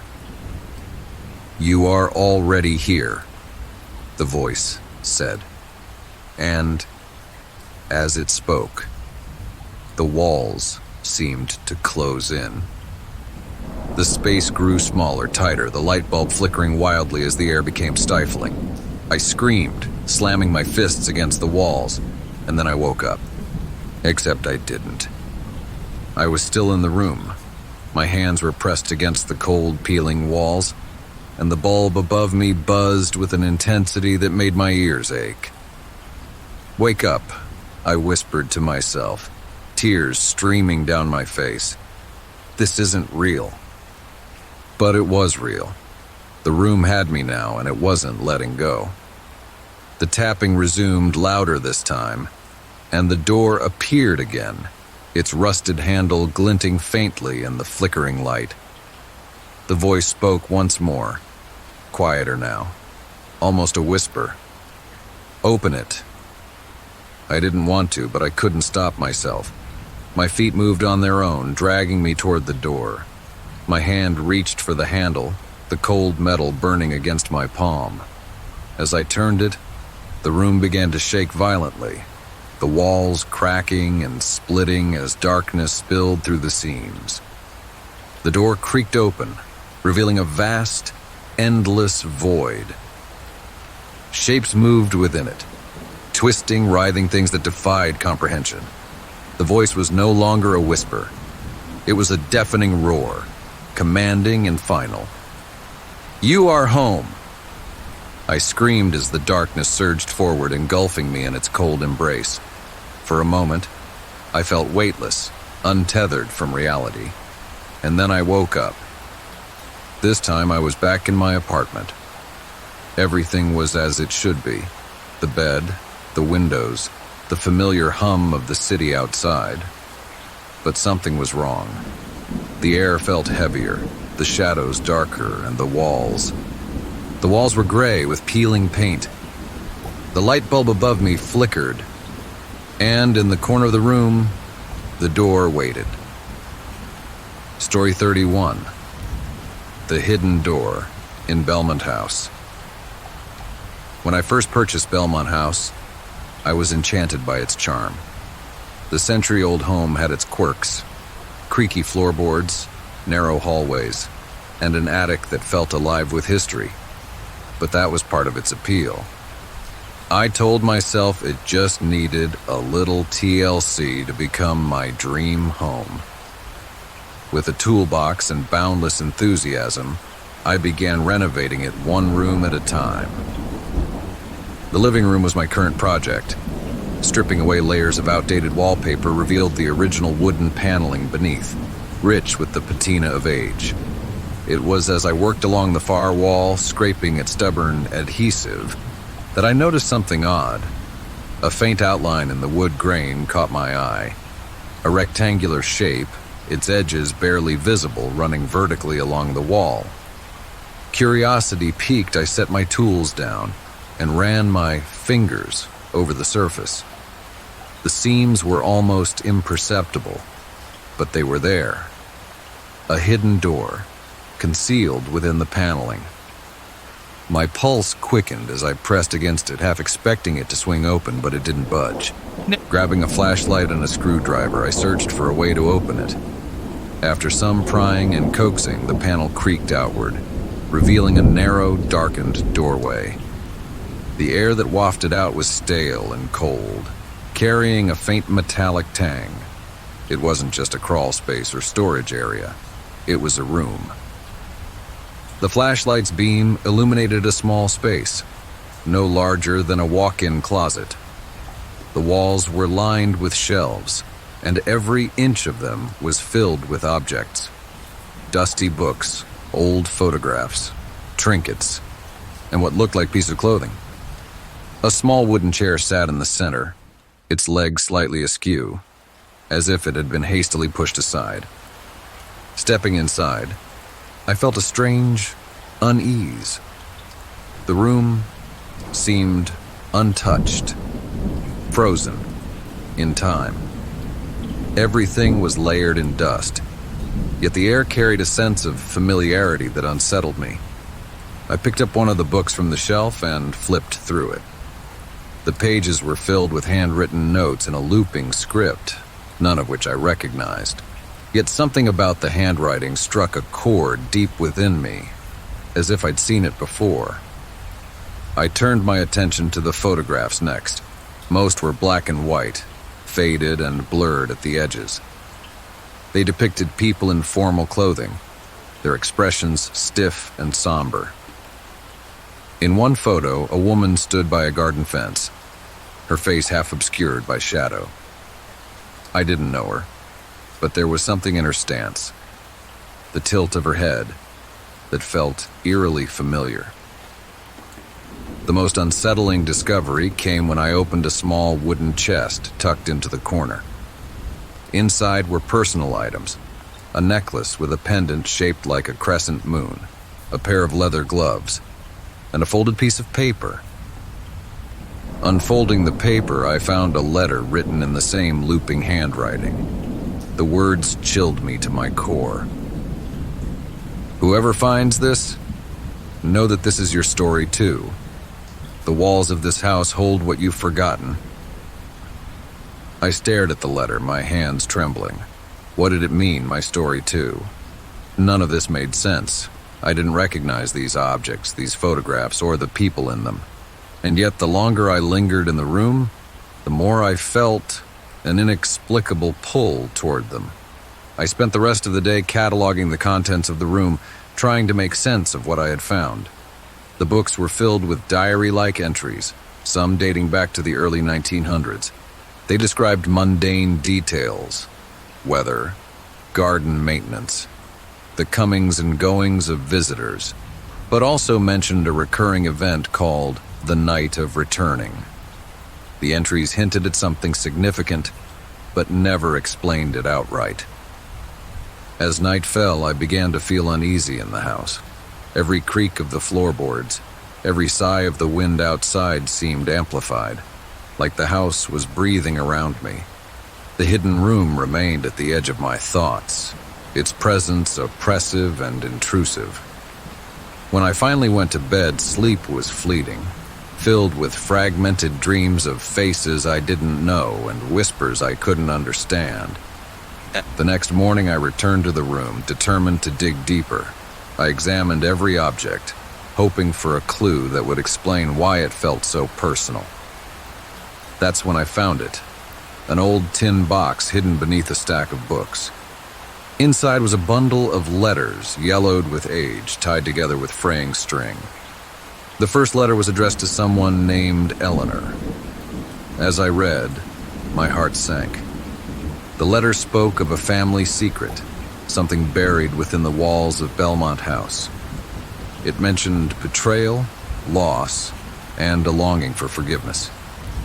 The name Eleanor was unfamiliar, but as I read further, the writer began to describe physical traits and habits, things that mirrored my own. A fondness for humming while working, a scar on the left hand, a childhood fear of storms. I dropped the letter, a cold sweat breaking out across my skin. How could it know these things about me? I searched the other letters, hoping for answers, but they only deepened the mystery. Each letter seemed more personal, referencing events and memories that felt ripped from my own life. But that was impossible. These letters were decades old. As the day wore on, the room seemed to change. The dust no longer settled as heavily, and the air felt warmer, almost alive. The objects on the shelves began to feel less like relics and more like pieces of a puzzle that I was somehow part of. I started hearing faint sounds, whispers, indistinct but persistent, emanating from the walls. That night, I dreamed of the room again. This time, it wasn't still and silent. The shelves were bare, the walls pulsing with a rhythmic thrum, and the door was gone. I was trapped, the whispers growing louder until they became a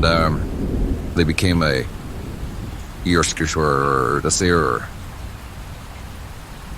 Obidikam Foisia, all calling my name. When I woke, the sound didn't fade. It lingered, faint but undeniable. By now, I couldn't avoid the truth. The hidden room wasn't just a storage space. It was tied to me in ways I couldn't explain. Desperate for answers, I reached out to a local historian who specialized in old properties when Isir to Iskar Kubaidwurdersir Baitupper Ner Way Conton House and the hidden room, her tone changed immediately. "You found the room?" she asked, her voice laced with both awe and dread. "You shouldn't go back in there." "Why?" I demanded. "What is it?" She hesitated before replying. "The house. It's said to remember its owners. Some believe it collects pieces of them. Memories, belongings, even parts of their spirit. The room, it's where those pieces gather. It shows you what the house knows, what it's kept." I hung up, unable to process what she'd said. That night, I locked the door to the hidden room and tried to ignore the faint tapping that began soon after. But deep down, I knew the room wouldn't let me ignore it for long. It had chosen me, and whatever it was keeping, it wanted me to remember. Story 32. The Reflections of Crystal Lake. When we arrived at Crystal Lake, it was everything we had hoped for. The water shimmered in the late afternoon sun, a perfect mirror reflecting the dense pines that lined the shore. The cabin we'd rented was rustic but comfortable, perched on a small hill overlooking the lake. It was the kind of place that promised tranquility and quality family time. I'd been looking forward to this vacation for months.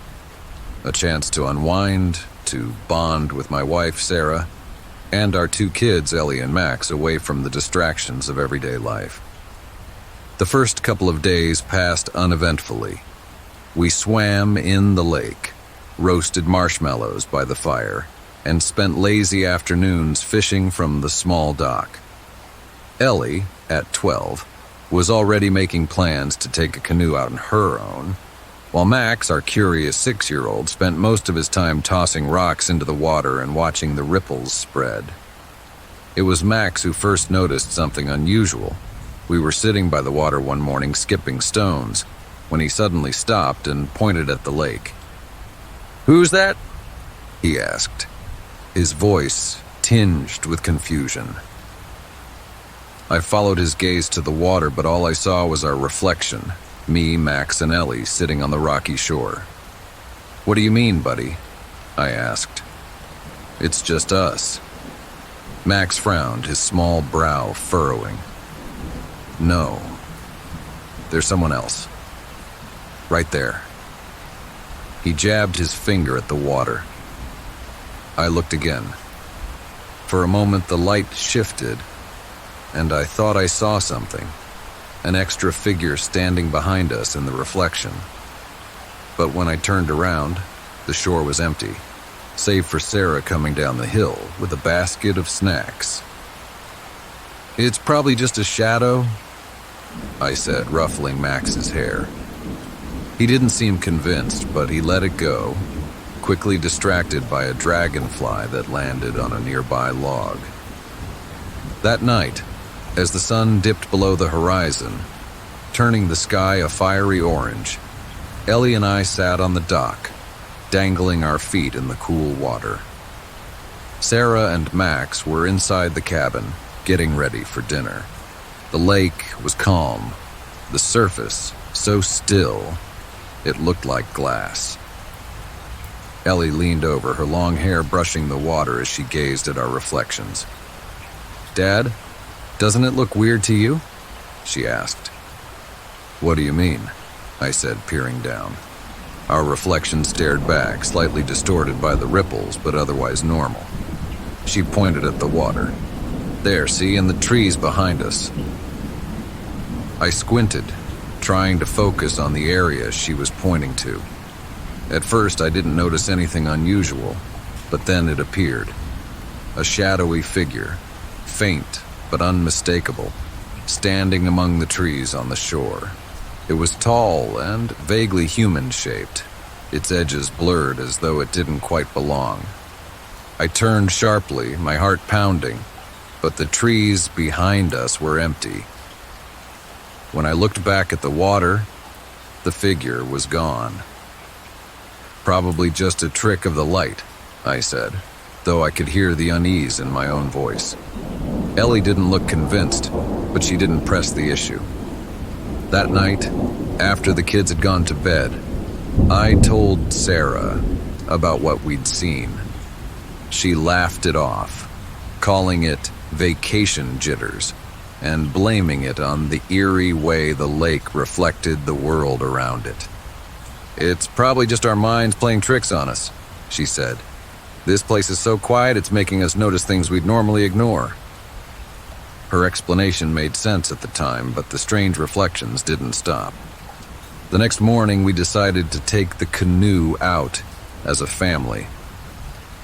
Max was giddy with excitement, sitting at the bow while Ellie paddled with Sarah. I sat at the back, letting the sun warm my face as we drifted across the lake. The water was so still that it felt as though we were floating in the sky, the reflections so vivid they almost seemed more real than the world above. Max leaned over the edge, peering into the water.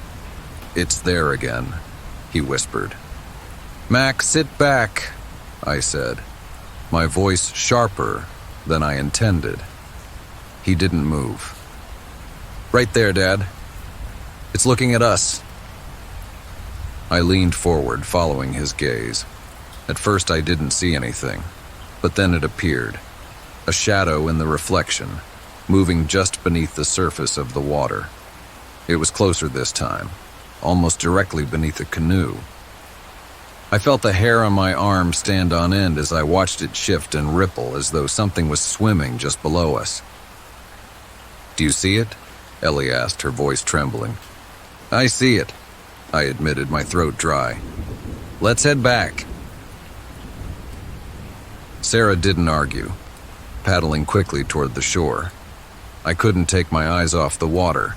The shadow followed us the entire way, always just below the canoe, its shape shifting but never disappearing. When we reached the dock, I grabbed Max and pulled him onto land, my heart racing.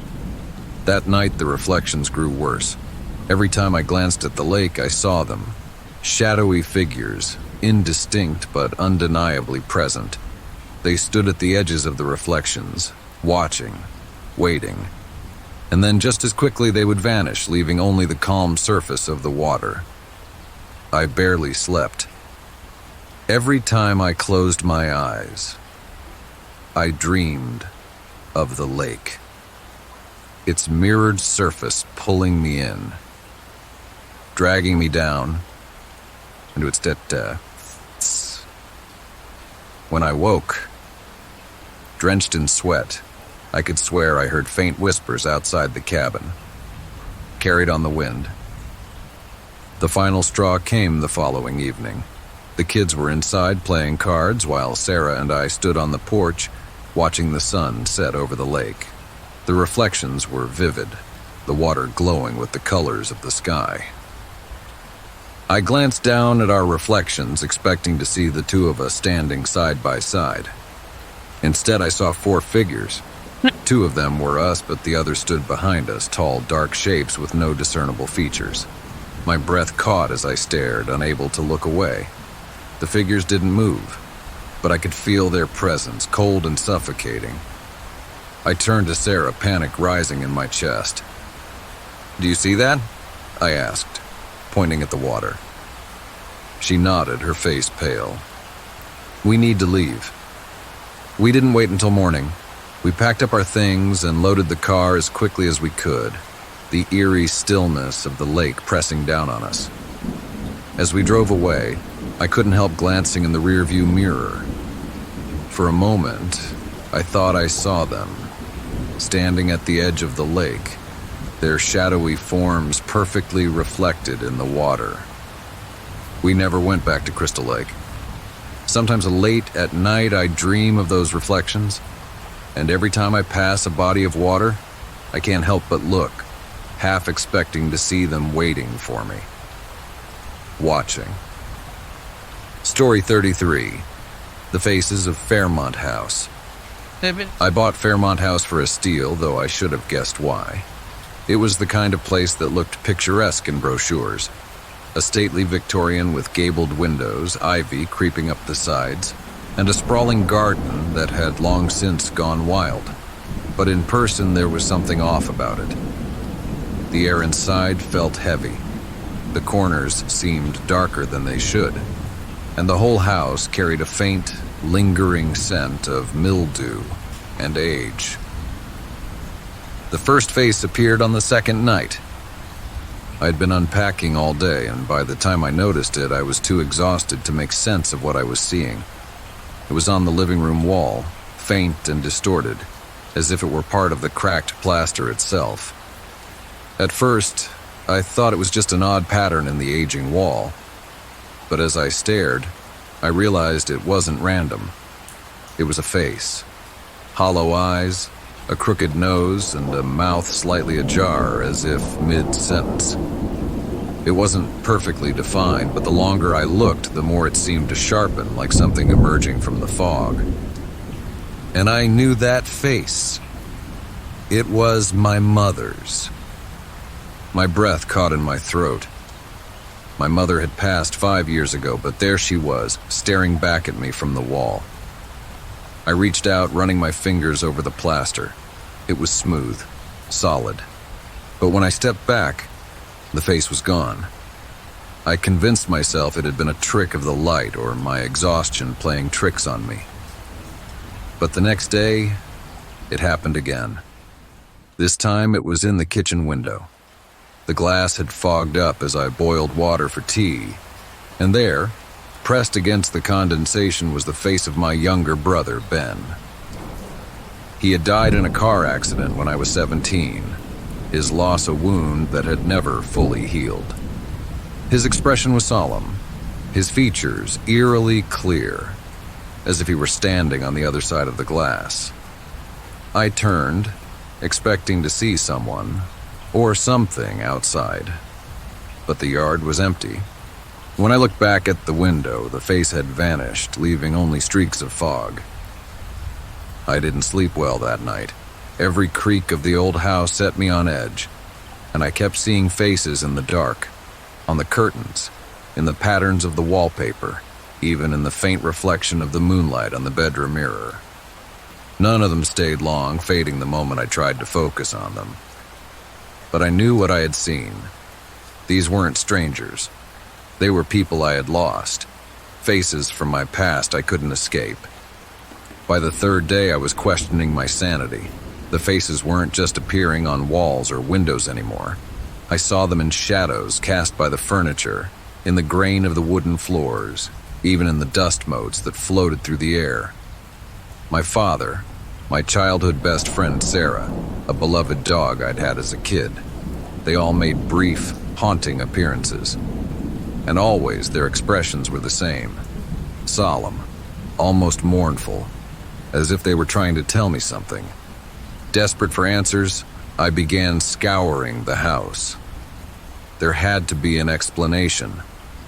Maybe there was something in the walls, mold, a chemical leak, something that could be affecting my mind. But the house revealed nothing. The only thing I found was a small box tucked away in the attic, buried beneath a pile of yellowed newspapers. Inside was an old photograph of the house from decades ago. The garden lush and vibrant, the porch freshly painted. A family stood on the front steps, a man, a woman, and 2 children. They were strangers to me, yet the sight of them filled me with a strange sense of unease. That night the faces became clearer, more persistent. I was brushing my teeth when I glanced up at the bathroom mirror and froze. My mother's face stared back at me, her eyes wide and unblinking. But it wasn't just her reflection. It was as if she were trapped inside the glass, her features pressed against it like she was trying to break free. "Mom?" I whispered, my voice trembling. Her lips moved, but no sound came out. I leaned closer, trying to make out what she was saying, but the mirror cracked with a loud snap and her image vanished. Shards of glass rained into the sink, and I stumbled back, my heart racing. I couldn't stay in the house after that. I packed a bag and drove to a nearby motel, convinced I needed to leave Fairmont House for good. But even as I sat in the sterile motel room, the faces followed me.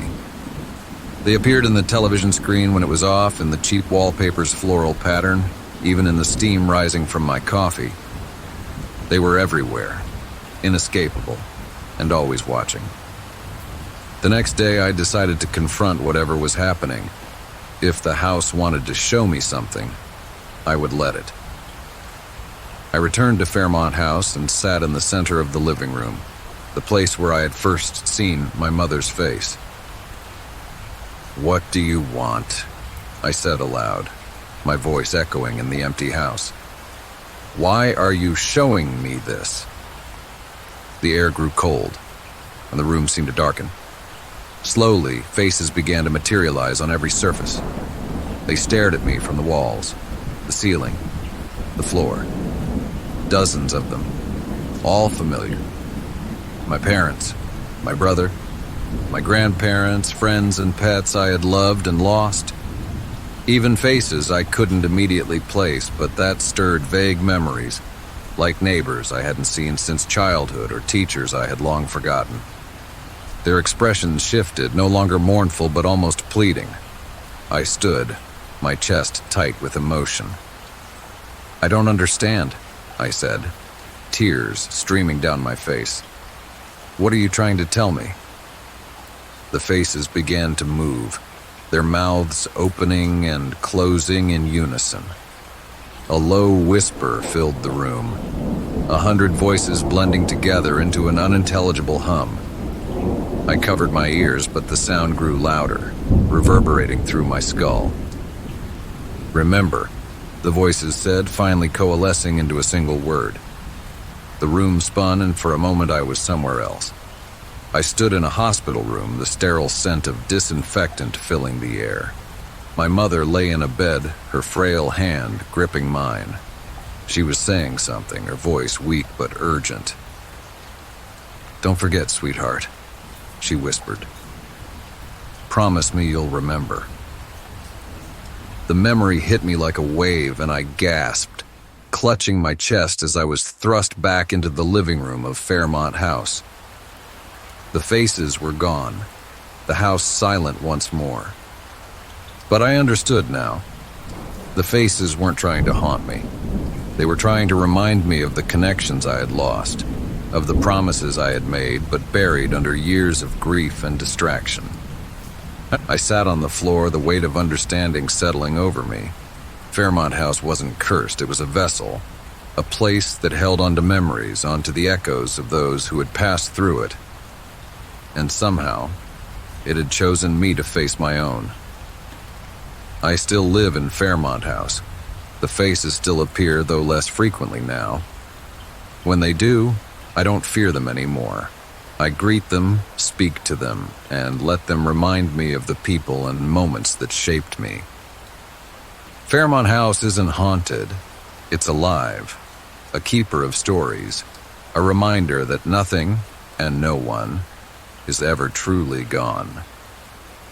Story 34. The Knocking on Ashbury Lane. When I moved into the old house on Ashbury Lane, the locals gave me the usual warnings about creaky floors and drafts. "It's an old place," the landlord had said with a shrug. "It's got character." That suited me just fine. I wasn't looking for modern luxury.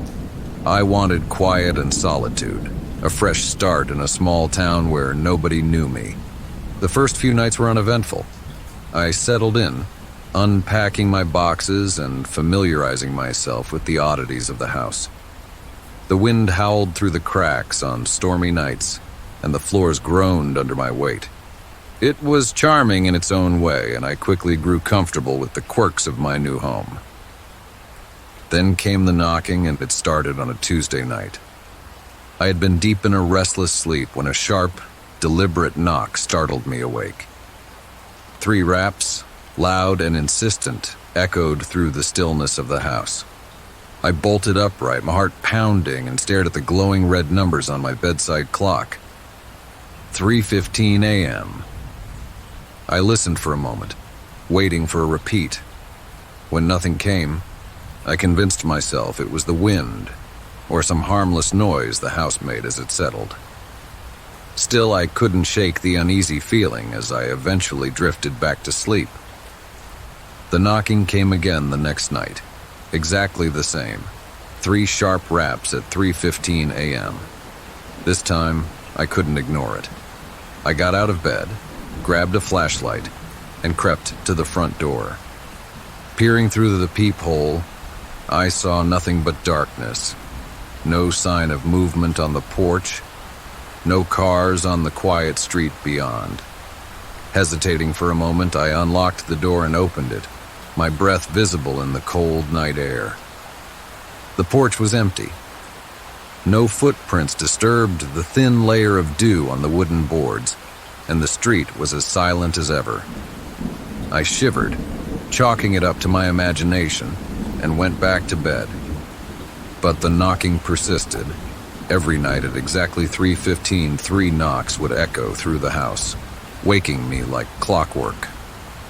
I checked the door each time, sometimes flinging it open in frustration, but no one was ever there. It wasn't just the knocking, it was the feeling that came with it. The air seemed to grow heavier, colder, as if something unseen was pressing down on the house. On the 5th night, I decided I had had enough. I stayed awake, sitting on the couch with a cup of coffee and a bat by my side. If someone was playing a prank on me, I was determined to catch them. As the clock ticked closer to 3:15, my pulse quickened, the minutes dragging like hours. The first knock shattered the silence, followed by 2 more in quick succession. I jumped to my feet, gripping the bat tightly, and yanked open the door. No one. The street was as empty as ever, the faint glow of the streetlights casting long shadows. I leaned out, scanning the yard and the road beyond, but there wasn't a single soul in sight. Swearing under my breath, I slammed the door shut and locked it. That's when I heard it. The knocking again. Only this time, It came from behind me. I froze, my blood turning to ice. Slowly, I turned, my eyes darting around the room. The knocks came again, louder now, echoing through the house. They weren't coming from the front door anymore. They were coming from inside. My breathing quickened as I crept towards the living room, bat in hand. The sound led me to the far wall, where a large antique cabinet stood against the peeling wallpaper. The knocks were coming from behind it. My hands trembled as I pushed the heavy piece of furniture aside, revealing a small wooden door embedded in the wall.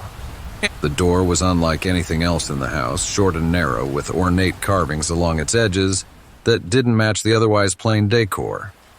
I had no idea it was even there. The knocks sounded again, loud enough to make me flinch. I hesitated, every instinct screaming at me to leave it alone, but something compelled me to reach for the small brass handle. My hand shook as I turned it and pulled the door open.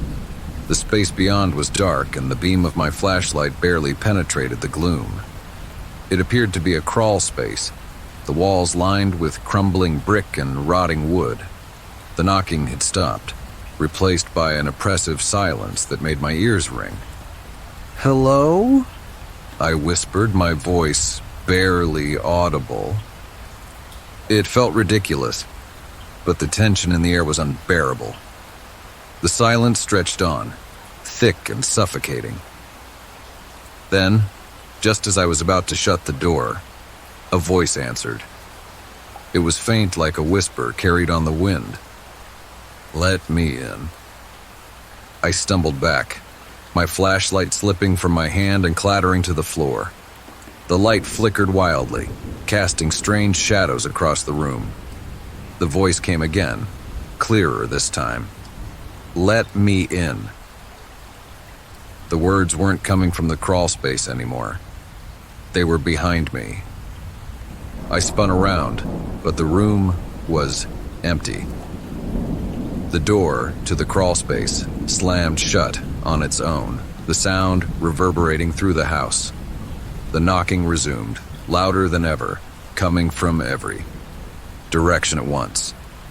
It was on the walls, the ceiling, the floors, surrounding me with a deafening rhythm that seemed to vibrate through my very bones. "Stop!" I screamed, covering my ears. The knocking ceased immediately, replaced by a silence so profound it felt unnatural. I stood there, trembling, waiting for something, anything to happen. But the house remained still, the oppressive weight in the air lifting ever so slightly. I didn't sleep for the rest of the night. When morning came, I packed a bag and left, unable to spend another moment in that cursed house. I checked into a motel, planning to leave Ashbury Lane behind for good. But the knocking followed me. It started again at 3:15, the same 3 deliberate raps. This time it came from the motel door. I refused to answer, pulling the blankets over my head and praying it would go away. But the knocking didn't stop. It grew louder, more insistent, until I couldn't take it anymore. I opened the door, heart pounding, but the hallway was empty. And then, just as before, the knocking started behind me. Story 35, the photograph in the redwood box. When my Aunt Margaret passed away, she left me a single item in her will, a small redwood box. It was polished to a soft sheen, its intricate carvings of vines and flowers still sharp despite its apparent age. The box felt heavier than I expected when I first picked it up, its brass latch slightly tarnished but still functional. Margaret and I had been close in my childhood, but time and distance had eroded our bond. Still, I was touched that she'd left me something. My curiosity grew when I opened it and found a single photograph inside, resting atop a lining of faded velvet. The photograph was old, black and white, with that sepia tone that hinted at decades of age. It depicted a group of people standing in front of a modest farmhouse. A man and a woman stood at the center, flanked by 3 children. Their faces were stoic, as if they hadn't been used to smiling for cameras yet. Behind them, the outline of a barn and a grove of trees blurred slightly, as though the photograph had captured a moment too still for the modern eye. What struck me first was how familiar they seemed. The woman in the center, with her high-collared dress and tightly pinned hair, bore an uncanny resemblance to my mother. The youngest child, a girl clutching a ragged doll, had the same wide eyes I'd seen in my own childhood pictures, but I didn't recognize anyone specifically. There were no names or dates written on the back, only the faint imprint of the photographer's mark. Hollis Photography, 1912. I showed the photograph to my parents that weekend, hoping for some insight. My mother studied it carefully, her brow furrowing. "That's the old family farmhouse," she said finally, pointing to the weathered building in the background. "It burned down years ago, long before you were born." "Who are they?" I asked. She shook her head. "I'm not sure. My grandmother might have known, but she never talked about the family much. It's probably distant relatives. Margaret always had a fascination with genealogy. Maybe she found this during her research." My father didn't seem interested. He shrugged and went back to his newspaper, leaving me to puzzle over the photo alone. I took the box and its contents home, placing them on a shelf in my living room. Something about the photograph unsettled me, though I couldn't put my finger on why. It wasn't just the eerie familiarity. It was the way their eyes seemed to follow me whenever I looked at it, as though the photo were alive. The first change came a few nights later. I was passing through the living room when the photograph caught my eye. At first I thought it was the lighting, but as I moved closer, my stomach tightened. There was something new in the image. A figure stood at the edge of the group now, a man in a dark coat and wide-brimmed hat. He wasn't smiling, but his face was angled slightly, as if he were staring directly at me through the frame. I rubbed my eyes and looked again, certain I must have been imagining things, but he was still there. I pulled the photograph from the box, my hands trembling. Had he been there all along, unnoticed, or had something changed? I flipped the photo over, half expecting to find some new detail on the back, but it was still blank except for the faded photographer's mark. I set the photograph back in the box, closing the lid tightly and pushing it to the far corner of the shelf. I tried to forget about it, but the image lingered in my mind. The man's shadowy figure, his unreadable expression. It was as though he'd been waiting for me to notice him. The next morning I hesitated before opening the box again. When I finally lifted the lid, my breath caught. Another figure had joined the photograph. This time it was a woman in a long, flowing dress. She stood on the opposite side of the group, her face pale and blurred like an unfinished sketch.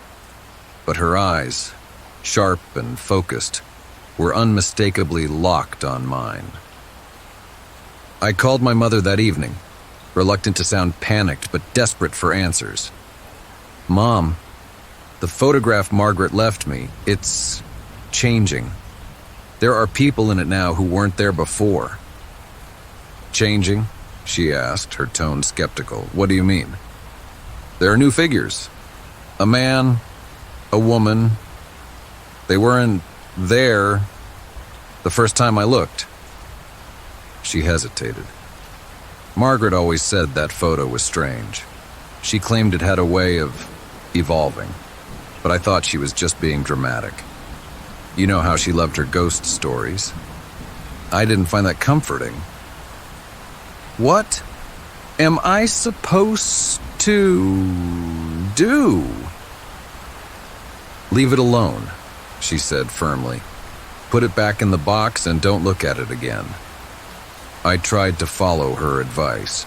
For the next 2 days, I avoided the box entirely. But the urge to check it gnawed at me, a compulsion I couldn't resist. On the third night, I gave in. The photograph had changed again. This time, there were 2 children standing in front of the group, their hands clasped together. One was a boy, no older than 8, with hollow eyes that seemed far too aware. The other was a girl, whose face was obscured as if she were turning away at the moment that a photo was taken.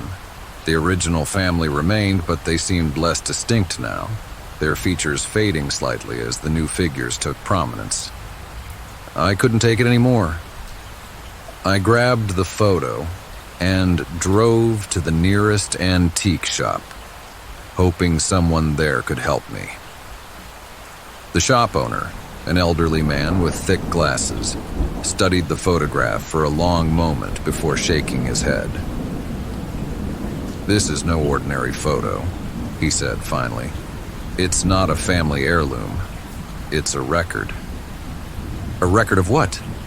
I asked, my voice shaking. He looked at me gravely. "Of those who've seen it. Every new figure you see is someone connected to the photograph, someone who's drawn to it. It doesn't stop until what?" He hesitated. "Until it has you." I didn't wait for more. I snatched the photo and left, my mind racing. The photograph wasn't just changing, it was growing, pulling in more people, each one closer to me. That night I couldn't sleep. The photograph sat on the kitchen table, its faces staring at me no matter where I moved. I thought of burning it, but something told me that wouldn't work. It felt indestructible, like it had its own will. At 3 a.m., I finally mustered the courage to open the box one last time.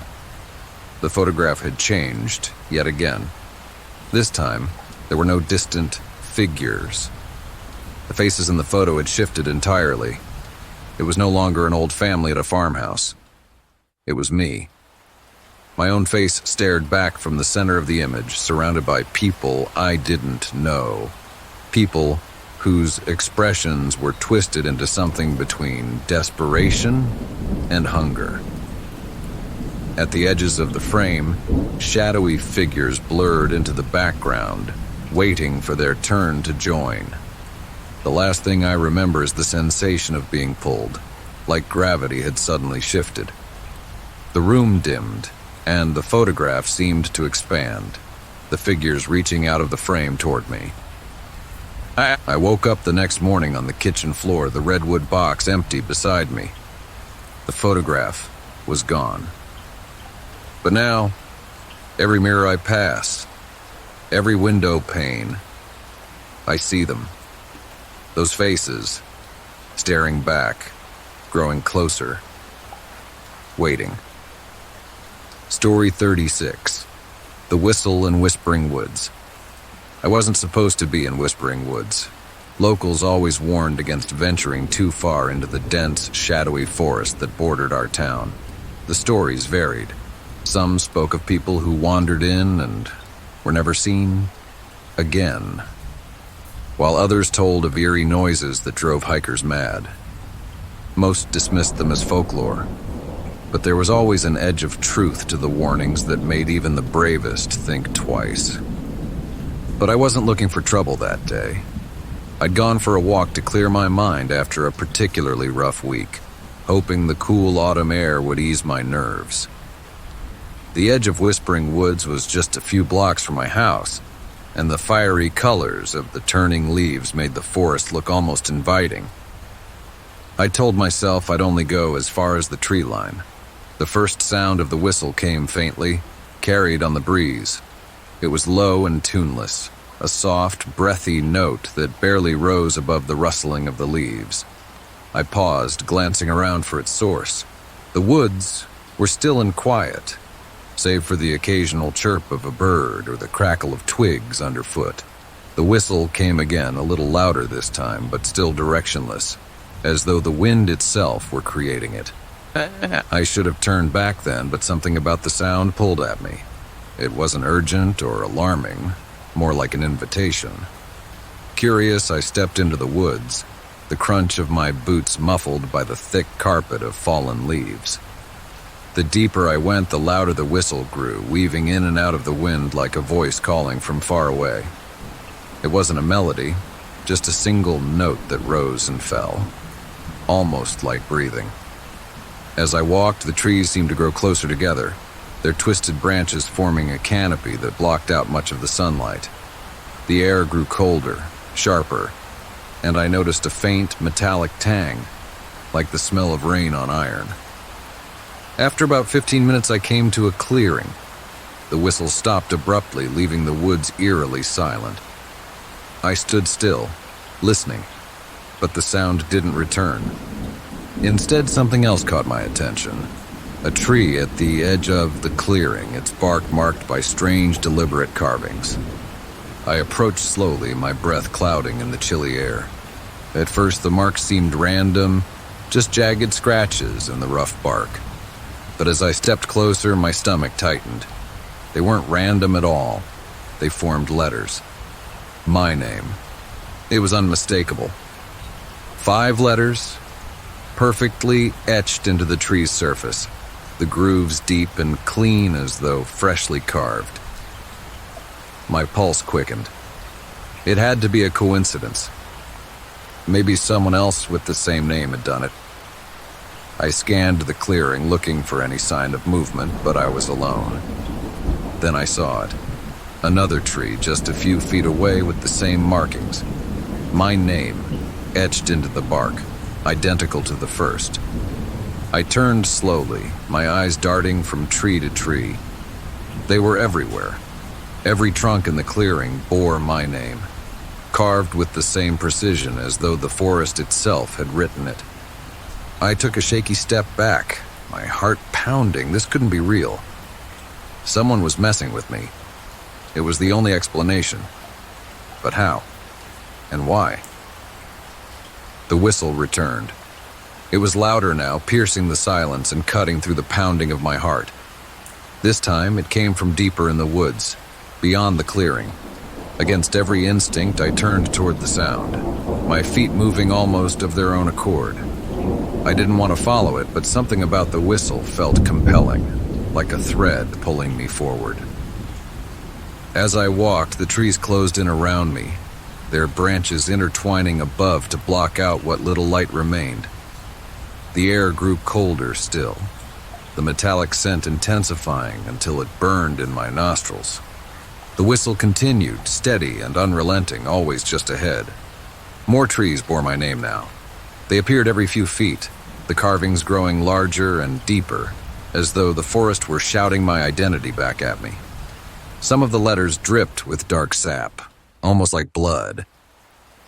My breathing quickened, but I couldn't stop. The whistle wouldn't let me. I didn't notice the figure at first. It stood just off the path, half hidden behind the dense trunks. When I finally saw it, I froze. It was humanoid in shape, but wrong. Too tall. Its limbs elongated and unnaturally thin. The figure didn't move, but its head tilted slightly, as if studying me. I couldn't make out its face. It was obscured by shadow, even in the dim light. But I felt its gaze, heavy and suffocating, like a weight pressing against my chest. The whistle stopped. The silence that followed was absolute.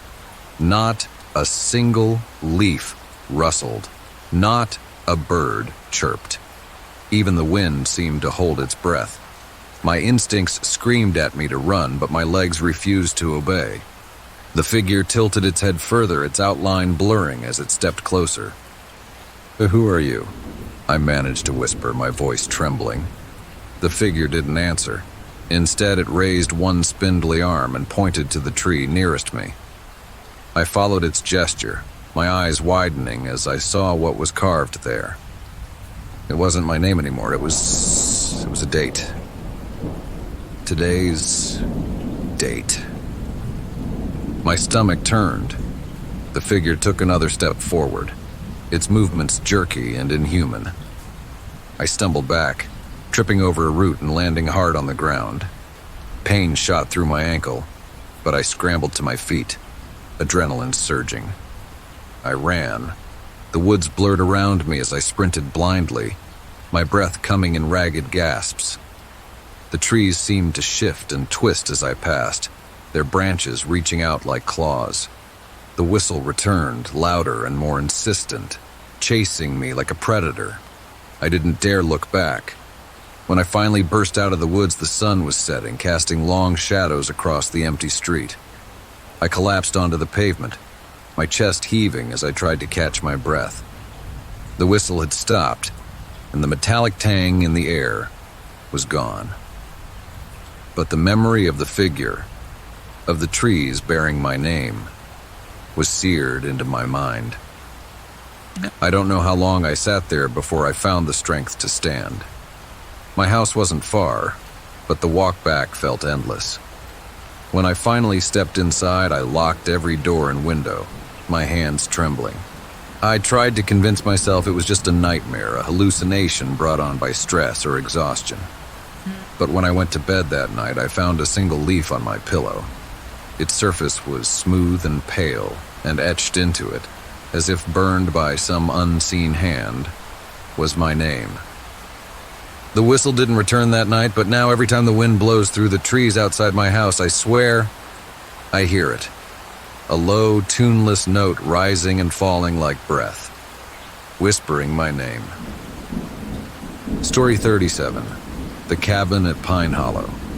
I wasn't looking for trouble when I came across the cabin at Pine Hollow. The hike had been meant to clear my head, to disconnect from the noise of life for a while. The trail wasn't particularly well trodden, but I liked it that way. Quiet, secluded, a place where I could lose myself among the towering pines and the rustle of leaves in the cool autumn air.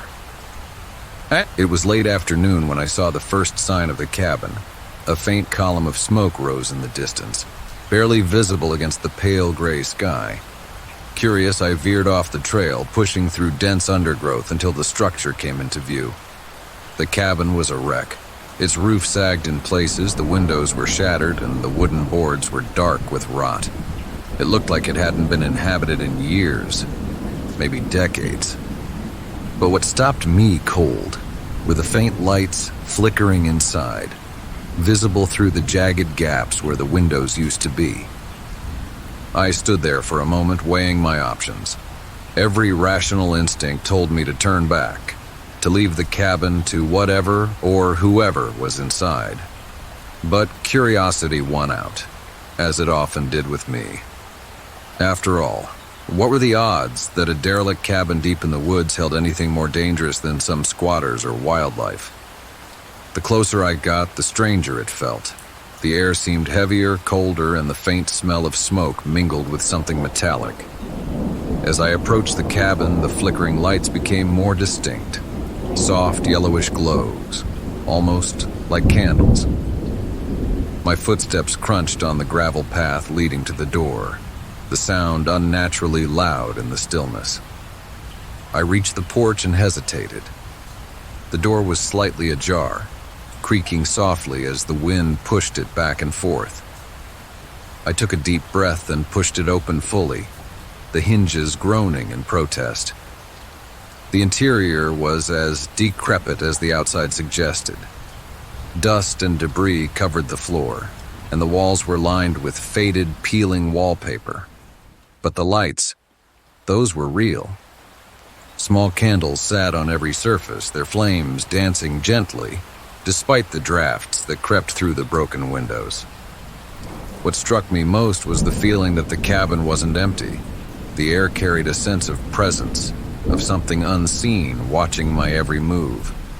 Still, I pressed on, my curiosity outweighing my unease. In the center of the main room was a small table.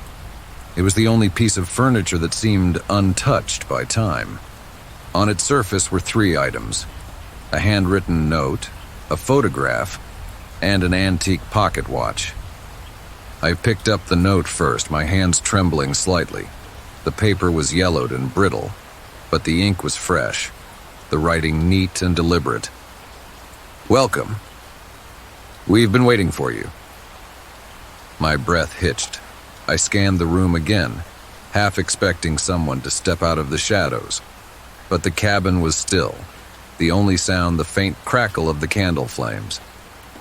Setting the note down, I turned my attention to the photograph.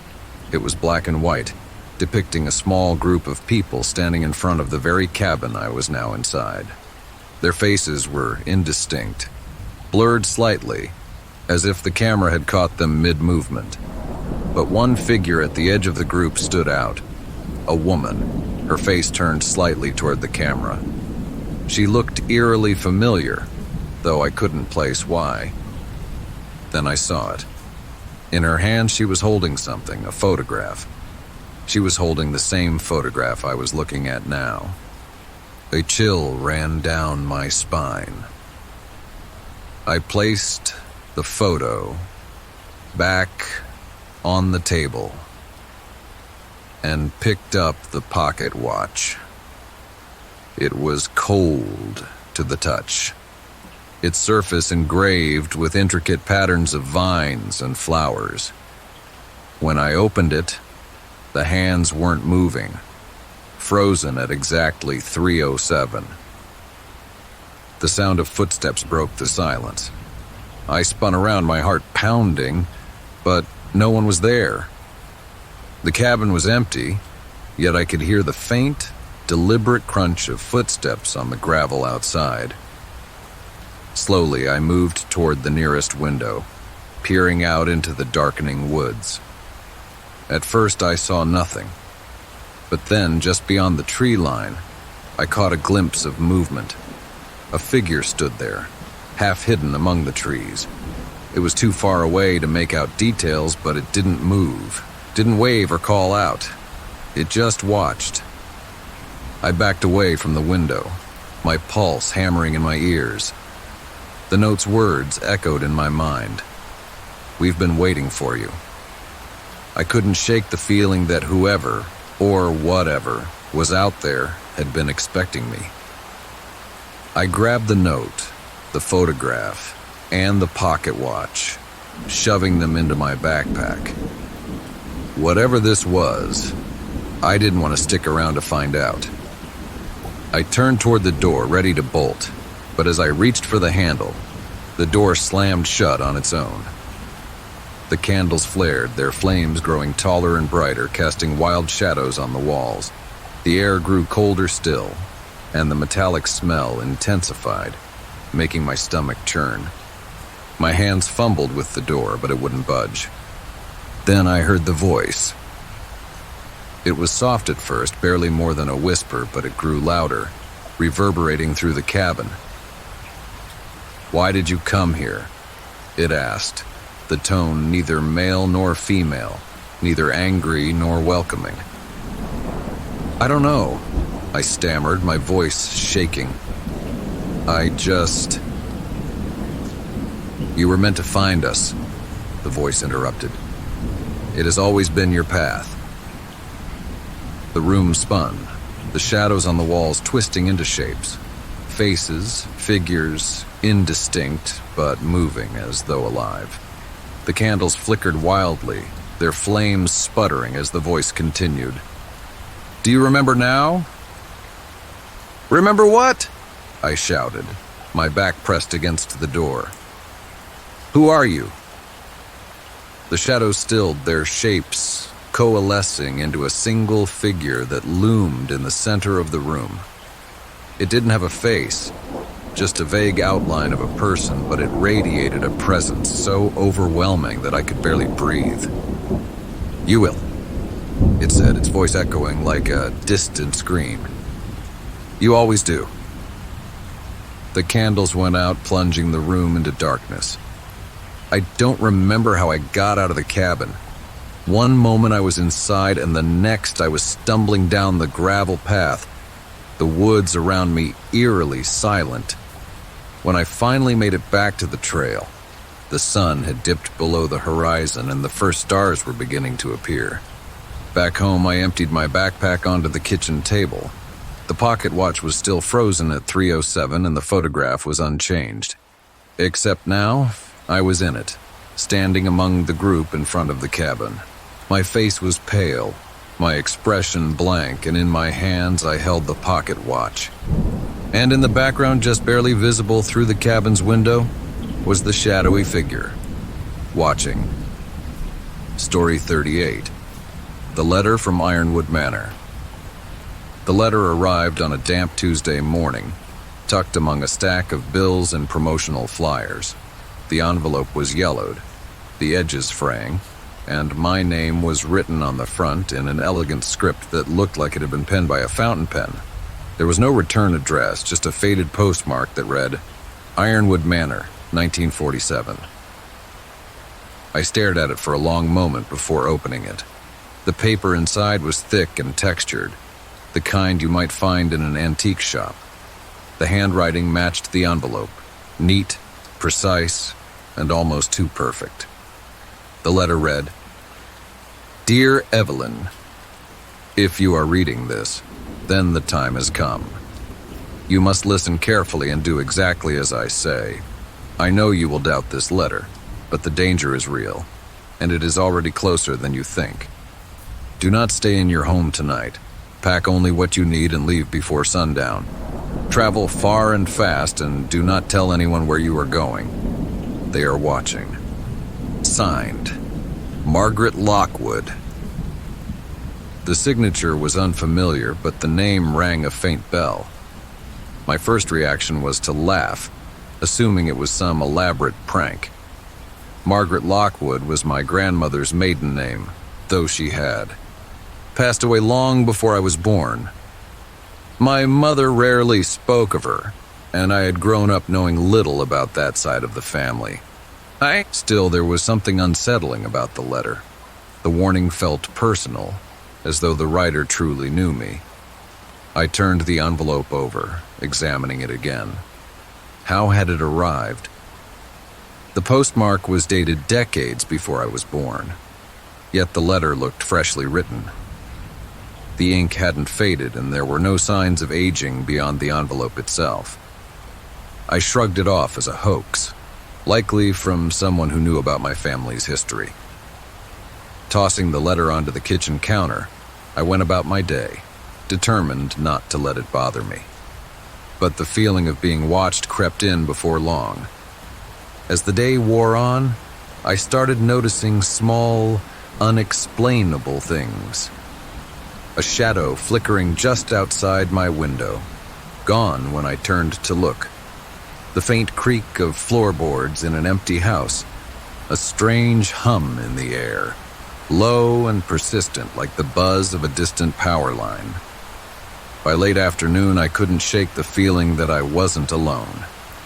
I picked up the letter again, reading it more carefully this time. The handwriting was steady, but there was urgency in the words. They are watching. My rational mind told me it was absurd, that it was just my imagination playing tricks on me. But part of me, the part that had grown increasingly uneasy, wasn't so sure. I decided to call my mother.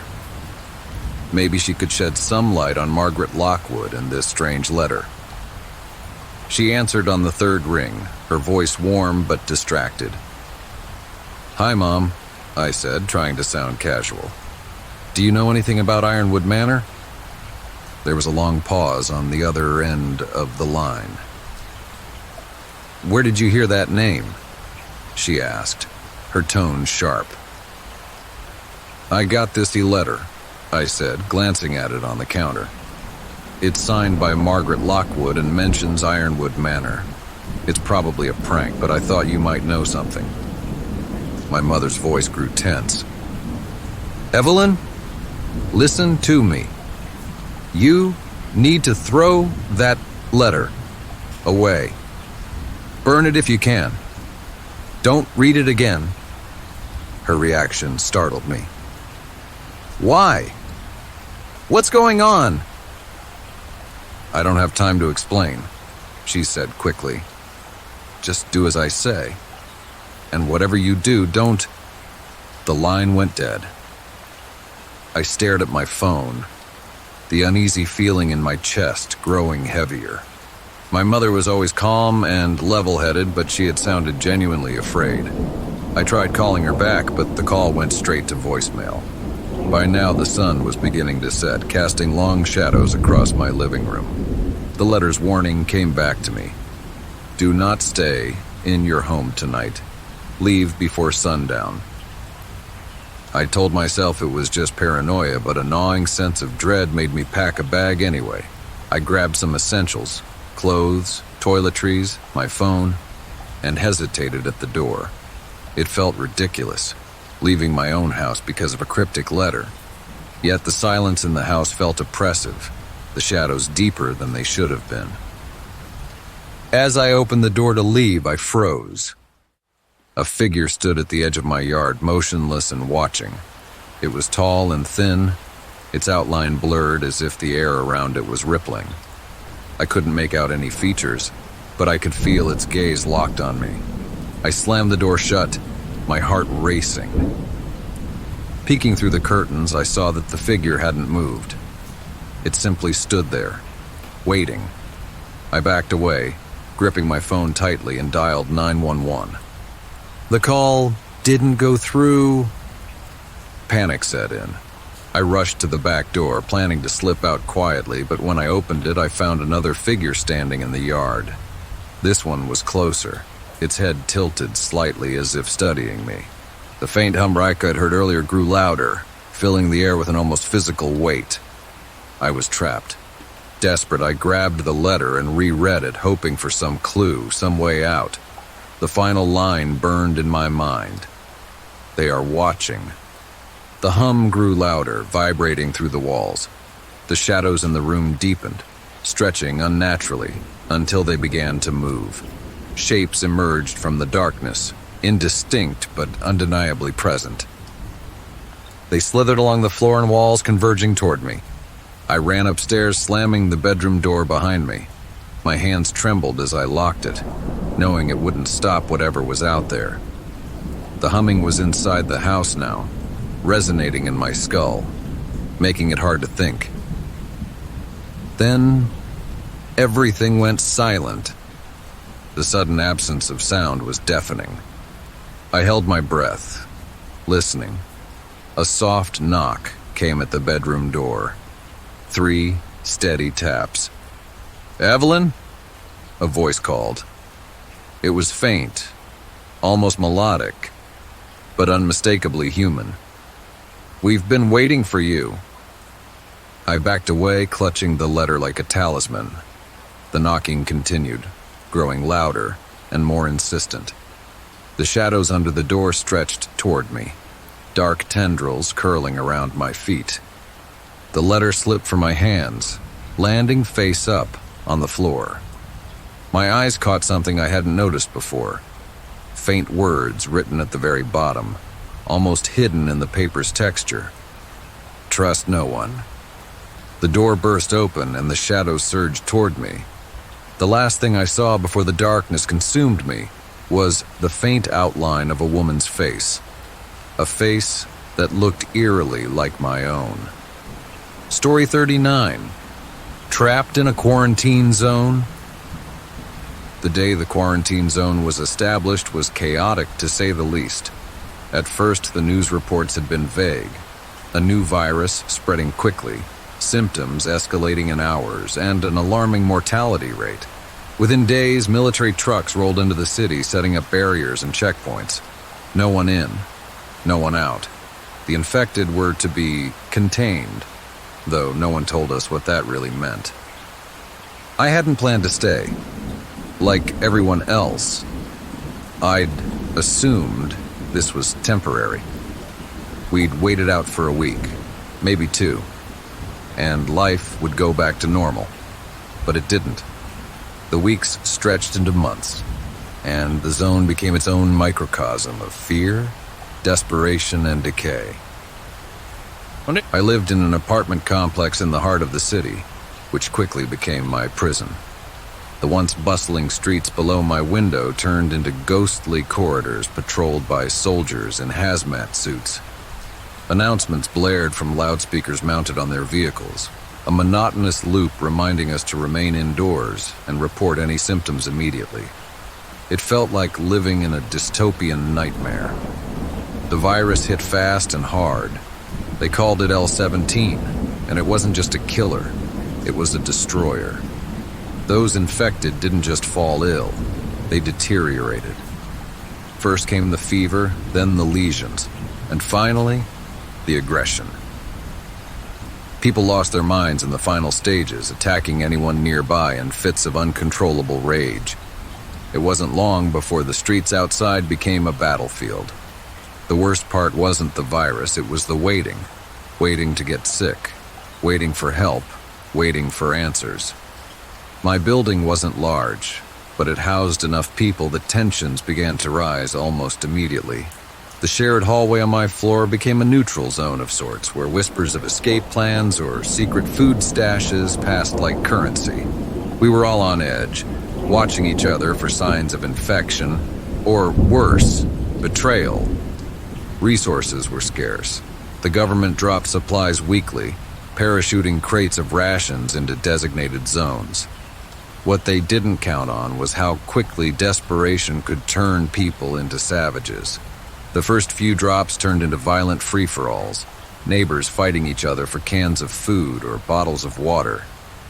After that, the military started escorting supply deliveries, but even their presence didn't stop the looting. I learned quickly to hoard what I could. My apartment became a fortress of scavenged supplies. Packs of crackers, canned beans, a few bottles of water I'd managed to grab from a looted corner store before it was burned down.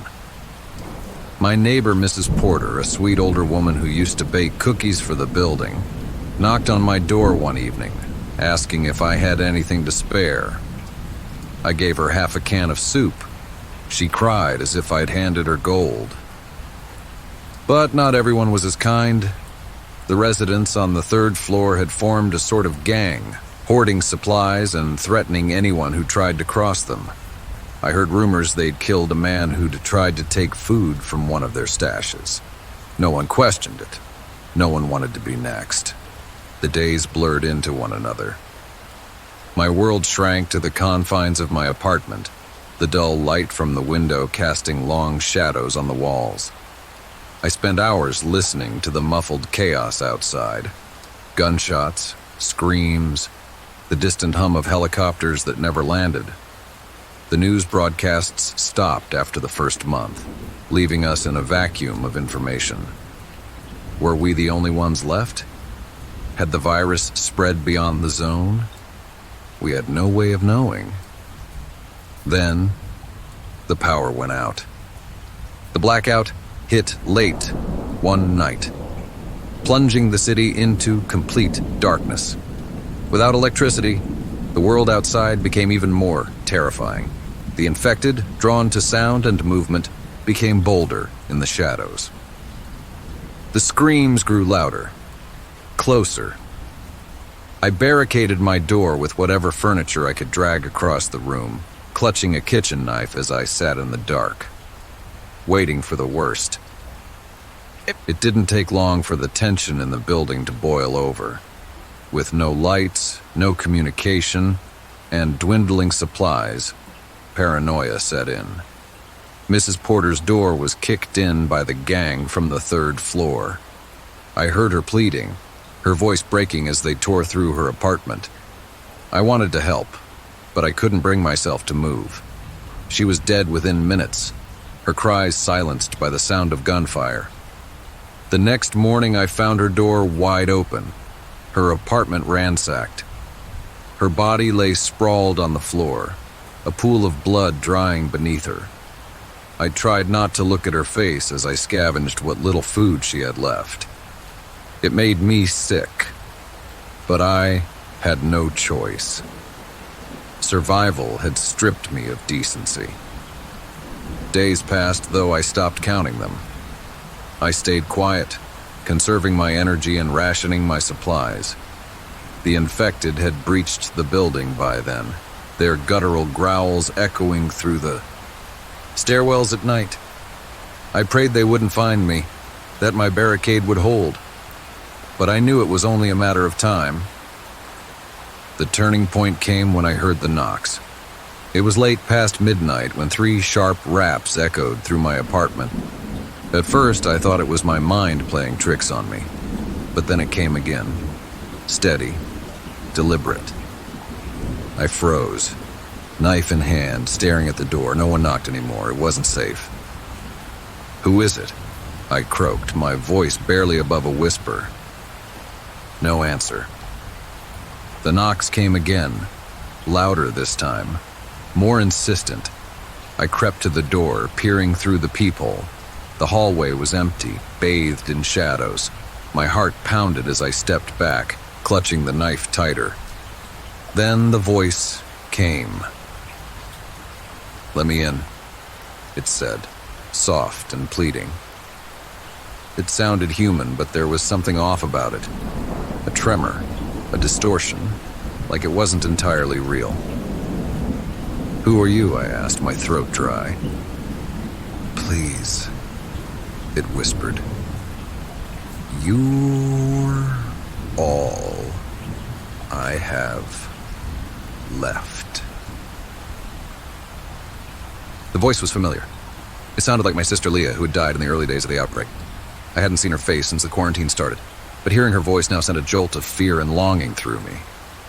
"It's not real," I whispered to myself, backing away. "It's not her." The knocking grew louder, more frantic, until it became a deafening pounding that shook the door. "Let me in!" The voice screamed, distorted and inhuman now. The sound reverberated through the room, drowning out my own panicked breaths. And then, just as suddenly, it stopped. Silence fell, heavy and oppressive. I didn't dare move, my knife trembling in my hand.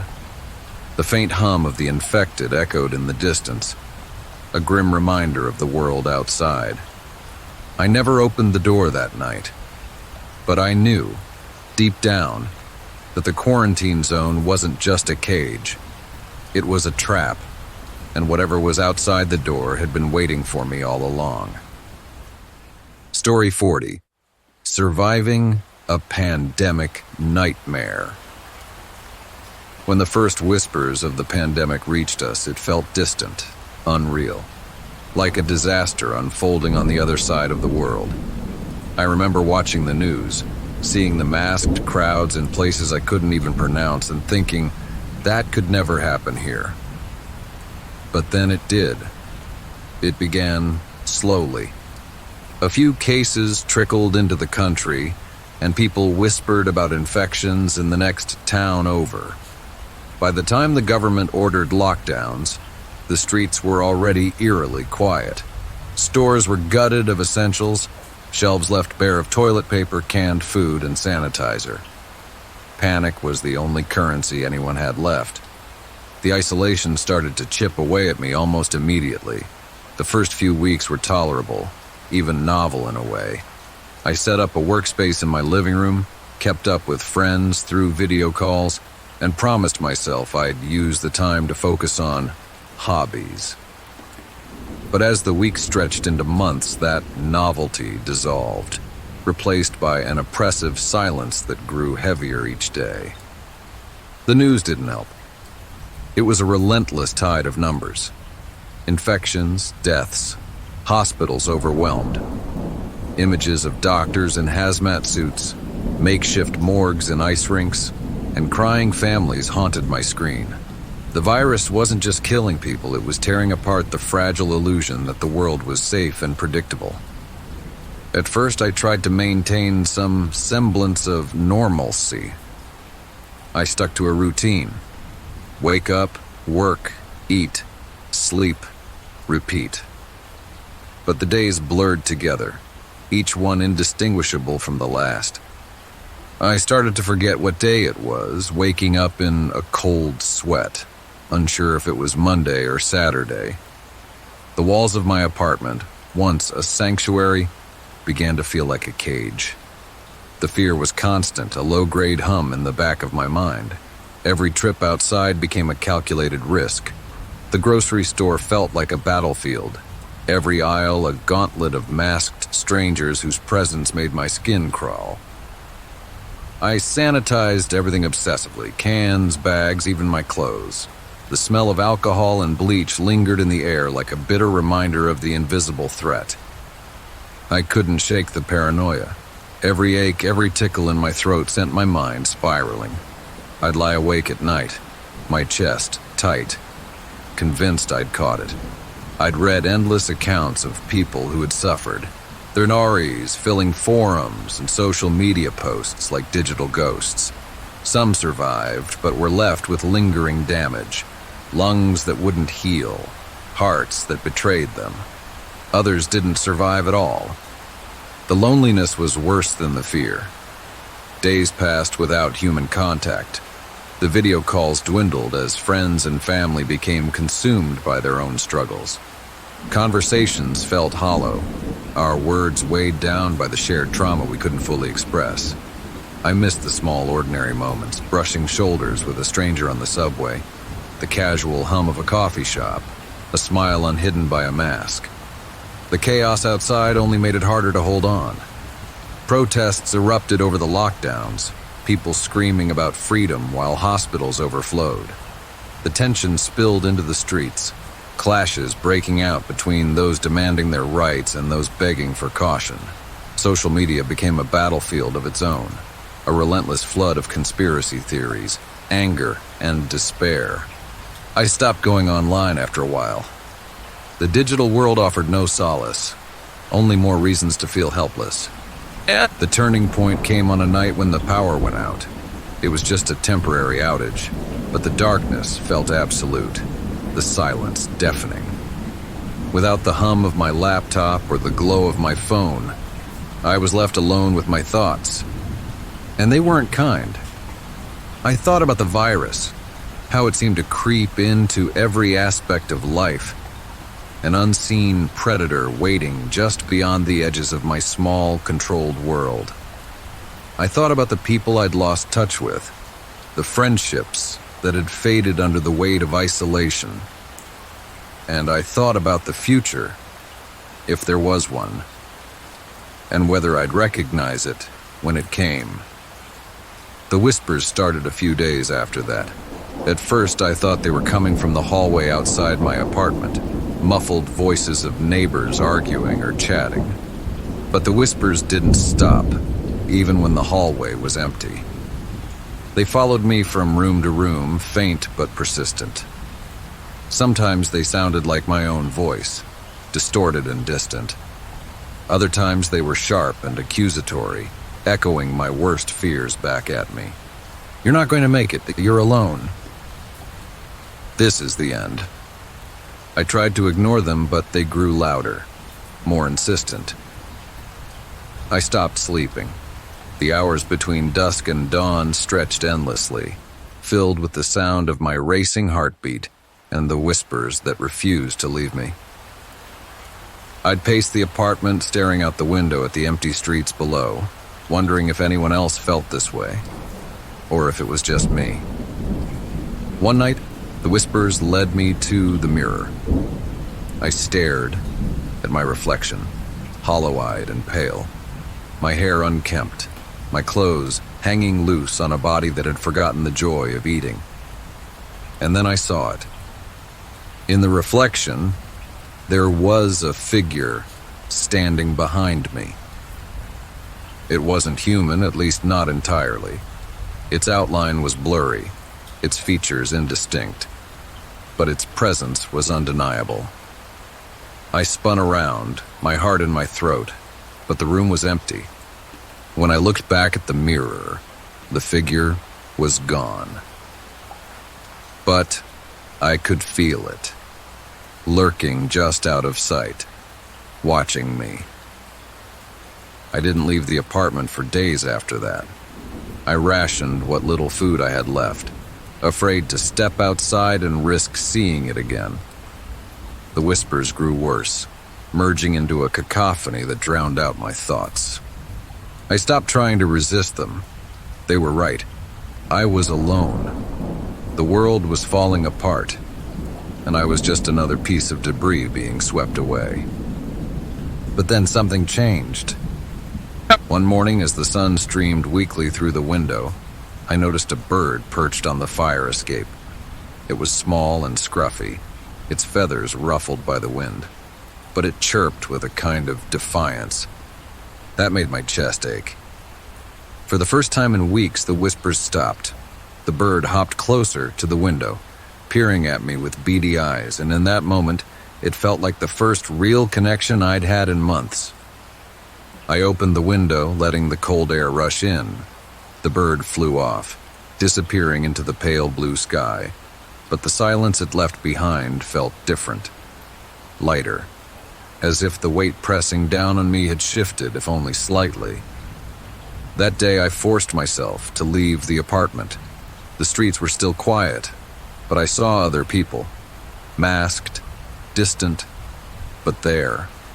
A woman walking her dog, a man carrying groceries, a child riding a bike. The world hadn't ended, not yet. And maybe, just maybe, it wouldn't. The pandemic didn't go away, and neither did the fear. But I learned to survive it, one small step at a time. The whispers still come sometimes in the dead of night, but they're quieter now, easier to ignore. And when the weight of it all feels too heavy, I think of that scruffy little bird, singing its defiance into the void. If it could survive, so could I. Story 42, Surviving a Shipwreck. The storm came out of nowhere. The weather report had predicted calm seas, perfect for a solo trip. But by mid-afternoon, the sky darkened, and the horizon disappeared behind walls of rain. The wind howled, turning the gentle waves into towering walls of water that tossed my boat like a toy. I fought to keep control, gripping the wheel with white-knuckled hands as the ocean roared around me, but it was no use. The waves were relentless, each one threatening to swallow me whole. I'll never forget the moment the boat capsized. A monstrous wave loomed ahead, blocking out the sky. I tried to angle the bow into it, but the force was too much. The boat tipped violently, and before I could react, I was plunged into the icy water. The cold hit me like a hammer, stealing the air from my lungs as I was dragged under.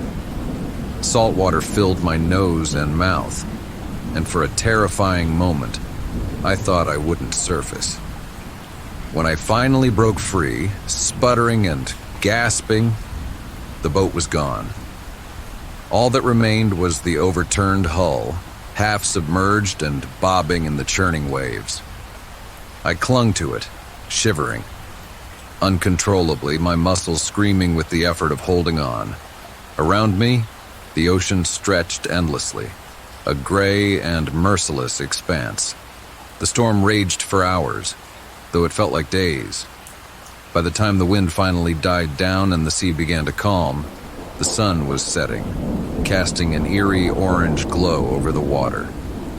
Exhausted, I hauled myself onto the overturned hull, collapsing onto the slick surface. My body ached, and every breath burned in my chest. But I was alive. For now.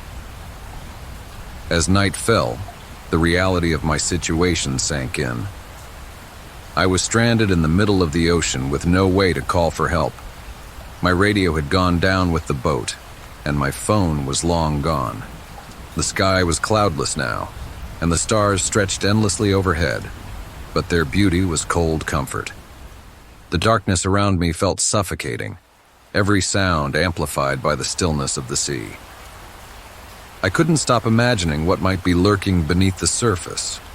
Sharks, jellyfish, things I couldn't even name. When dawn broke, I surveyed what little I had. A small, waterproof bag had miraculously floated free, snagged on the edge of the hull. Inside were a few basic supplies: a half-full bottle of water, a flashlight, a multi-tool, and a tightly packed emergency blanket.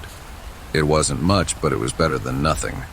I also found a single flare tucked into a compartment on the overturned boat.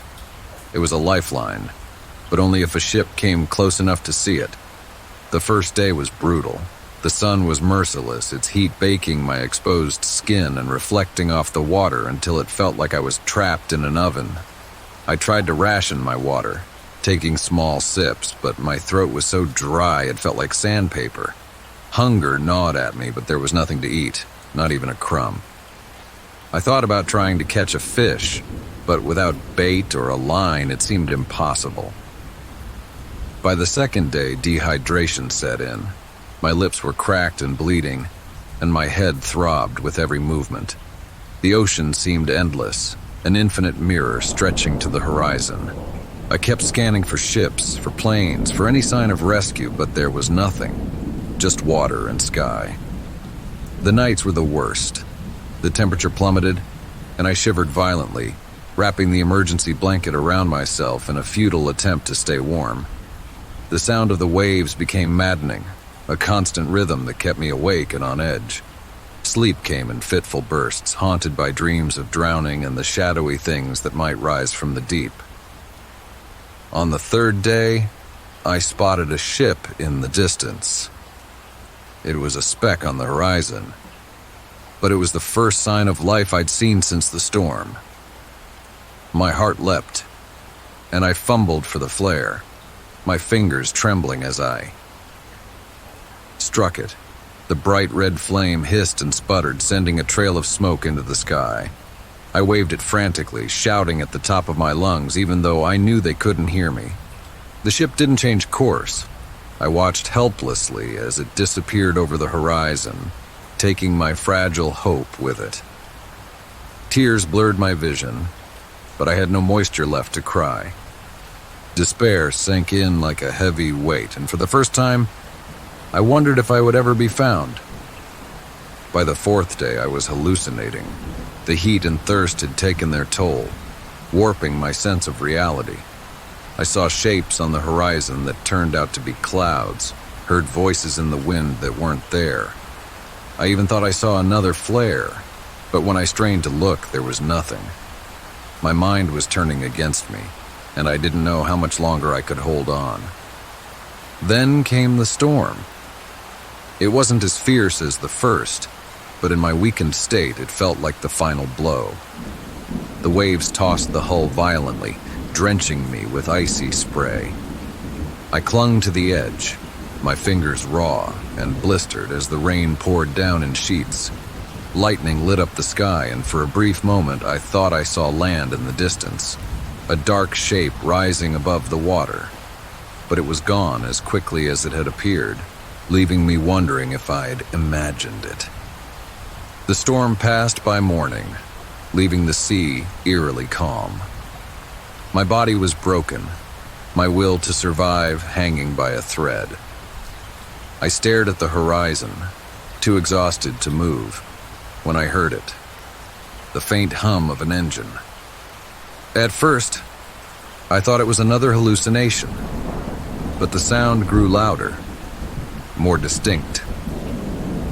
I forced myself to sit up, squinting against the glare of the sun. And there it was. A small fishing boat, its hull cutting through the water. I grabbed the emergency blanket, waving it frantically as the boat drew closer. The figures on board shouted something I couldn't hear, and relief flooded me as they turned toward me. Moments later, they pulled me aboard, their hands steady and reassuring as they wrapped me in dry blankets and offered me water. I was saved. The days that followed were a blur of hospital rooms and concerned faces.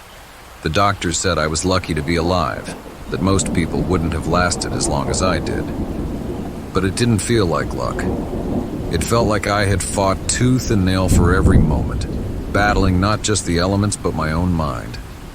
Even now, safe on solid ground, I can't forget the ocean. Its vastness, its indifference, its relentless power. It stays with me, a reminder of how small we are against the forces of nature.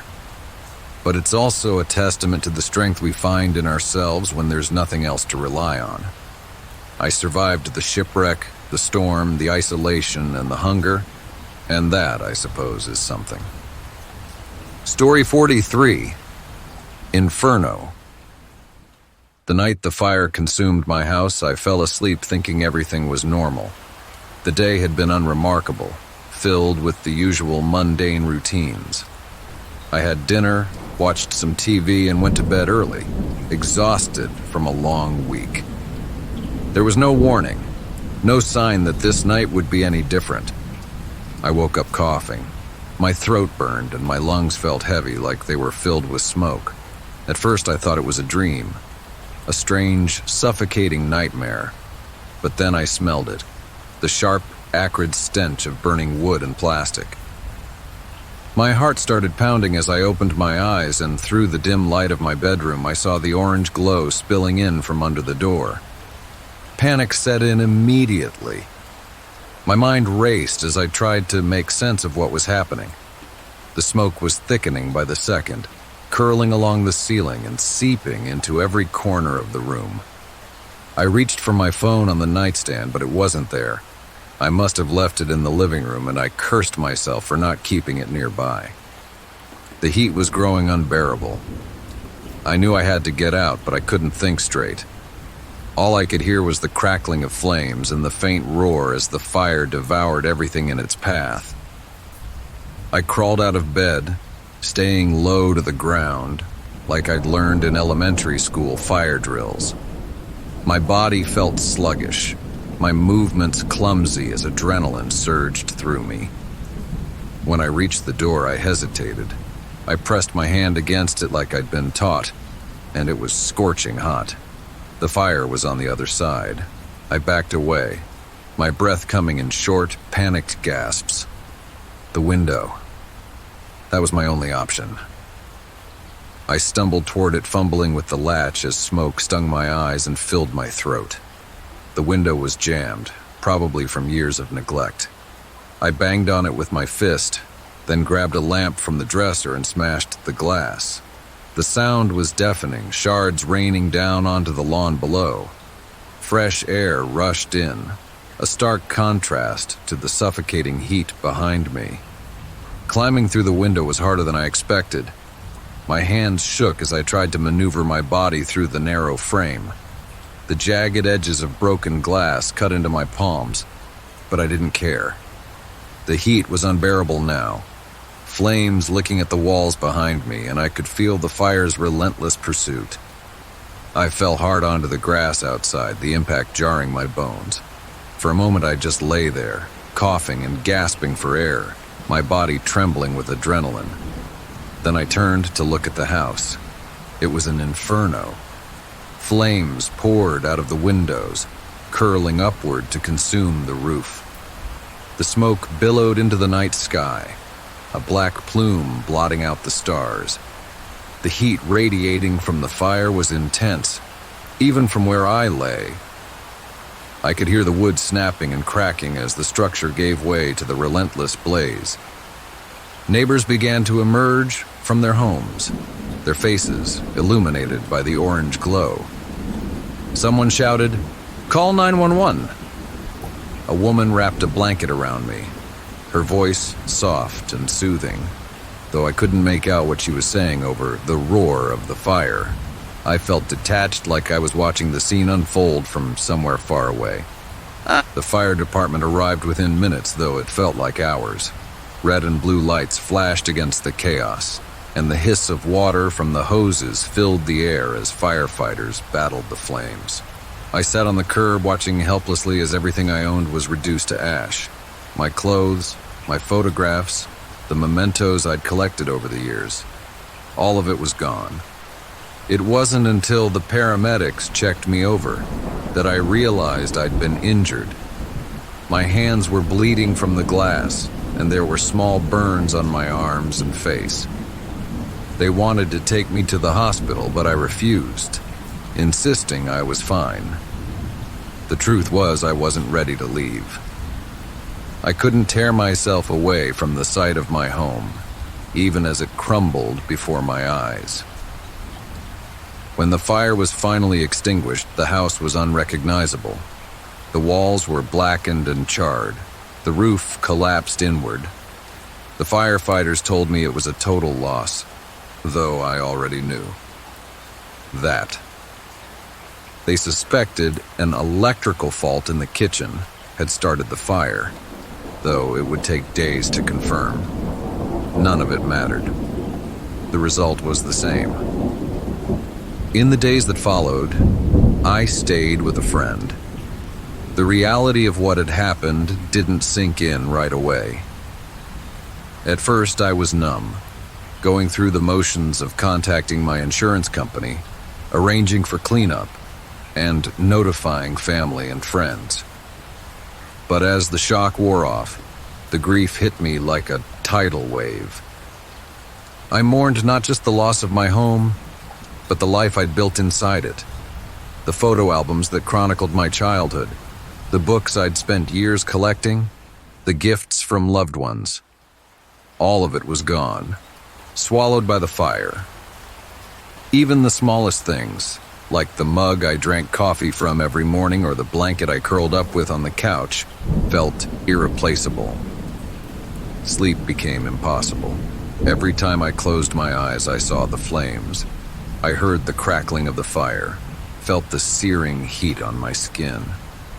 Nightmares plagued me, leaving me gasping for air in the middle of the night. The smell of smoke seemed to linger everywhere, even when I knew it wasn't real. But slowly, piece by piece, I began to rebuild. Donations from friends and neighbors trickled in. Clothes, toiletries, even furniture. Strangers reached out with words of encouragement and offers of help. The kindness of others reminded me that I wasn't alone, even in the face of such devastating loss. I started therapy to cope with the trauma, and it helped. My therapist taught me breathing exercises to manage the panic attacks and encouraged me to focus on what I'd gained rather than what I'd lost. I was alive. I had escaped.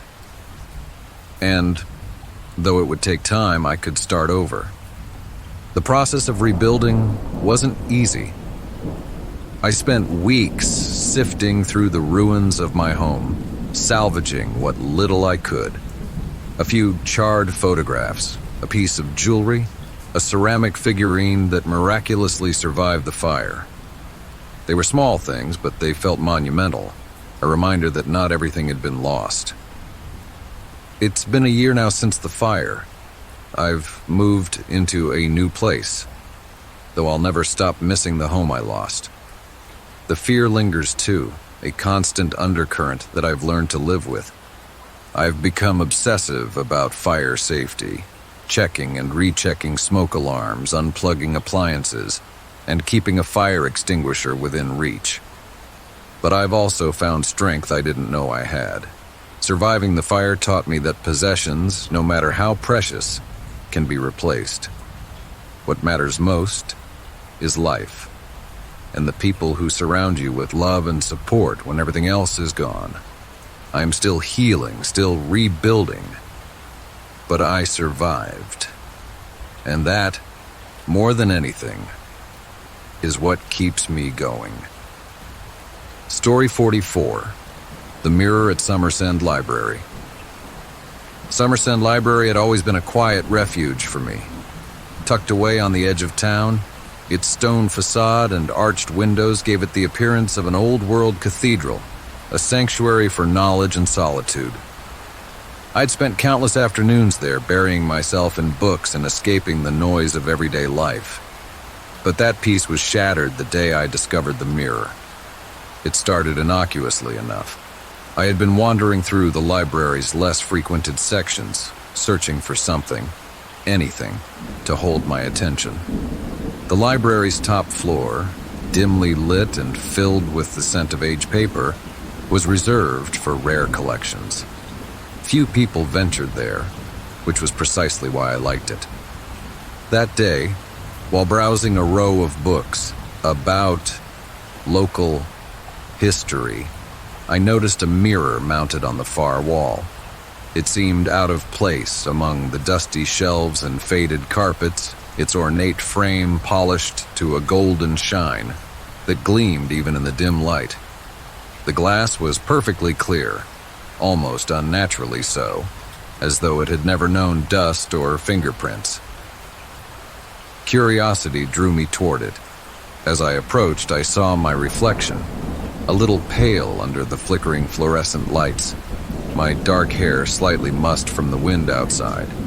I adjusted my posture and smoothed my hair, and my reflection followed suit, perfectly synchronized. For a moment, I smiled at the absurdity of primping in a library, and my reflection smiled back. Then it didn't stop.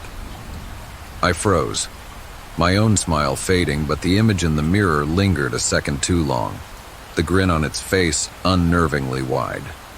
When it finally returned to a neutral expression, it felt deliberate, as though it had chosen to move rather than simply reflecting me. My heart skipped a beat, but I told myself it was just a trick of the light or my imagination playing games. I turned away, heading back to the bookshelves, but I couldn't shake the uneasy feeling that I was being watched. When I glanced back at the mirror, my reflection was still there, staring at me, though I was no longer in front of it.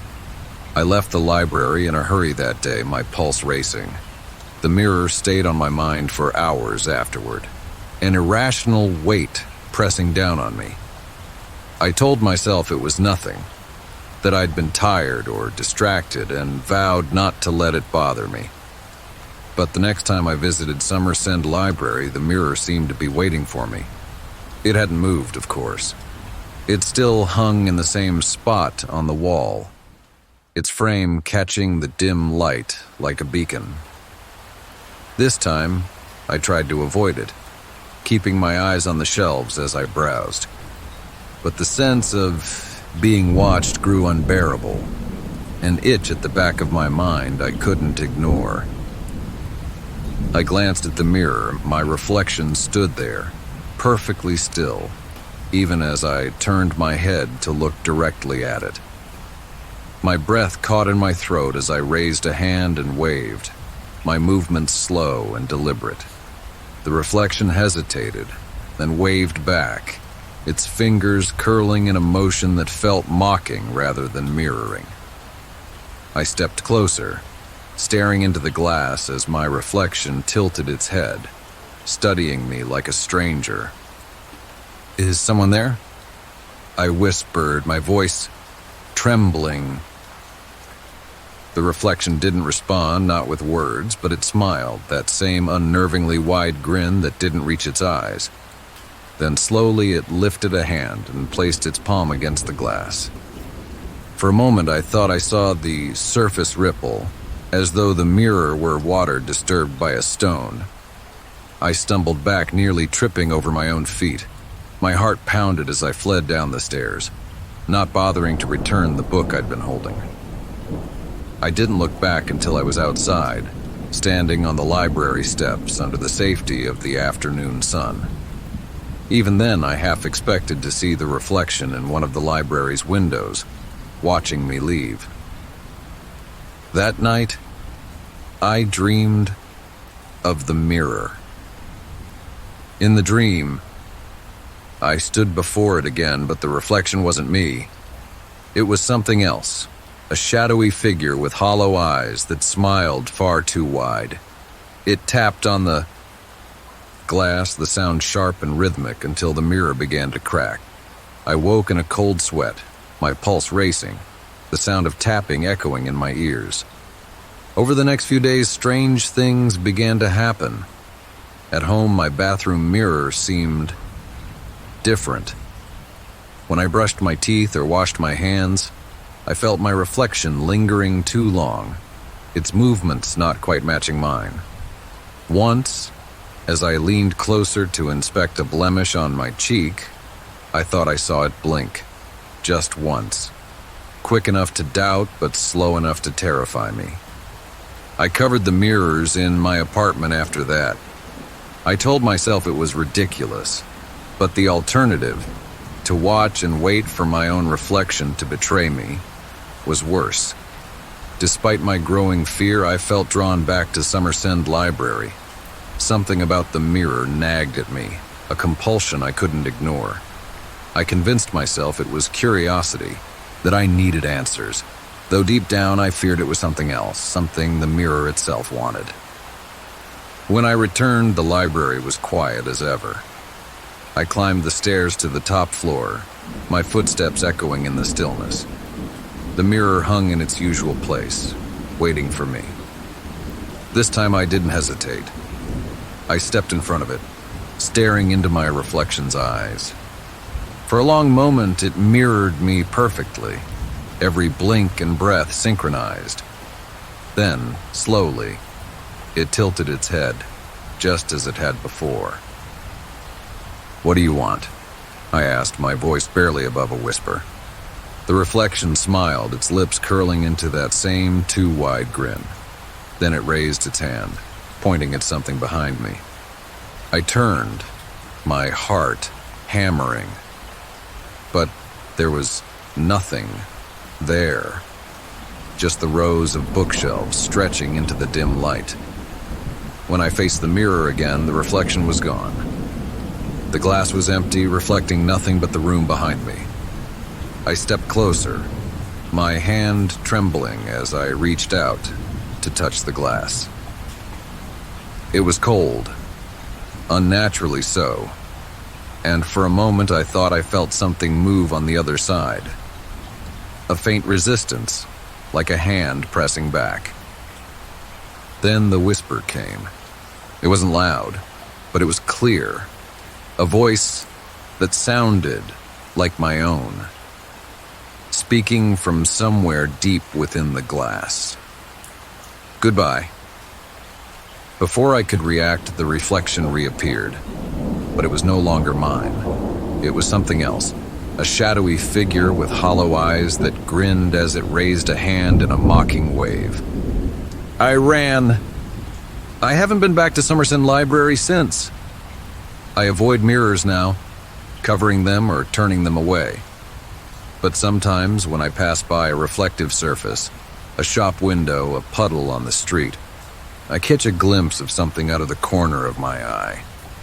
It's always gone when I look directly, but I know it's there, waiting, watching. And one day I'm afraid it'll wave again. Story 45. The Visitor from Elmhurst. The knock at the door came late, long after the streets had gone quiet and the world outside had settled into the stillness of the night. At first I thought it was my imagination. No one visited at this hour, and I wasn't expecting anyone. But the knock came again, firm and deliberate, echoing through the empty house. I hesitated, the weight of unease settling in my chest. Pulling on a sweatshirt, I made my way to the door, glancing at the clock on the wall. 11:43 p.m. Through the peephole, I saw a figure standing on the porch, their face obscured by shadows. Something about their posture seemed familiar, though I couldn't place it. Against my better judgment, I unlocked the door and opened it a crack. "Hi, Jamie," the figure said. Hearing my name caught me off guard. The voice was calm, steady, but I didn't recognize it. I opened the door wider, my confusion growing as I took in the person standing there. It was a man about my age, but something about him seemed off. His clothes were outdated. A simple plaid shirt and jeans that looked like they belonged to another decade. His face was familiar, though I couldn't pinpoint why. His eyes, bright and unblinking, met mine with an intensity that made me want to step back. "You don't recognize me, do you?" he asked, smiling faintly. I don't, I admitted, my voice trailing off. Who are you? The man tilted his head as if he were studying me. I'm Peter, from Elmhurst. You remember Elmhurst, don't you? The name hit me like a distant echo. Elmhurst was the neighborhood I'd grown up in, a place I hadn't thought about in years. But Peter, the name didn't spark anything in my memory. I don't think so, I said cautiously. Are you sure you have the right person? Peter's smile widened, but there was no warmth in it. Oh, I'm sure, Jamie. We used to be best friends. You and me running through the woods behind the old school making forts out of broken branches. You swore we'd be friends forever. I stared at him, my mind racing. I had vague memories of playing in the woods as a kid, of building forts and exploring until the sun went down. But I couldn't remember Peter. I couldn't picture him there, no matter how hard I tried. I'm sorry, I said, finally. I don't remember you. Peter's expression hardened, his smile fading. You don't remember, or you don't want to remember. He stepped closer, forcing me to take a step back. Do you know what it's like to be forgotten? To be left behind while the person who swore they'd never leave just disappears? I didn't disappear, I said, my voice shaking. I moved away.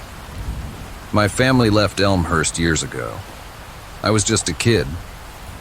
Peter nodded slowly, but his eyes didn't leave mine. And you promised you'd write.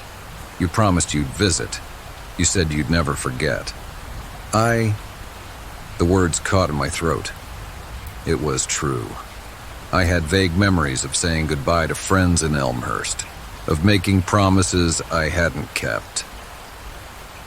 But I'd been a child. Life had moved on.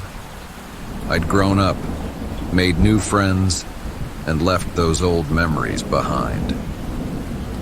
I didn't mean to break those promises, I said quietly. I was a kid. I didn't know what I was saying. Peter's smile returned, but it was sharper now, almost predatory.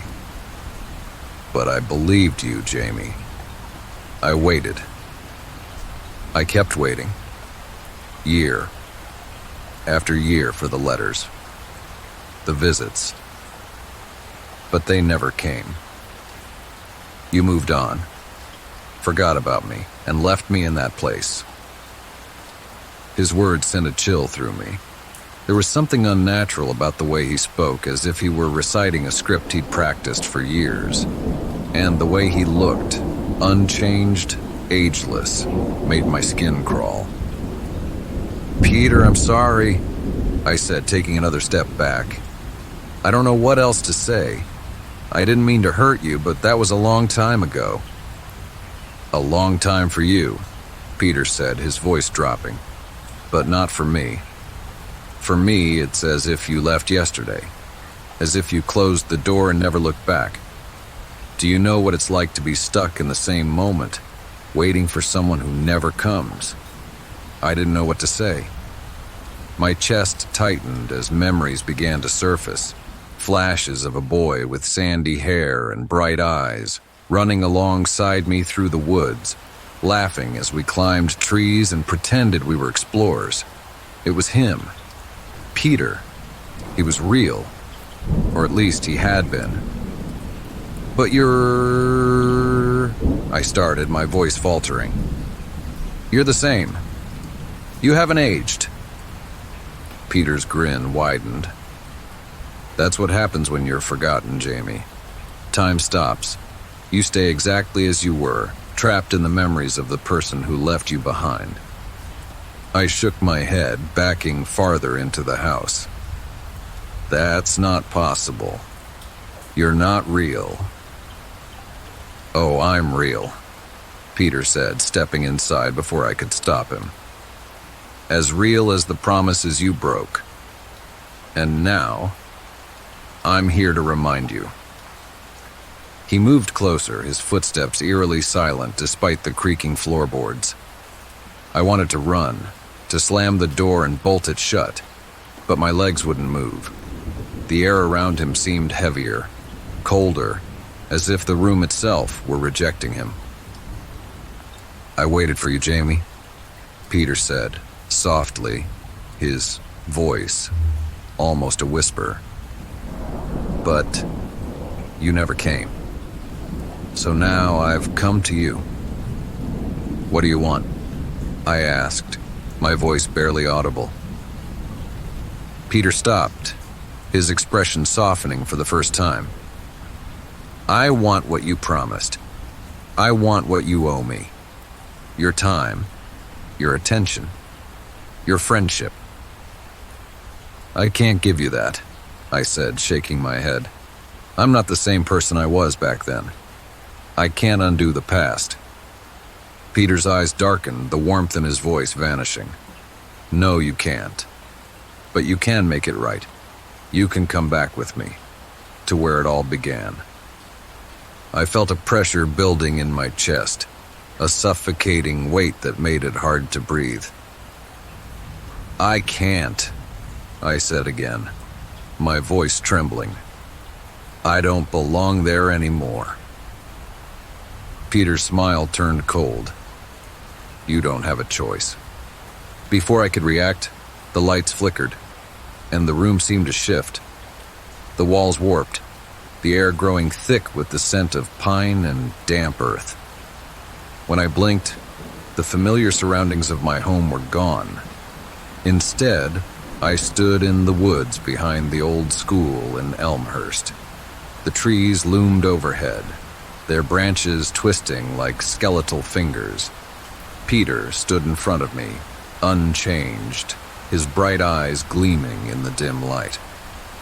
This is where it started, he said, his voice echoing through the trees. And this is where it ends. I turned to run, but the woods stretched endlessly in every direction, a labyrinth of shadows and whispers.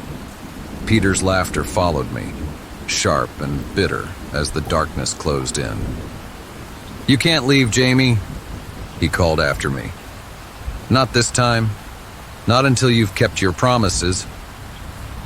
And somewhere deep inside, I knew he was right.